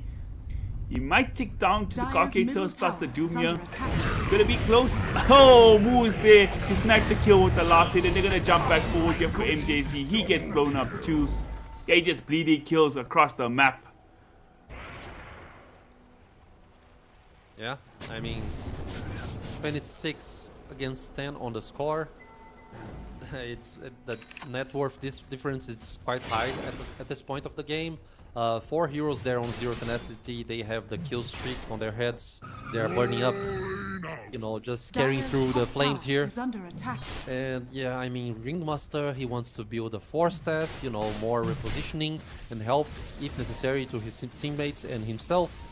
Amber just got a DD rune right now, and he's aiming for a BKB, and it makes a lot of sense because, you know, once he gets BKB as a second item right here, I think he's pretty much unkillable, right? I mean, he would have to be in a very poor spot in the scenario to actually die. I mean, the BKB will make him withstand the smoke screen, the Pit of Malice, the damage that Phoenix sprints out. So, yeah, I mean, it's just too hard right now, Ty. I mean, maybe he'll pop his BKB, he'll walk to the fight, and for some reason somebody ties up his hands behind his back so he can't press his mouse or keyboard. That could be the way he dies. They're talking about dying. Rikimaru gets caught once again. Death number 7 for Lalatron. Did he get his diffusal before he died at the very least? He does have it now, so hoping to see a single move at least of his for him to get made. Because right now, it's just looking like they've picked this Ricky to kind of feed up this Ember Spirit, kind of. Yeah. So, I mean, Torm should be up. They can try to go for Tormentor. Okay, Rubik stole Scorched Earth. But I don't think Like it's enough Boston for him Morgan. to actually walk. Look at this. They're just fooling around. Oh my god. Ringer, Rosie. They're making the plays this time. They're gonna keep the vision here for nerf it, but the big killer, the Slayer, is coming through. Tiny, gonna get off a hit, the toss, and that's another death for MJZ. Now they're gonna transition to the Tormentor play here. Who's gonna pick that up? Silencer, will he be the Ringmaster? Like you think this is the most threatened they've been all game. He's fighting up against the Tormentor, it seems. Okay, went for Ringmaster. Thank you, It's a better target, in my opinion. So Amber is kind of like on a bad spot right here. Setting He up. can actually try. They want to find the Ember Spirit. Radiant's But top Lord tower comes through, doesn't get the put a Valor for free time, so he does get it, but the smoke screen is already out in the wrong way. And now Ryu, he's trying to tuck tail and run. He goes back to the fort, leaving Lala Crowley all by himself. Actually, Prada coming through to help him. They do get the Silencer kill. Silencer was somehow on a 4-streak as well, but in the backlights, Mr. Kotaro, he gets doomed up, he gets brought down. See the Supernova get committed here fully. Using it to reset the dive, trying to make his way out of here, but Prada, the devil wears you, my friend. You get brought down too. Another set of kills for Radiant's Zero middle Tenacity. tower is under attack. At first instance, it felt like the aggression right there would be, you know, would have been Radiant good structures are to fortified. deal with Ember Spirit, but he Radiant's was middle tanking tower is under so attack. much of that damage with the Maid Slayer and also the third skill. And like when he gotten out of the Firestorm ability, he essentially just looked towards Riki and said, yo, you are not gonna backstab me. I mean, it's impossible for you to backstab me in the eyes, so I'll look at you, man. And then, yeah, everything happened like this. They survived and lots of kills towards Zero Tenacity. 100%. Essence Distiller picked up for the Rubik. Give some added vision for the heroes they're chasing. Some. What else does it? This is a new item. I don't really understand it completely. It gives vision, health regen when cast on allies, and damage per second on enemies. Okay, makes sense. Makes sense. I mean, it's good, especially if you're dealing against invisible heroes, because it provides true sight. But I think I prefer they're gonna Vessel, make- to be honest. Move from Prada here, the 2 support track combo up, and it's enough. I'm not sure why he couldn't get his dive off. Maybe he was silenced by the last word. He gets brought down up top. Lalatroni. They don't have more detection to kill him. Saw him for a second on the Tiny, but didn't have. You know, core players, they hate to carry dust themselves. He's gonna make it out there himself. Ember Spirit also does not have dust, so Lalatroni getting Dire's to top actually tower place is up under Dota here attack. at the top lane, despite 2 heroes surrounding him. But Tiny, he doesn't really care. He's gonna go for the tier 2 tower. Doesn't even need creep. Just gonna hit it up, tossing his Ember Spirit through. Dire's I don't think does structures not even are do damage to fortified. towers anymore. I don't think so. Unless the glove came out just inside there, which is pretty funny. And nerf it. He's looking for this Radiant are move. scanning. Can he get his zoom onto the Terrorblade? Once again, we've seen him get him Dire's every top single tower time. He brings forward, but nerf. Kotaro, he read the play. He to the tree line, hiding in the fog. He's gonna commit the doom over onto the Rubik. That's the guaranteed kill on the NPC. Quite a heavy commitment just to kill Rubik, and now they're gonna try to get some return plays here on BTC Gaming. They should find a Ringmaster. Another 4 streak. Both those 2 support kills, which is their last 2 kills, both had 4 streaks on them. So almost 1,000 gold for each kill for the team there. Yeah, it's a lot of money. Tiny. Coming through, Wow. he's got a shield rune. Oh my god, he eats through the Phoenix. And he's just so tanky with the shield rune. He's got basically 6,000 effective HP. On top of the 23 armor from the Grow. And he bought a BKB, so a disciplined carry here, Mr. Dream is. They do have a ward, but he doesn't see the Ricky. He's gonna go through, find the TB. Does he have the damage to cost it down? He now might have bitten off more than he can chew. He's gonna pop the BKB, try run the hell out of there. Took quite a bit of damage, down to about half HP here, but for the most part he's fine. He didn't even feel like he needs to try for the Nightfall. He's just gonna walk it off. Kind of like a greedy high ground exposure right there, right? I mean, even though you have BKB, ways of protecting yourself and running away, I mean, Amber wasn't really that nearby, and also Doom already had used BKB plus Doom, so kind of like, you know, overextending and trying to think too much positively. Amber on the other side doesn't Now have get a any- beautiful avalanche onto the Ember Spirit. Smoke screen comes out, but he did already have the BKB on Warwick, so not much to threaten him through that. Basically nothing through the BKB to have for the Ember Spirit.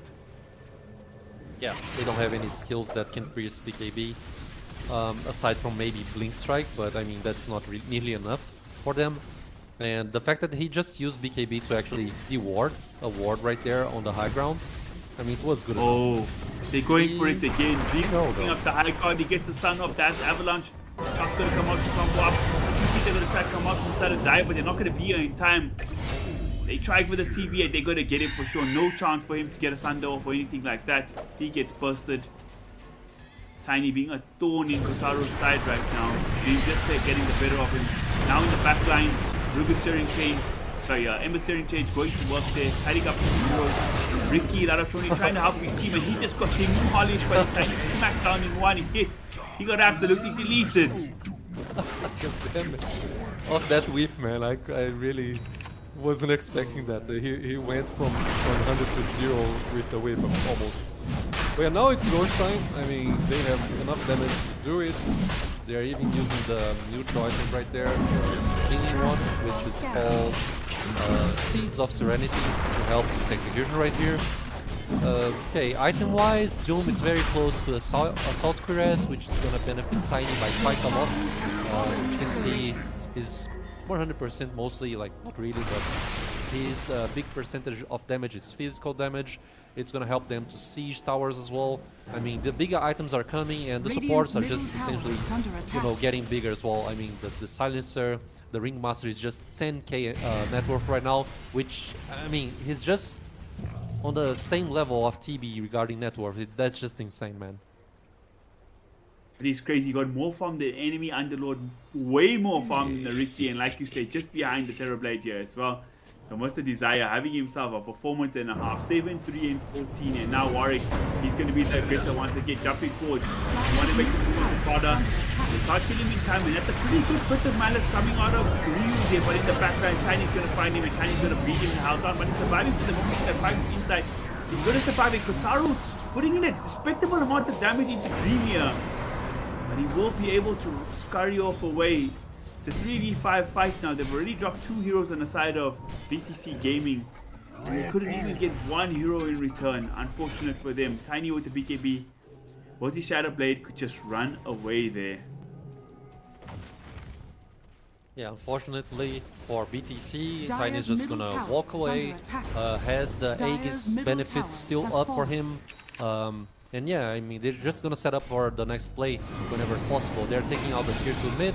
Amber just, you know, keeps getting the wards down. Is under And attack. I think he's gonna withstand this, or maybe not. It's up to you, Ty. Zaru, he still had the meta focuses going. Got some decent damage into Warwick, but Warwick is still fine. Playing very aggressive with that DD ruin of his. As he has the whole game in the background. I think Tiny does actually catch somebody. Who he's going for. Tried to make a play onto Ryu again, but this Underlord is actually getting quite tanky now with this pipe of insight. So he'll be able to stand his ground. Laratoni waiting here in the tree line for an opportunity. I don't know if one's going to present itself though. It's a question. Look at this. Oh, this Ember does have a gem already, so starting out all these plays. And oh man, Ricky, that's death number 11 at Giraffe. That's the mid hero, just a reminder. Oh boy. Warwick doing crazy things what? too. No, but he just jumps forward. Blows up the Rubik. I think they committed the Doom and everything for MJC, so they really hate that guy. But it's gonna be worth it in the end. Yeah, just getting more out of the situation right there before really retreating and coming back to the base, maybe to regenerate or something.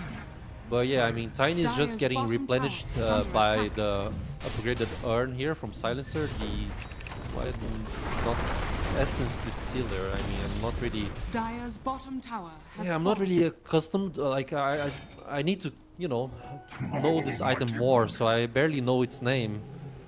It's barely used, to be honest. Like, people usually go Dire's for the bottom vessel tower anyway. is under attack. Yeah, 100%. Quite nice against the Ricky. I mean, they do have a gem of it, a gem of True Sight anyways, but isn't still a helps too if they ever find the Ricky. It's fine. At this point, Zero Tenacity players can buy whatever the hell they want. They can go 5-day gods and I think it'll be still okay, you know? Yeah. Radiant are Aetherlands scanning. for Rubik, almost there. Reaching the mark of the money. Oh, yeah, They not committed for the- Prada there. Wheel of Wonder, slightly out the mark. They've actually used a lot of Wheel of Wonder. It's just onto this Phoenix alone this game. I don't really blame them. He's kind of like, even though he's just a measly support, he is mostly their team fight, along with the Underlord. Catching him, always a big deal. Terrorblade, he's still trying to do his best to farm here. Very, very far behind the enemy TB. I mean, sorry, Tiny. But not too far behind the Doombringer, who is kind of itemized against him, going for the South Cuirass, which is fully completed. 2,000 gold extra on top of that. So, not sure when Zero Tenacity are going to feel comfortable going up the high ground to start sieging buildings. Maybe waiting for that second Aegis could be the marker, but right now, not feeling any pressure or any rush. Just doing their thing at their own pace. They did ping out the Ricky. Tony, they're going to make this death number 12 here. Rubik blinked out. Smelled something was coming his way. Dream playing very aggressive here on the Tiny. Not going to find anybody Dire's courier out of has position been this time killed. round at least. Radiant's middle tower is under Maybe attack. they find Ricky right Radiant's now? Not middle really tower sure, has but fallen. I mean, they found Tiny. He actually gets spotted today. Oh my god, he got one shot in the cloud. That is crazy. Because in the backlight, Prada gets found too. Holy smokes. A full-on one shot in the back. They go, dive even more, find MJZ.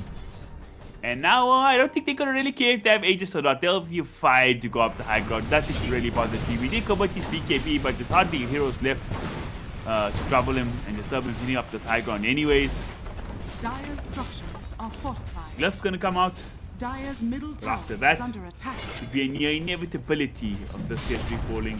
One hit from the Dire's Tiny is middle all it tower takes. has fallen. Rax is about to follow, and oh my god.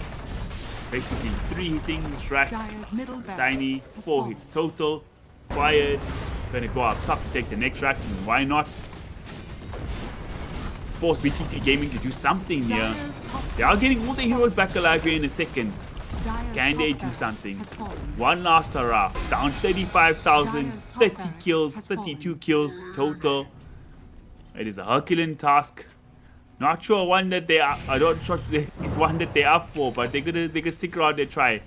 Not giving up and throwing in the towel just yet. Yeah, I mean, it's... Yeah, they're just trying to push till the last minute, the last second if possible. But the game feels like, you know, impossible to win right now. This Tiny, it's huge. You know, the supports are so rich right now as well, considering the hexes, the kills that they are getting. Ember Spirit as well. I mean, he's very close to Aghanim Scepter, and this is gonna amplify his DPS by quite a lot, so it's hard. I mean, aggression on Ember, but he has BKB. He needs to pop Should be a it. big kill because he does have the gem, but like you said, he's baiting for that BKB, trying to get some other heroes out, and the bait might have worked. Tiny gonna be off the mark with the Avalanche. He just needs one chance to get a toss through. Once he got the Supernova, do they have the attack speed to break through? They do. Doom alone is more than enough. With combination with the Tiny. So Prada, he's dead again. He does have the buyback, but he waits for the Supernova. Lalachoni, Ember's not around to spot him with the Gem of True Sight. He'll be able to run it off. Going to get the D-Ward yet again. And these two actually completely taken out. And now Kitaru trying to stand and fight up against this Tony, but I don't think he's going to get a chance to. He gets a beautiful Sunder off. So it might just work out. It's actually Warwick who got Sundered up. Or maybe it was Tiny just trying to get healed back up. And now Kitaru, he's going to fall down. 65 seconds, second buyback. 4 heroes dead, and that's going to be the GG. Yeah, BTC GG is Gaming, they called. went for the interesting move here with the Ricky, but at the end of the day, Zero Tenacity Radiant just too good for BTC here. It was absolute domination from minute start to minute end, it felt like. Yeah, sort of. Like, I'm not really sure. Like, they traded some kills on the top lane. Like, Doom died once trying to dive the tower right there. and like Rubik also had like a nice little fun there down the bottom side of the map, because you know he got like 2 kills without dying, and then suddenly, I mean, after respawning, the enemy heroes respawning, he died. But like, I agree with you, like complete domination from Zero Tenacity side. It's not like draft wise kind of problem, like it was pretty much execution in my opinion. So yeah, props to Zero Tenacity, 1-0, and we get to see at least maybe 1 or 2 more games, right, Ty? Yes, we hope to see that. We'll have a short break before we get into game number 2, so get your coffee, get your tea, and be right back with us.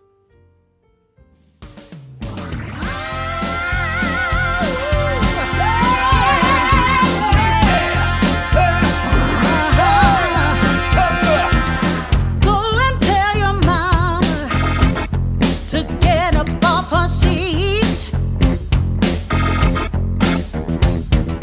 Go and tell your mama to come out in the street. 'Cause it's all going on right here. We're gonna make it perfectly clear. When you hear our voices ringing in your ear,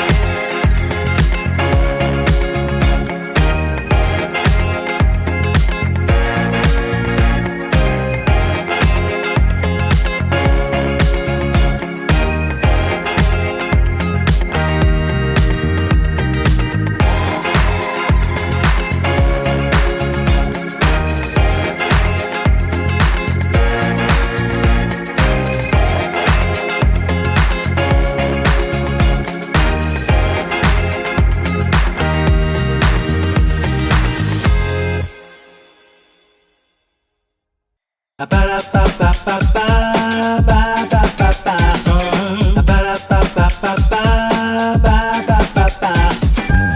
you wanna get with me, all you gotta do, call me when you need me. I'll be waiting for you. I know exactly what you want, satisfy your need. We can have a good time, don't you worry about a thing. If you want it here, or if you want it there, you got it. Have yourself a good time, act like you don't care. You got it. Get that motivation, I got just what you need. You got it. I got just what you need. You got it. I got just what you need.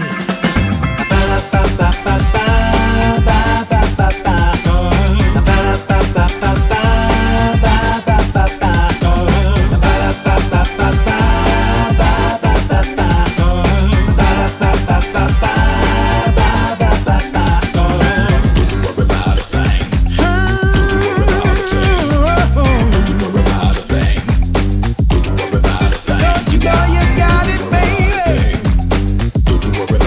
Don't you know you got it, baby?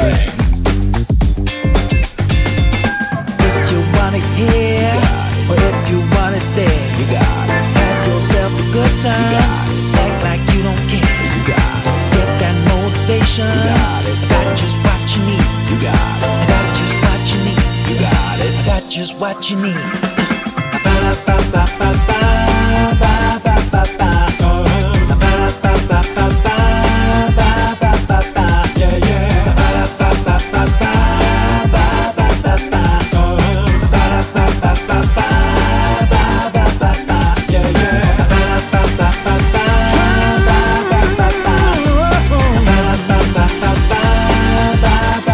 Don't you know you got it, baby? Don't you know you got it, baby?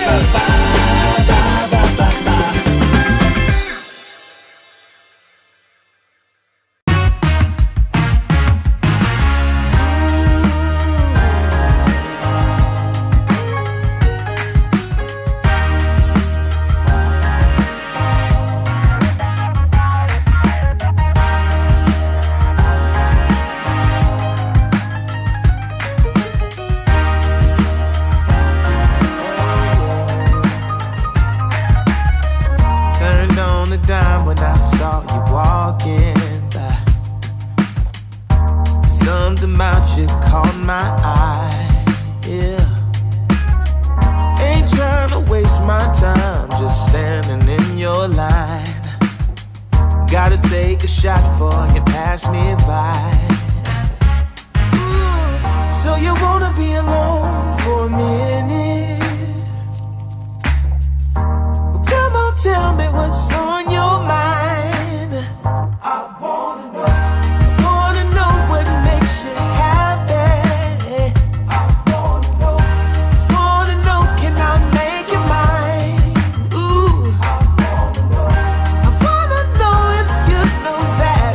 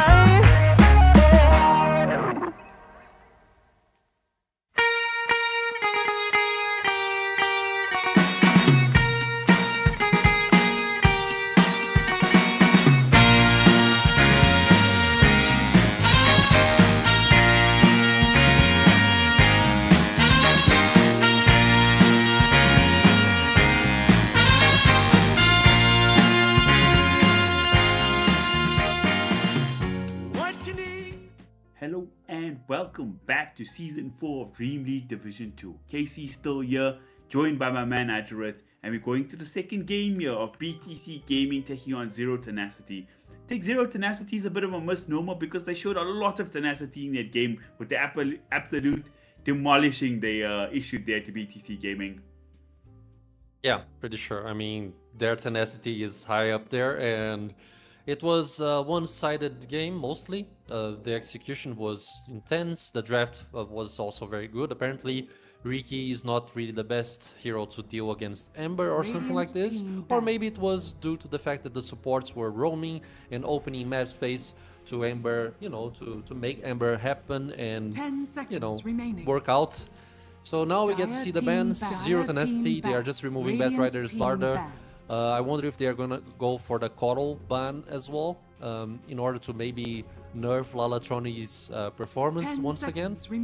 Because I feel like Lalatroni's, yeah, they're just gonna go for the Coddle ban once again. Like they don't want to have this strong middle laner over for BTC.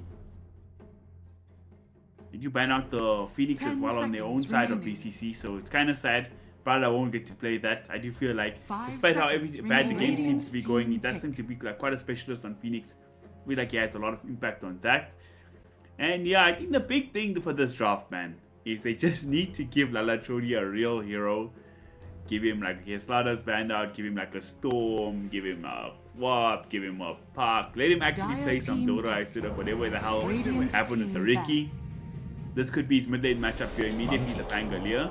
And BTC Gaming going to go for the Monkey King very early on. This is a popular hero in South America right now, or just in general in Dota. Obviously, South American region is picking this hero up for Vits on the carry role quite a lot. He's very good on the hero. But yeah, for BTC Gaming, it's quite a flex pick. You can play it. Carry, of course, you can take it to the mid lane.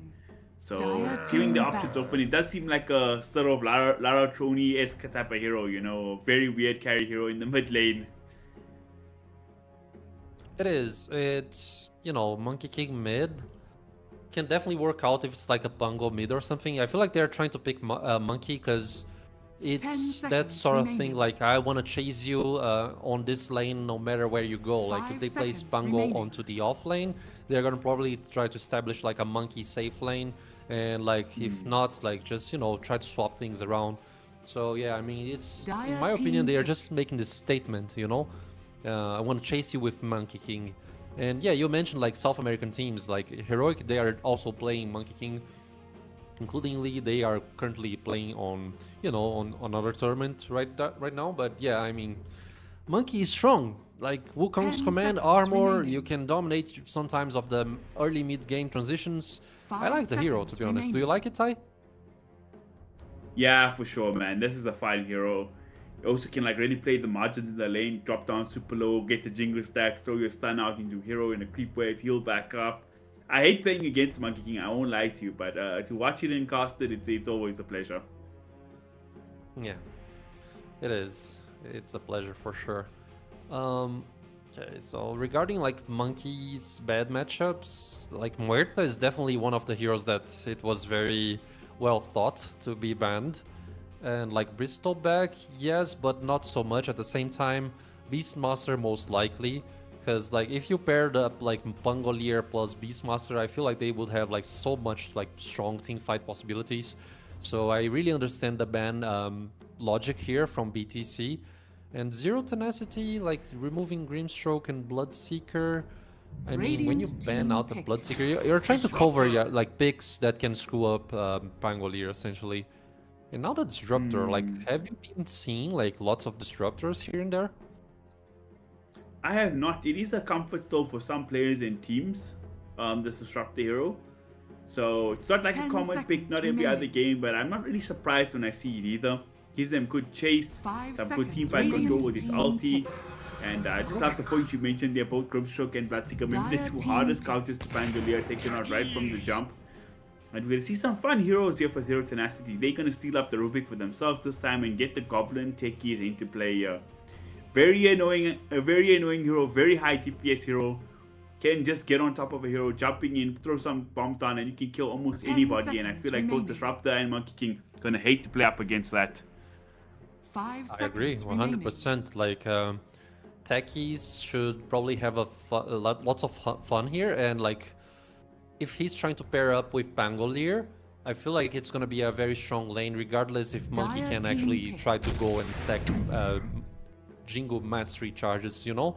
So it's gonna be probably a hard lane for whoever's like facing Pangolier and techies, if it's like a side lane Pango. And now the Doom, like you said, do you like it? What's up with Doom right now? 10 I was actually seconds agreeing with your remaining. point. Like, in theory, yeah, you can get all these stacks on Jingu onto the 5 Pangolier. You can seconds throw out your remaining. stun. Yeah. You can got the sustain and everything. But if it's Pango plus techies, like the techies changes the equation completely. Like, he can jump in with the blast off to disrupt you. You get a stun for disruption, and the damage is just so damn high. Blast off plus Pangolier swashbuckle after like 2 points in each ability, getting to level 3. I think that's more than enough to kill the monkey. Plus, he has a disarm as well. So, yeah, I hope they put this monkey king in the mid lane, because if it's a safe lane playing up against these two heroes, I don't think he's gonna have a fun time by any stretch of the mean. Yeah, I'm with you on that one. I mean, the damage is so high with techies. BTC, they are aiming for the next hero, so they go for the Hoodwink. I mean, it's just a regular meta hero currently. Can stack up nicely with Doom as well.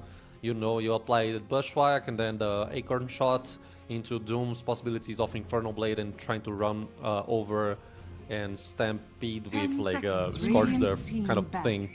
So yeah, I really like it, but now they kind of answered with Cass. I mean, is it like a Cass mid or Cass safe lane? Not really sure what they are going for, but either way, I mean, if it's techies, Cass against Doom and Hoodwink feels like a very strong lane, and then Rubik plus 10 1 on the off seconds lane or remaining. something. Pango mid or Pango off, doesn't really matter.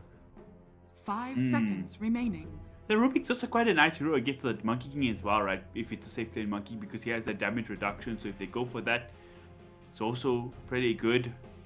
Kez, I think if you have a player who knows how to play this hero, he seems very strong. Like Satanic, we were just talking about him before the game. Like, obviously one of the best carries in the world, but his Kez performances are crazy. He just dominates on the hero, understands the margins and the limits of the hero very well, and can get away with a lot of crazy ass plays on that.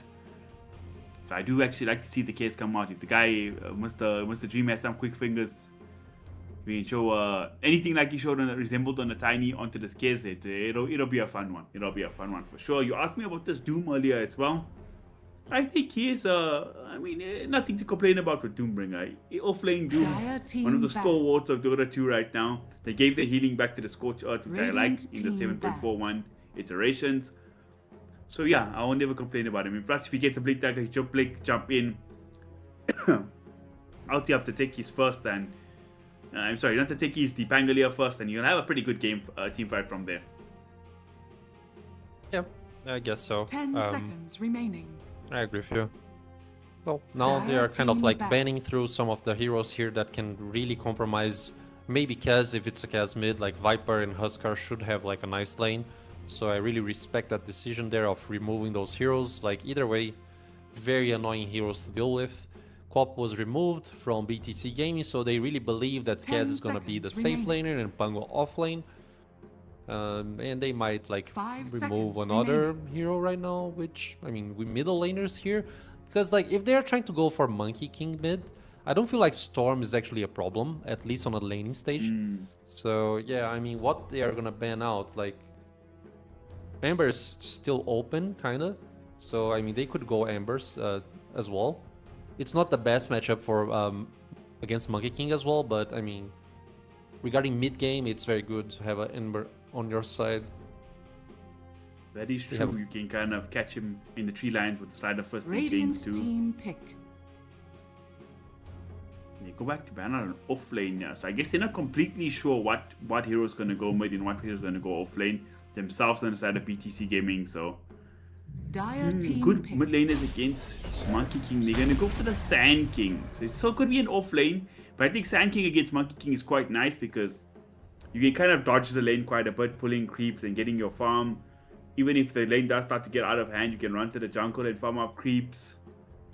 And it also gives the team 10 like an extra seconds level of remaining. stun, control, and AoE magic damage that they were kind of lacking, right? 5 seconds remaining.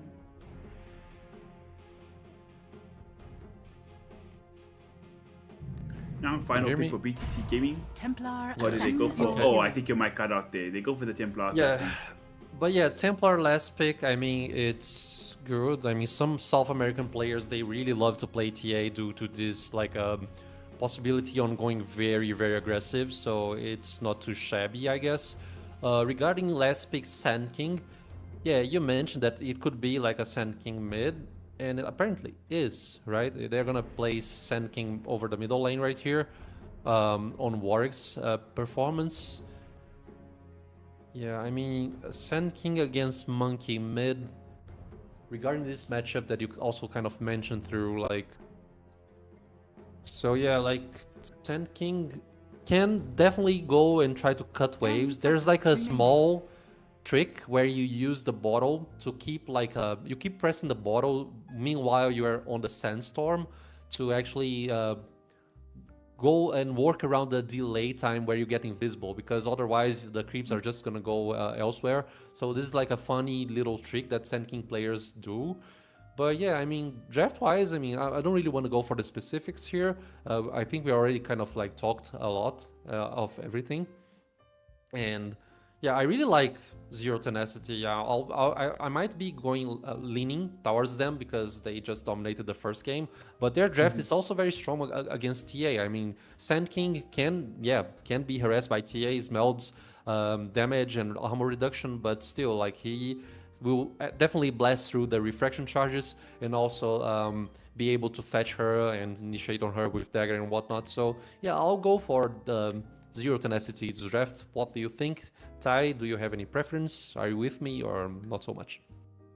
Usually I like to be that hype man, be like, nah, BTC, they got this, hope up for the game 3 and such. But I do think Zero Tenacity showed quite a gap in skill. And I think your analysis on the Sand King versus the TA matchup, it's on point. Like, you have so many different ways to burn through a refraction. TA doesn't really like to buy the earliest BKB either. You see players go for the Deso, into Dragon Lance, and then a Blink Dagger to maximum farming and reach. And you usually can fight without the BKB very early on. But against a Sand King, I don't know if that's going to work, my friend. You got some stuns there. You got magic to eat through the refraction. You have magical burst damage, which there's multiple instances, not like a Lina or Lion ulti. It's like epicenter pulse after pulse after pulse. It's a really good Sand King pick. And I think also, even against the Monkey King lane, like, you think like a melee versus Monkey should be good for Monkey King, but if you rotate one support in, like you have a techies come through, for example, Burrow Strike into Blast Off, and you can kill that Monkey King. It doesn't really matter that he can out-trade you with right clicks if you don't give him a chance to, you know? Yeah, I agree, pretty much. I owe you one. Now, I mean, both teams are going to go for that classic smoke kind of play, and Pango already disrupted the smoke right here. Hoodwink also knows the presence of the enemy hero 30 right there. seconds to So battle. I feel like it's gonna be just another regular 2-for-2 bounties. Not really, like, we've yet to see big skirmishes happening on the first minute of the game, right? I feel like most of the times it's just like one pickoff or something else, but like no real big team fights over level 1. I believe yesterday I saw a game where 3 heroes died. Actually 4 heroes in like a first blood engagement. It was kind of crazy. I don't think the teams expected it, but it's just like, nah, there's no way they can fight us, guys. Let's throw our spells. And one team was right and one team was wrong. So yeah, this time around, nobody wants to take that risk. Gonna play it safe, run back to their lanes. And I think it's gonna be pretty straightforward laning stage as well. Like, I don't see any creep skipping happening with these kind of heroes picked up. No melee heroes to like pull the creep waves. No sort of absolute lane dominators. Maybe the Monkey King will be one. He's got his entry ward down. Immediately going to get his pick up against Warwick here. Get the Jingle stacks going. But look at that. Even with the Jingle Mastery going, like, the Sandstorm is still so annoying for this Monkey King to play up against. It is. And he gets demoted as well. Yeah, but like, I guess one of the focus points right here was the fact that he actually got a 1 deny alt, and it could be very impactful. Like, the most XP you deny on over the middle lane especially, you get like extra ability, so now he has the stun available while Sand King level 1 he needs at least one extra creep to actually, you know, have one extra ability. So yeah, I mean, he's probably gonna fetch it with no worries, but this is the sort of situation where when you have so much damage against the enemy middle laner, you are gonna stack up probably more denies and, you know, more XP. That's what I'm trying to say here. So side lanes, apparently aggressions here and there.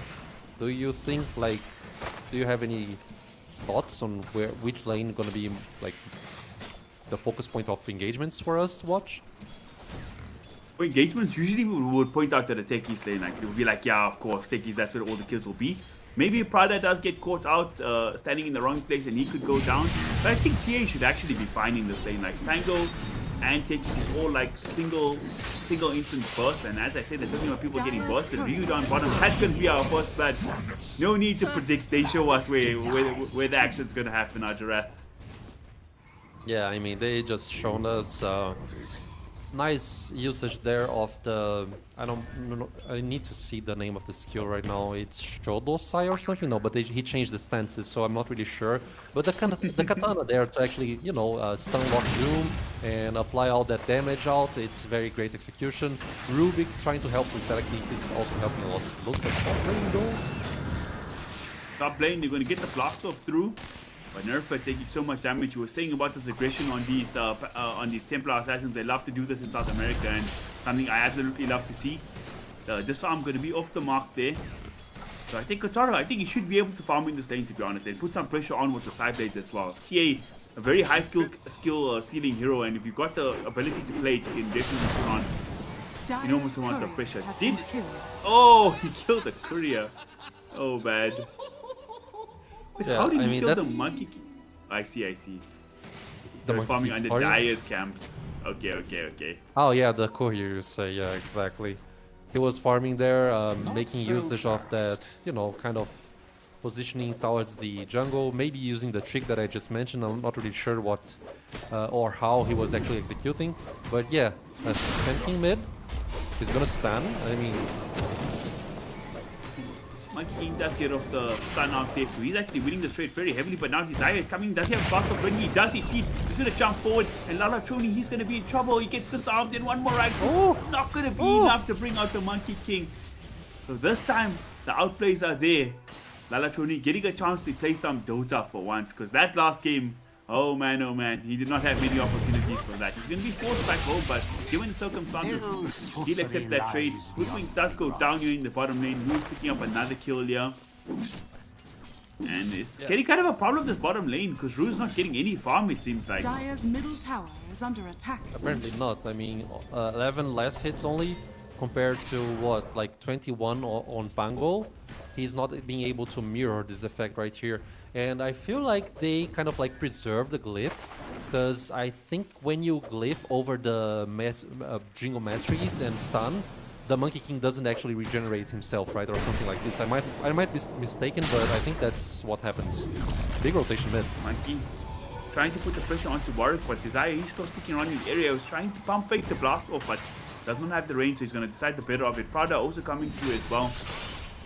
I like teams putting attention to the mid lane, but while that's happening, Ryu, he gets prioritized and he gets brought down. Another kill for Moose. The carry's not getting a single last hit here. What's happening, Dream? No, bad. You can never win a KS war against Rubik. He will always secure those ones. Yeah, man. Already 3-0 on the score here. Lala Troni once again getting initiated, but Tex was somewhat late to the play. Damage. Yeah, it was so much damage indeed. Like, what happened? And Warwick, he's got a stun in 3 seconds. He's gonna dive the tier 2 now. He's gonna take the better of it. What's surprising to me is what Desire spending so much time here in the mid lane, helping out Warwick. Pango still managing to get a decent amount of farm against a TA. You would think that TA's last hit and denies with the refraction should just be all that much better against Pango, but gotta give credit. The credit is due for Mr. Nerflet getting so much CS and actually playing the lane fairly equally at this point. I agree. And mid lane, action is non-stop here. Warwick might be in trouble, but this arm comes out so clutch once again. The taser from Teki is putting in work. Yeah, I mean, Prada was just out of mana to actually try to use the glimpse, and Warwick managed to run this one out, and now with the Radiant phase are boots, I mean, scanning. just one level over Glimpse, it's not gonna be enough. Nice haste of gain here. He's gonna be able to kill Disruptor? Maybe not. I mean, just trading hits here and there, right? Like fast-paced aggressions Radiant's for us to middle watch tower time. is under attack. 100%. This mid lane is completely action-packed. It's a 2-on-2 lane now. No more 1v1 mids, my friends. And down bottom, finally Ryu and MJC making an aggressive move of their own, trying to bring down the Rubik. It is a clean kill on Rubik. They will get it, but it's going to cost them. Doom does go down. Nerf it with a great TP in here on the Pango. The Rolling Thunder is so clutch. He's going to get them 2 kills. Should be at least. Nerfit gonna get that last hit. Dream doesn't even try for the last hit. He's learned from all the cases from the Rubik. He's just happy to participate in these kills and get saved there because that was a really good aggressive move. But the counter rotation just too good. Yeah, TA is gonna try to steal the XP due to this, you know, perceiving that the heroes were moving down the bottom lane, especially the Pango. But now with Rubik's TP and also the movements from Techies, he won't be able to, you know, to fetch that XP, so it's just fine for the Radiant team. Even like Rubik being very aggressive, and Pango is just right there, Ty. Coming through, he eats through the refraction there with the swashbuckle, and now Kotaro, he will make it out alive. I thought that was looking like a sticky situation with the wraparound from the Bangalore, but the Bushwhack is going to keep Kotaro going. And in the back line, somehow Mr. Disruptor gets caught, but hopefully they can make Nerfit pay for it. But what a jump in from Desire. Stunning up Lala Trolli, can't get that last hit of Deco Mastery off, but now he will get it onto the Techies. 3 more hits should do the trick, but what a stun in from Warwick. He has the level 6 as well. Actually, never even needed to use Epicenter. The Sandstorm alone did so much damage when they kill off Monkey King, and they even get the BM tip out. In the end, Desire does go down to MJZ, but that's a trade they'll take every day of the week and twice on Sundays, killing the Monkey King for the cost of just the Techies. Yeah, for sure. I mean, getting Monkey, he wasn't able to obtain the kill by himself as well. Okay, Ryu on the bottom side right there. He's very close to level 6, but not quite. So he can also die once again here on the bottom lane. He needs to watch out. Warwick as well. I mean, I don't think they have damage to kill him out, but he needs to watch out as well. Yeah, this time round, although it's looking Zero Tenacity favored, I already think BTC have played a bit more of a stable game. They have heroes that can put a lot more threat on the map than the Ricky did last game. So, we'll see. Zero Tenacity gonna have to show some respect. Any missteps could get punished, yeah. Would love to see this TA start ramping up her farm. She's not behind by any stretch of the means, but this hero usually plays far ahead. And now, Monkey King gonna make that quick rotation up top, killing off losers Rubik. It's gonna be... Oh, it's gonna cost him because Ryu goes down bottom. And Dream will be the one to pick up the kill this time, so... This guy, he's gonna be a problem later on as well. Mr. Kez farming up an absolute storm. Gonna be pressuring up a tower. Dream, you see how adept you are on this hero. I'm not gonna be the best judge because Kez is a very complicated hero, even for me as a caster to understand. Yeah, I mean, lots of skills to use, 2 stances to cycle through, some small properties on his like right clicks. It's very complicated indeed. But yeah, I mean, the fact that he's free farming and getting kills on Doom, it's gonna project his net worth so, you know, so fast and high. And he's about to reach like a very early Teso mid lane.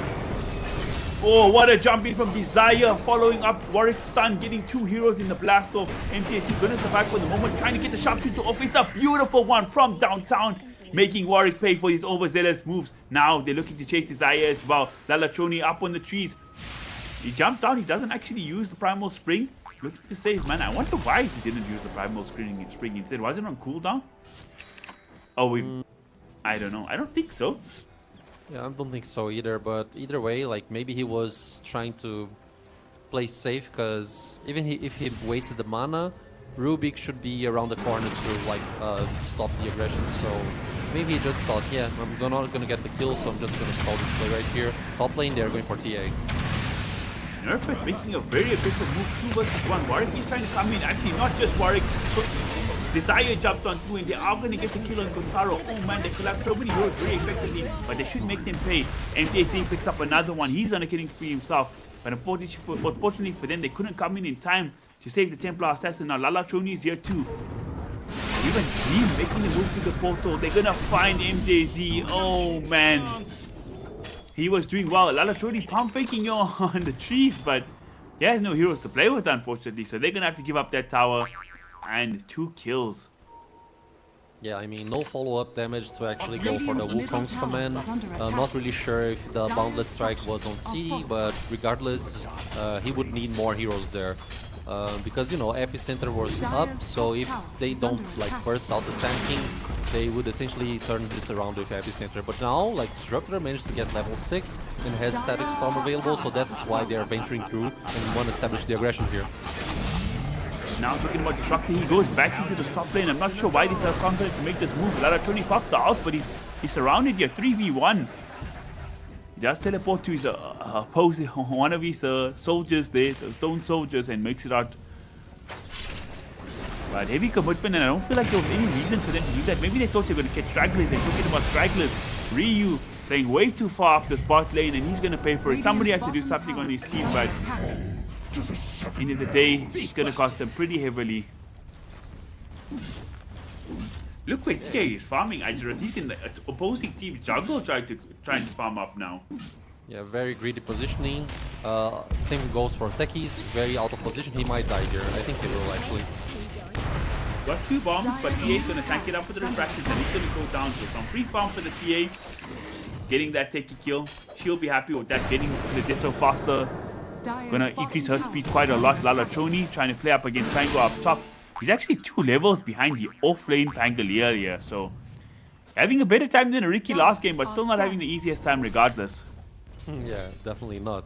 Like, once again, I feel like the rotations from Zero Tenacity regarding the supports coming over the middle lane, they are executing so well, like the rotations and the kills, because they are essentially zoning out and like diminishing Lalachoni's presence by quite a lot. They get so, the Doom off. They want to make this move on Kiz. They brought both the supports. Why is the Glim taking so long? I don't have no idea. And now they're going to get counterplayed. The stun from Sand King so damn good. But in the backlines, they should finally kill Dream. No! The Doom, it wears out.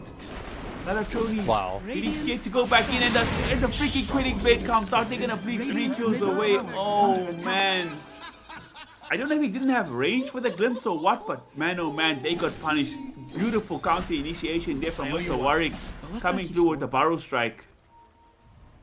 Exactly, just 101 TP reactions right there and trying to counter initiate with Sand King and also Pangolier. Pangolier was there kind of late to the action, but wasn't needed to use the Rolling Thunder. And like what cut the tree right there was actually the ability from Kess, the first skill where I think it's called Eco Slash or something. He essentially just cut the tree from Monkey, and yeah, I mean, everything going accordingly once again for Zero Tenacity. They might find Hoodwink here. Ooh, Echo Slash a bit off the mark, so MJC will be able to scurry off one out. Alright, let's stick around. Maybe want to look to make another play up top, but maybe sorry, down bottom. Up top, Monkey King's the one being gone, and this time they're going to pop the Rolling Thunder. It should be more than enough to kill Lalachoni. So they're not going to overcommit for this. They're going to see TA come through. The changing of the guard going to be effective, keeping Lalachoni alive. But look at this Warwick. He read the play perfectly. He comes on from the side. He snipes off Monkey King. It might cost him his life though. He's trying to survive through this. The static storm was pretty good, and now TA picks up yet another kill. Over onto the Sand. They might get some more. No Rolling Thunder available for Nerfed. Can they punish her? They're trying their best. One more hit from the death, so it's going to be enough. Can Kotaro get some more? He's looking to chase. Traps come out. Is there another glimpse available? They would love to find Muzi on the Rubik as well. Hello, Mr. Observer. Let's go back there. We see Prada getting caught too. So Kotaro, he's going to be forced to back away. And Observer, he had the insight to know this case is coming down through. Can Dream punish Kotaro? He does get off the refraction. Is it going to be enough to keep him alive? Dream making the chase, but going to finally take the better of it. Yeah, TA is going to walk this one out. I mean, enough movement speed to outrun the cast right there. Had one refraction charge and skill to use. So yeah, I mean, just chaotic fight overall. Like overall, a better scenario for a BTC team because net worth and XP wise, it was a nice conversion for them. But still, they need way more than this to actually be more effective in the game. Lalachoni mid. They're gonna make the move on to him. And look at this damage coming out from Warwick. Should be enough to get a solo kill here. My gosh, excellent use of the epicenter. Sandstorm, the Burrow Strike. Use his skills up perfectly. Dire's middle tower is under And his attack. team just couldn't respond. I would like to see Ryu sort of come up with his team and make some plays here on the Doom. Because right now, they're getting decimated. Yeah, they're getting decimated for sure. Okay, so regarding items, Doom is aiming for a consecrated reps. It's gonna be hard for him to initiate. And talking about Doom, that was just right there. They might kill. They can bait out the triangle. They're gonna get the beautiful static storm off. The Glimpse is gonna be there to find moves. They're using a lot just to kill the Rubik. They would love to find some more. Can they find any follow-up? The drums is there for Ryu. Can they chase? They're gonna find Tekis here in the backline. Melt him down with the TA with the mouse strike and the desolator. So they get 2 kills. Cost them the Pangolier, but they make it 2. It's a triple kill for Kotaru. We were talking about this Peruvian Templar assassin, and this is what we were talking about. They get the Glimpse back. They get the team on to Dream. They're gonna try the man fight. Is he gonna work? The parry looking pretty good, but look at Lara Tony from the high ground getting off the stun. Kotaru, he jumps back in. He makes it an ultra kill for the Templar assassin. Is under attack. BTC Gaming, they're here to play for the second game. Can they get another? Give Kotaru his rampage, nerf it. Harder kill to break down than the others, but look at that damage. It might still be enough. They're gonna get the chase through. Doom going the other way, so he's kind of giving up the chase. They don't want to overcommit to this. TA, the big bad boy, gonna wait here on the low ground, trying to bait, waiting for somebody to show. Radiant's bottom tower Meanwhile, she's has just gonna fallen. clean up the tower. Prada gonna stay, backing up his TA here. Nerf it. What is he thinking about? Does he want to maybe make a move? And look at this, Kotaru takes the initiative, jumping forward for moves, but he bit off more than he can chew. Because Warwick's here in the area. He does get the kill on the Rubik in the end, but it's gonna cost him his life, I think. He's in pretty deep. Refraction still 5 seconds. He does have the melt. What the Sparrow Strike right on the mark. Man, oh man. I understand making the overzealous play, but they weren't that far behind at this point. He gave away so many kills. He was on an 8 streak. That is mental. It is mental for sure. I mean, it's just too much net worth for this TA after this long engagement right there. And like 1 kill over the Templar Assassin essentially gave 0 tenacity, 940 gold away. So it's just too much right there to account for. And yeah, I mean, very chaotic game so far. A couple of like engagements. Hard to understand what's happening in the game. Sand King very close to Aghanim Scepter apparently. Is that it? I think it is. So it's gonna amplify his epicenter damage by quite a lot, and then you're gonna find MJZ pick off right now and just walk away without paying the bill. I thought he was safe there with the Inverse Ruin, but unfortunately there was a sentry right on top of him, so he gets caught and brought down. I don't need to hop on this because your boy Kotaru is having an absolutely monstrous performance on this TA so far. He was on an 8 streak, right? But I really think like after the tier 1 tower, there was no reason to stay there anymore. Everybody respawned, like he has to get out of dodge. If you just farmed, like your death means something. Dire's And she top could have just been tower back is under farming attack. this hero farm so damn fast. It's a bit of a small mistake. Hopefully we don't see another one like that, because he's playing like this, he's really giving his team a chance to win. They're talking about a chance to win. They're going to go over onto Pangolier. The stun comes out, the chase stun is there. All the ultimates used and they kill down Nerf it. That's a nice big pick off. 700 gold going over to the Monkey King. He's starting to... Dire's Okay, he's top not really tower starting to catch is up to the under network, attack. but he's managed to contribute for his team here anyways.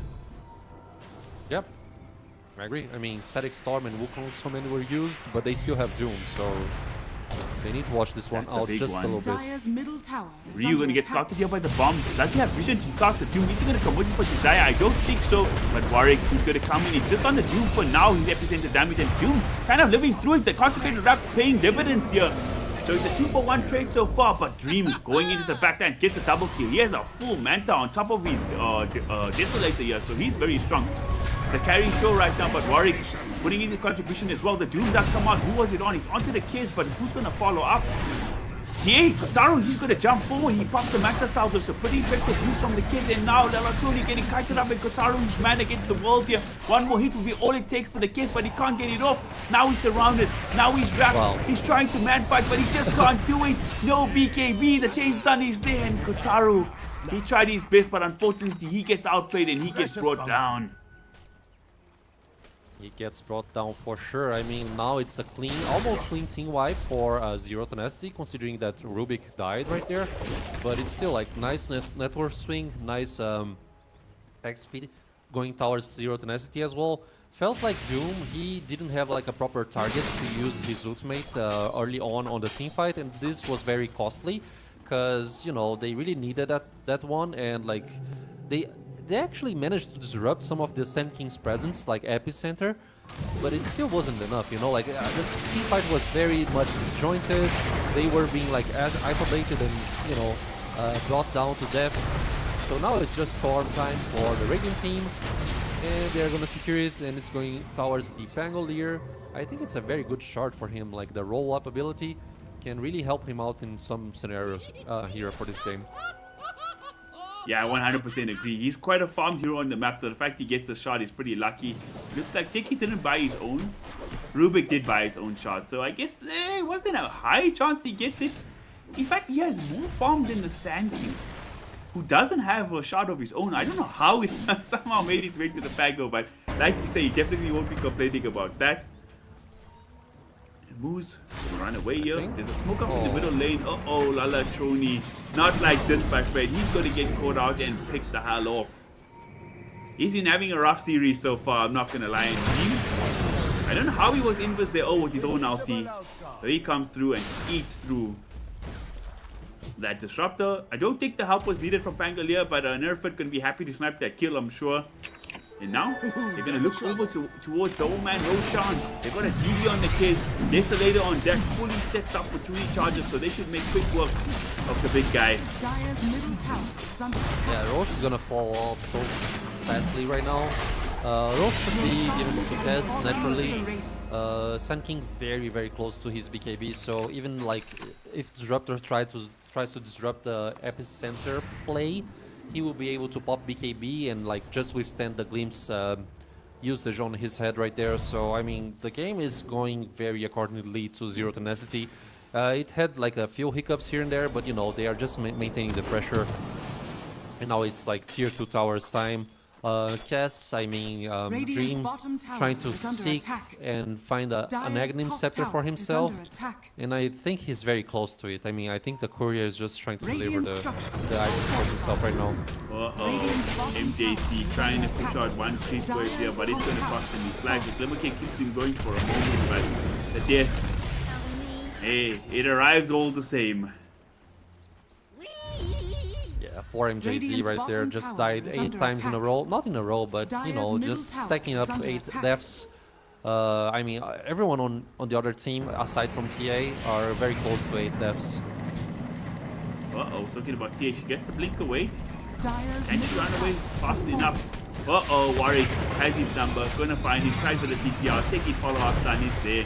Taro, whatever refraction again in a second, but the team is nowhere to be found. Ryu just leaving his carry. Doesn't want to do save your buddy Syndrome. He's going to try to run away, but I don't think it's going to work out because Kid's going to find you. Uh-oh.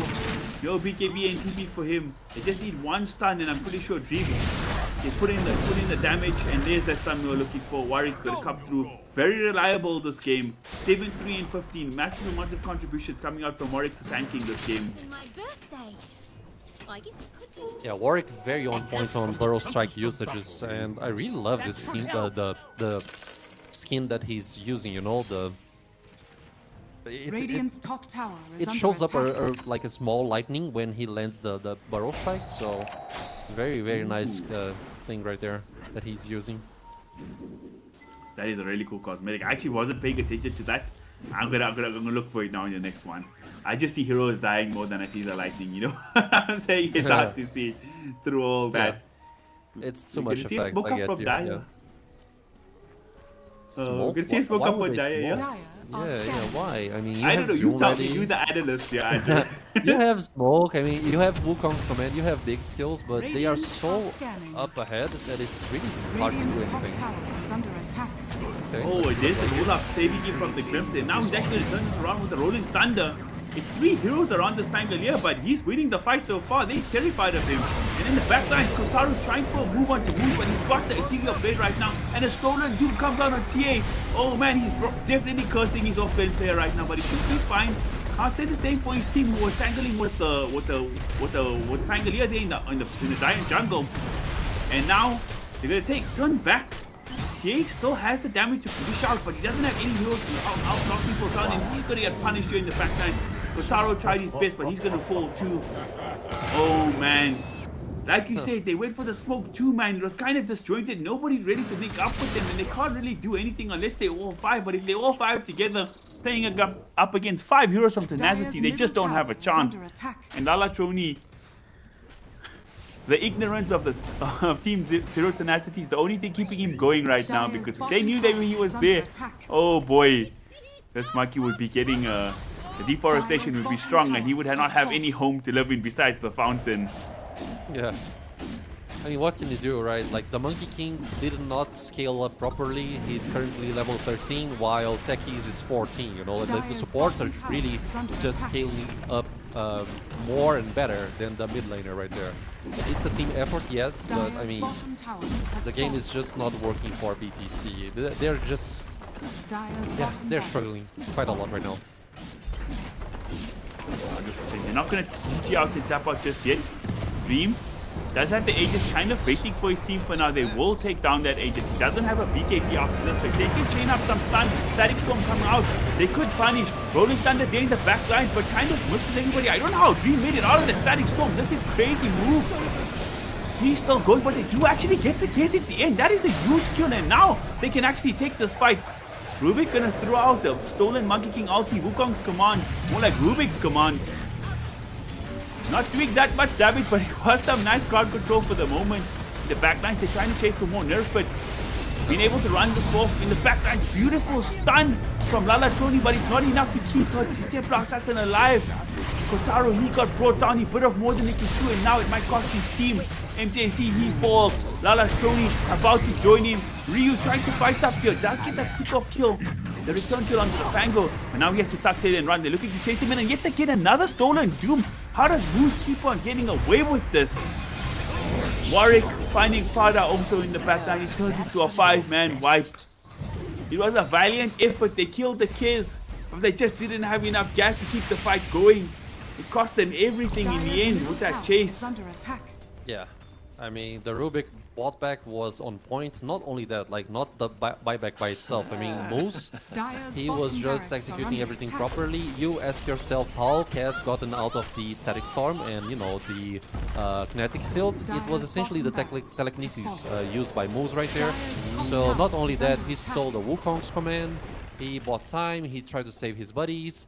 The bot back essentially gave him the opportunity to steal the Doom as well, the ultimate. So, I mean, it's just a marvelous performance by Rubik. And now, I mean, I was about to say, yo, Kaz kind of like needs BKB after that death, and like felt like they were going for more and they were about to get more. But the fact that, you know, they team wiped the enemy team without the Kaz BKB, I don't think Kaz needs BKB anymore. Like, they just need to buy things and just end the game, I guess. Even in the best of circumstances, you gotta baby the carries without the BKB and be like, listen guys, if he doesn't want to do this, we have to do it together. Exactly. Now, the smoke up's gonna be there. They want to find Templar Assassin. Kotaro would be a huge kill to find. Can they do it? He's walking a very interesting location, but he's gonna show on the wave eventually, and this might just be his death. Moves. Gonna try to cancel out the blink. Unfruitful affair, but now Warwick, like you say, on point with the barrel strikes every damn time. You're gonna get through, take his blast off. 4 heroes surrounding him. Even the Rolling Thunder fully committed here, and you do get the chain stun to burst down. Taru, now they get a full TP out here onto the outpost. They were trying to reclaim it on Dire, but in that process, they get TP'd on and they get blown the hell up. 3 heroes dead in just an instant. And GG well played is called. My god. BTC Gaming, they tired of this torture. The belt from Daddy was just a little hitting too hard this game. But, man, it was an improvement from game number 1, I'll have to say. That was, yes. I mean, we got to see Kotaro and his team, naturally BTC, trying to go and like seek kills. They almost got a rampage out on this game, but it felt like they had some opportunities, but at the same time, just miscommunication, misexecutions here and there. So this was essentially, you know, I got some out, but then I'm just gonna give you everything back, you know, like this kind of scenario right there. So yeah, I mean, nice try, nice attempt by BTC, but you know, they just lost every game that they played. So they need to figure things out on the next opportunity that they have. So good luck for them. Yeah, it's been a rough tournament, but like you said, there is some disadvantages for the South American teams. They're playing upward ping. Could be they're not used to playing cross-region Dota, the European style. There's a lot of factors to take into account, but if they go back to the drawing board, there is signs of talent there for sure, and I would love to see what they do in their last... I think they have probably one more game for this tournament. I'm not sure. But on the flip side, talking about Team Zero Tenacity, they have made their mark on this event. They're one of the top ranking teams on the leaderboard here in Group B. And I would love to see what they do as the tournament progresses, because I've been really impressed with all the performances I've seen of them so far. Yeah, I'm eager to see that one as well. I mean, Zero Tenacity. Yeah, winning this series, as I mentioned, won't actually lead them to a possible tiebreaker with Alice Venturus. So, I mean, yeah, I think that's pretty much it. Even if Alice Venturus wins the series that they are about to play, or they are playing currently, it's not enough for them to actually catch up on the score right here. So yeah, eager to see Zero Tenacity for sure, my friend Ty. 100%, 100%. Wow. Although myself and Antarat are done on the cast for today, we still do have many more series coming up. So stick around here on Dota 2 Storm, ESL Dota Storm, because we'll have some more games coming up. And don't be afraid to check out our other games as well going on. ESL Ember, ESL Main, and ESL Earth as well. But that's it for us today. Thank y'all for watching our stream. Stick around for the next series, and goodbye. Bye-bye. Thank you.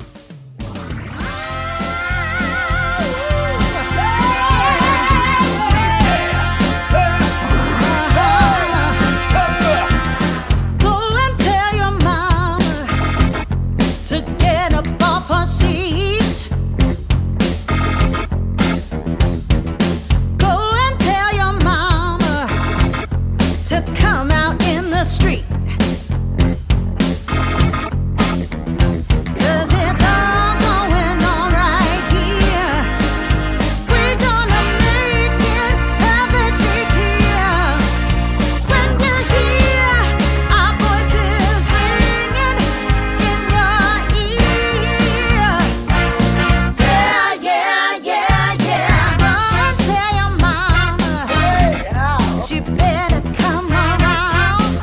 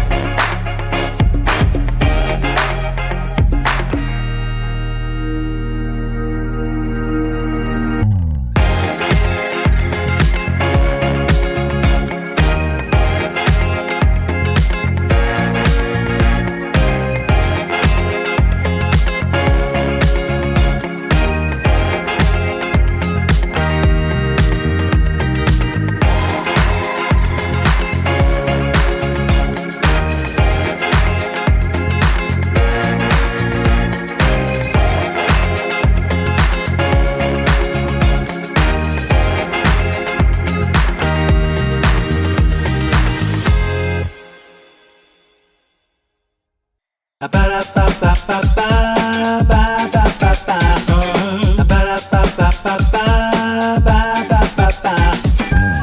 you wanna get with me, all you gotta do, call me when you need me. I'll be waiting for you. I know exactly what you want, I'll satisfy your need. We can have a good time, don't you worry about a thing. If you want it here, or if you want it there, you got it. Have yourself a good time, act like you don't care. You got it. Get that motivation, I got just what you need. You got it. I got just what you need. You got it. I got just what you need.